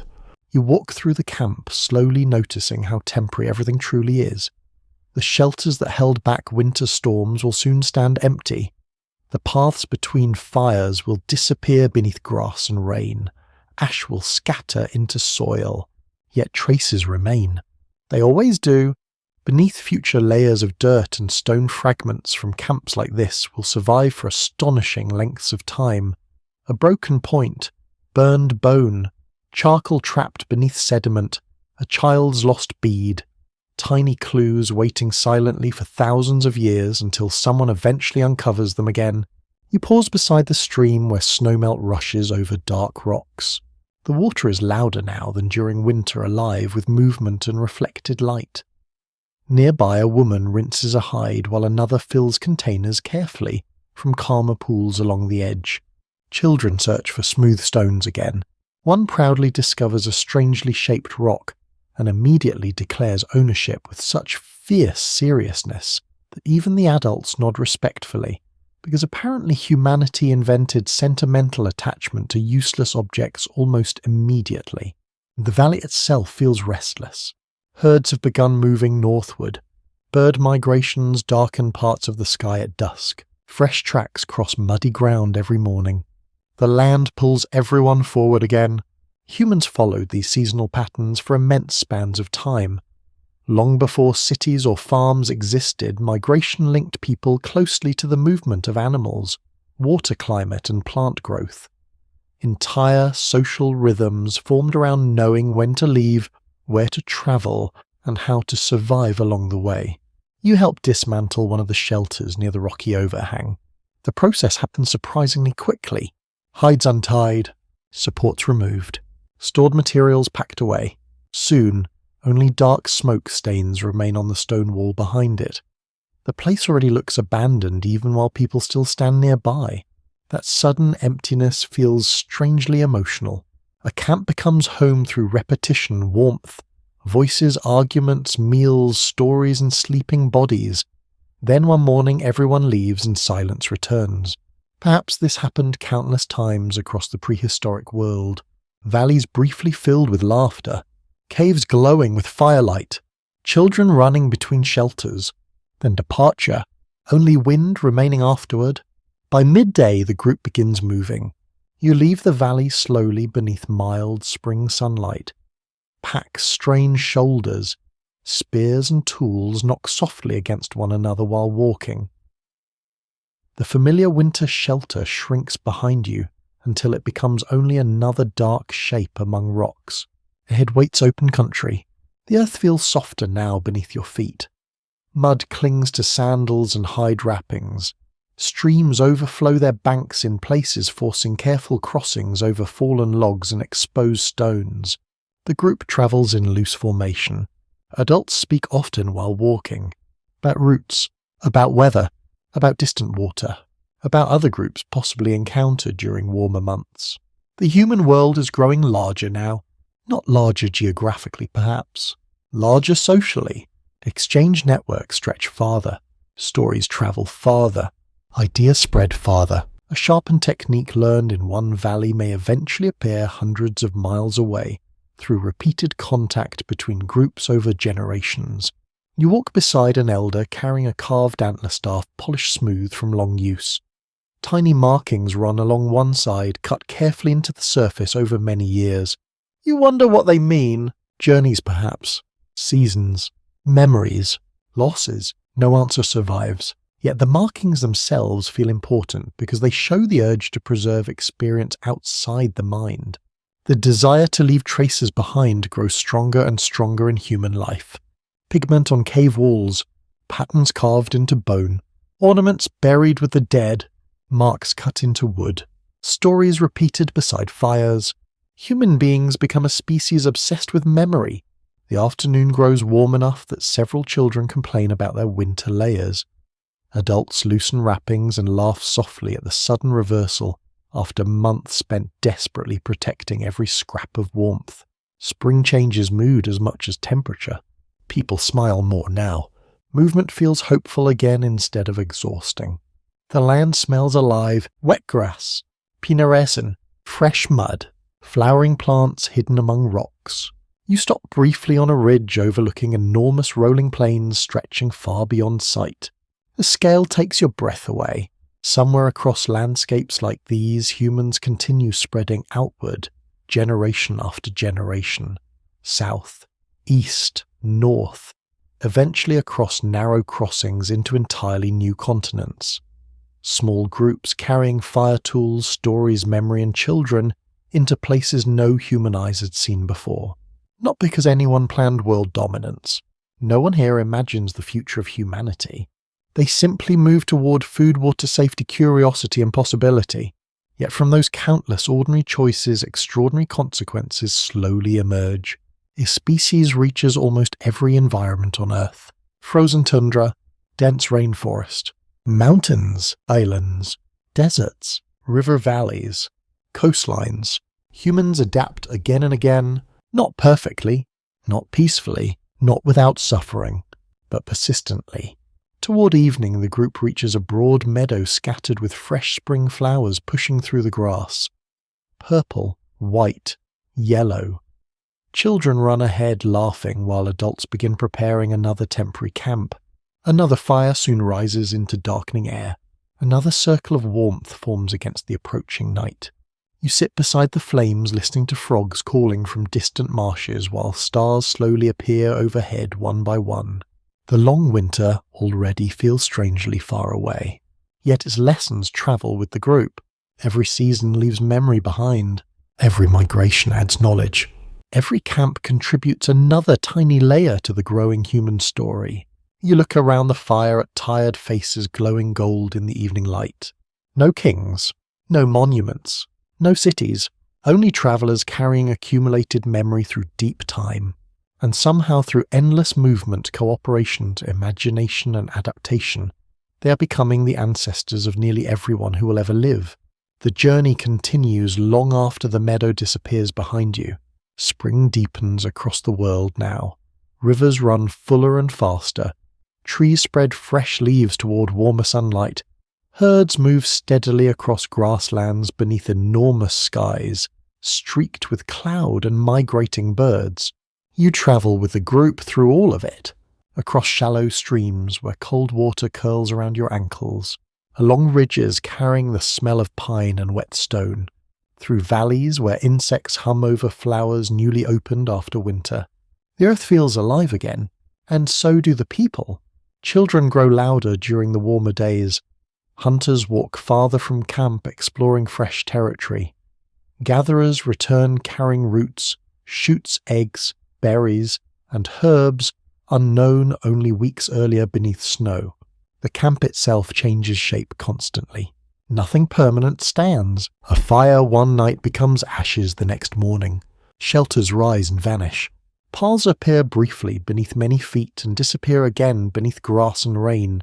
Yet something invisible continues growing stronger. Not the camps, not the tools, the connections, the memory shared between minds. You begin noticing how every ordinary action contains accumulated knowledge from countless generations before this one. The way hides are folded against rain, the way embers are protected during travel, the way children are taught not to drink from still water, the way hunters read distant birds to locate animals below, the way elders pause before choosing campsites near shelter water and escape routes. No single person invented all this. Humanity built it slowly together, layer by layer, season by season, life by life. You sit beside a river one evening watching sunlight fade across moving water. The surface glows gold at first, then copper, then dark silver beneath approaching twilight. Nearby, several adults repair tools while speaking quietly. A child falls asleep against bundled hides after stubbornly insisting not to be tired. Another traces circles in the dirt beside the fire using a smooth stick. The familiar rhythms continue, and suddenly the mystery at the center of the human story feels both enormous and strangely simple. Humans became dominant not because they were the strongest creatures alive. They were not because they were the fastest, or the fiercest, or the best adapted to any single environment. They survived because they could adapt together. That word matters. Together. One person alone against the Ice Age world remains fragile. Cold kills quickly. Predators overpower easily. Injury becomes catastrophe. Memory dies with the body, but groups change the equation. A wound heals because others bring food. Knowledge survives because stories continue after death. Children learn because many eyes watch them. Ideas spread because language carries them farther than footsteps.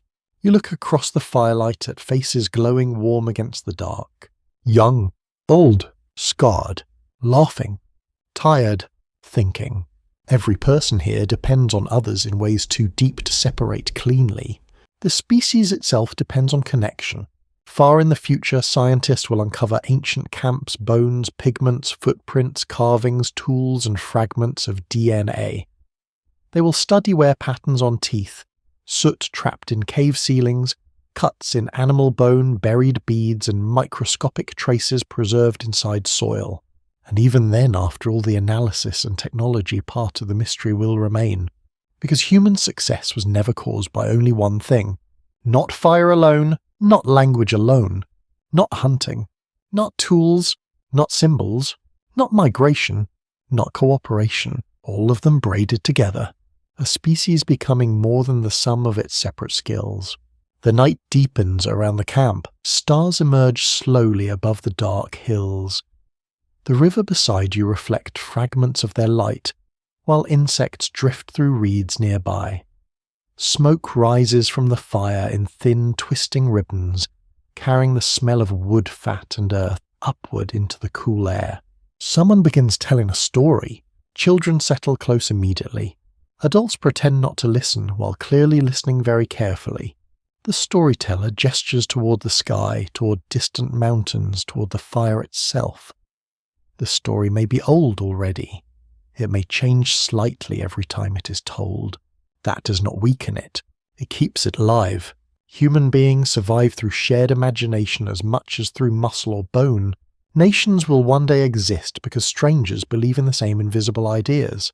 Religions, laws, money, borders, myths, promises. All of it begins here in some distant fragile form beside prehistoric fires where stories bind groups tightly enough to survive another winter together.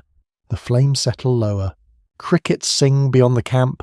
A child sleeping near the storyteller twitches slightly during a dream and pulls a fur covering closer around the shoulders.